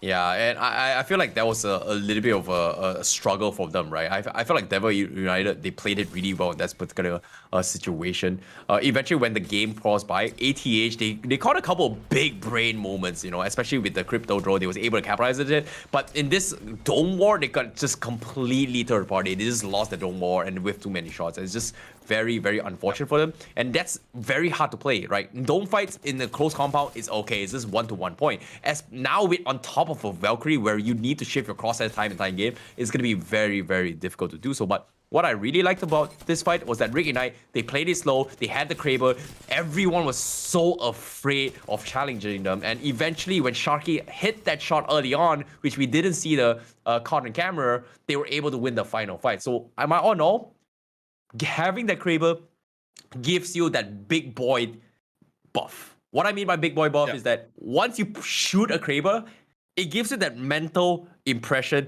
that kind of seeps towards the back of your mind, like a trauma impact. It's a very traumatizing experience if you get shot one tap in the head.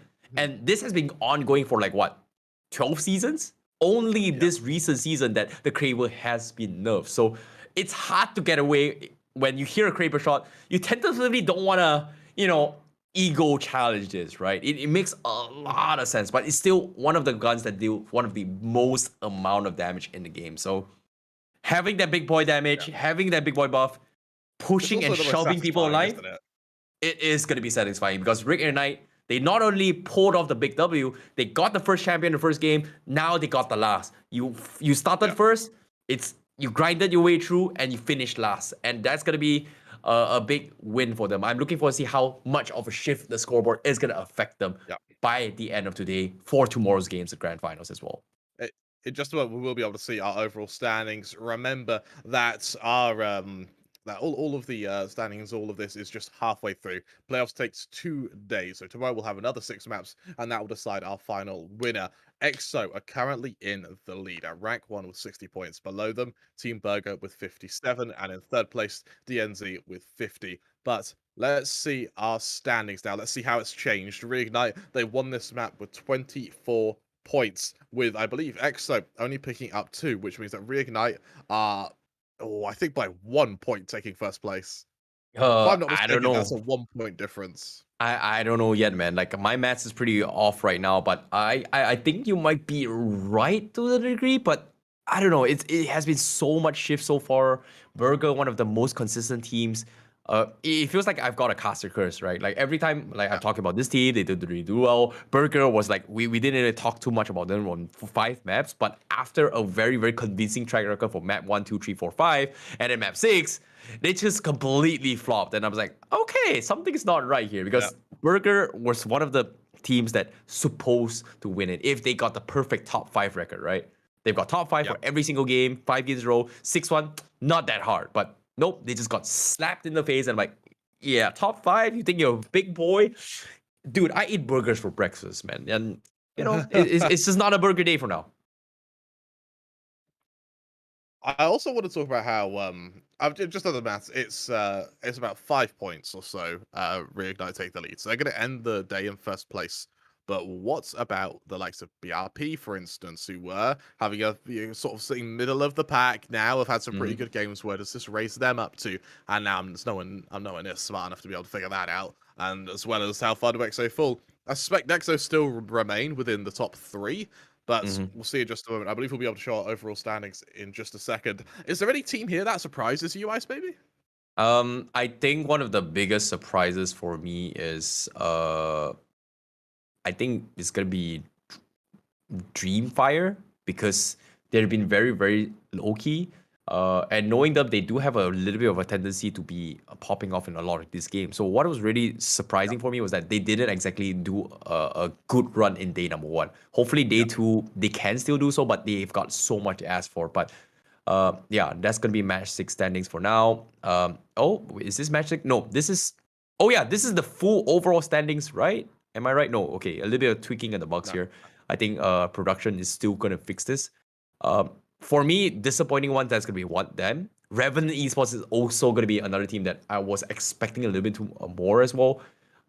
They had a strong start in game 1, right? Game 2, a little bit fell off. Game 3, you can see like things are getting a little bit shaky, and every single game kind of them bowing out rather early. It feels like there were just a lot of teams just focusing on them, and I'm not exactly sure what's going through their comms, but that was the teams that kind of shocked me a little bit more, considering that they had a good running during the group stages.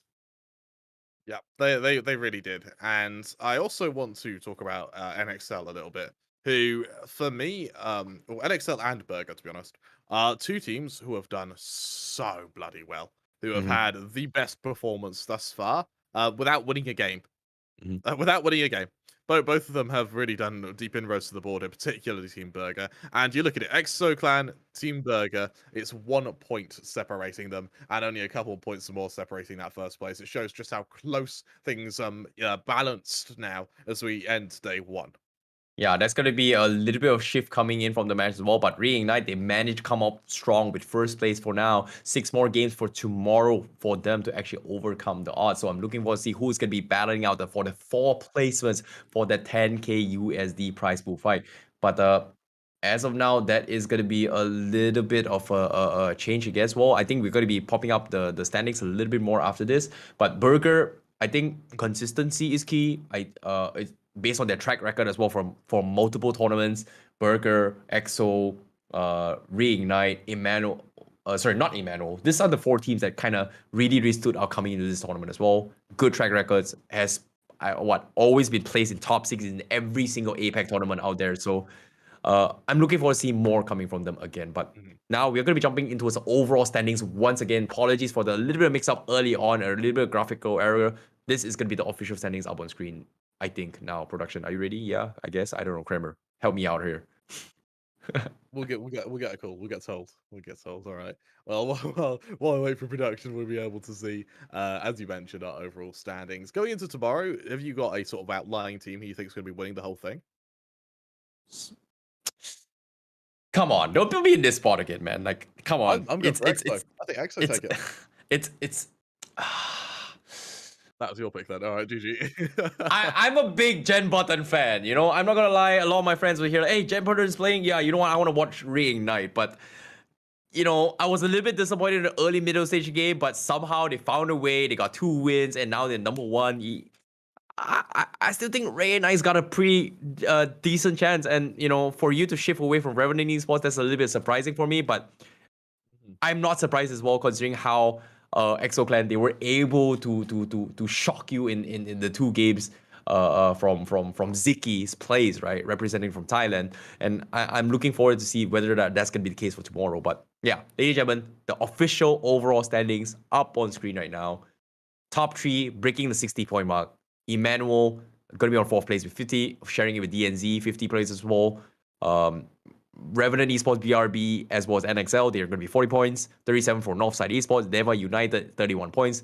I feel like the top 10 still has a pretty decent chance to actually push in towards the top 4 position, right? Tomorrow 6 games, they need to have like big wins if they want to continue to lead. But I feel like the easiest chance is going to be Reignite, EXO Clan, Team Burger, Emmanuel, and DNZ, based on the match as well. Getting 30 points for tomorrow, or maybe even 40 points, is going to solidify their spot into the top 5 for sure. That's going to be the case. Yeah, absolutely. Yeah, absolutely. I'm inclined to agree with you, except I do see EXO Clan taking this. I really do. So I'm looking forward to seeing how they progress over the course of the next couple, or over to the course of tomorrow. Really, that's all that's left. If you are one of the teams like Bomber Boys, like High One, who already are sort of confirmed as to not be winning this, what do you do? Because I want to start I want to start seeing some focus fire. Hey, it's not over yet for them, because why? Mathematically speaking, it is still possible for them to come on top.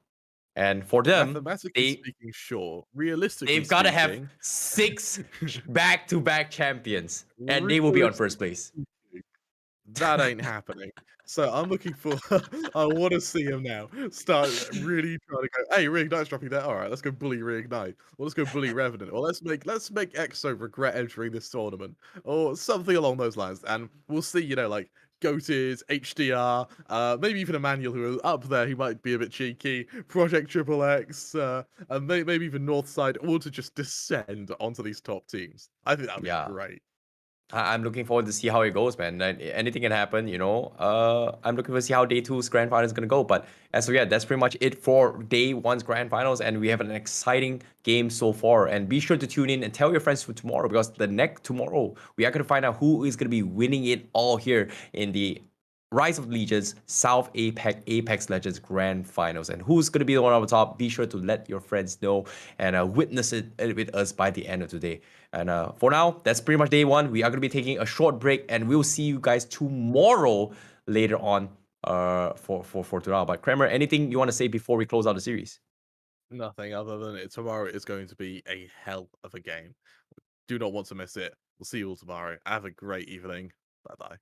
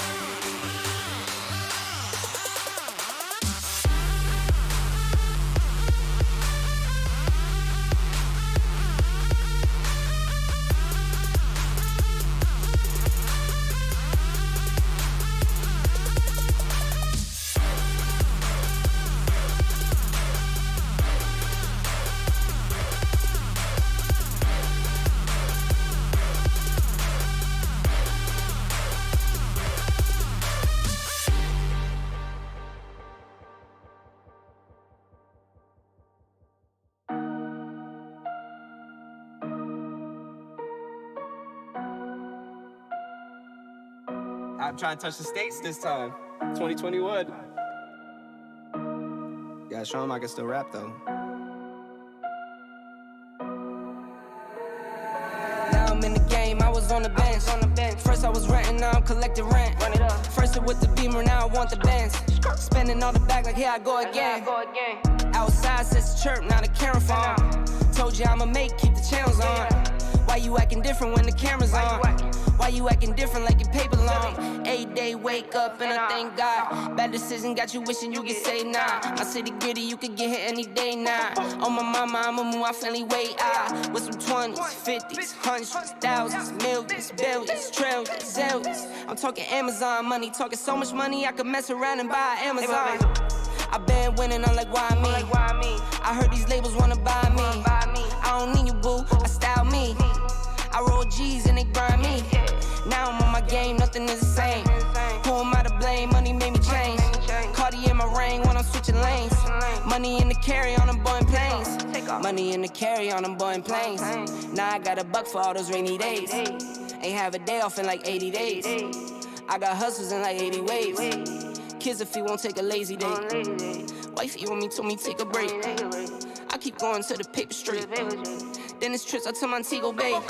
If I take the job, bet I get it done. I said it before, I'm a 101. I just caught some ones, only wearing ones. Fornicate the funds, money made me come. Diamonds on your neck, bet they on your neck. You want that watch, you better rock it tech. You want that chain, you better cop a vest. You want the check, but can you make it stretch?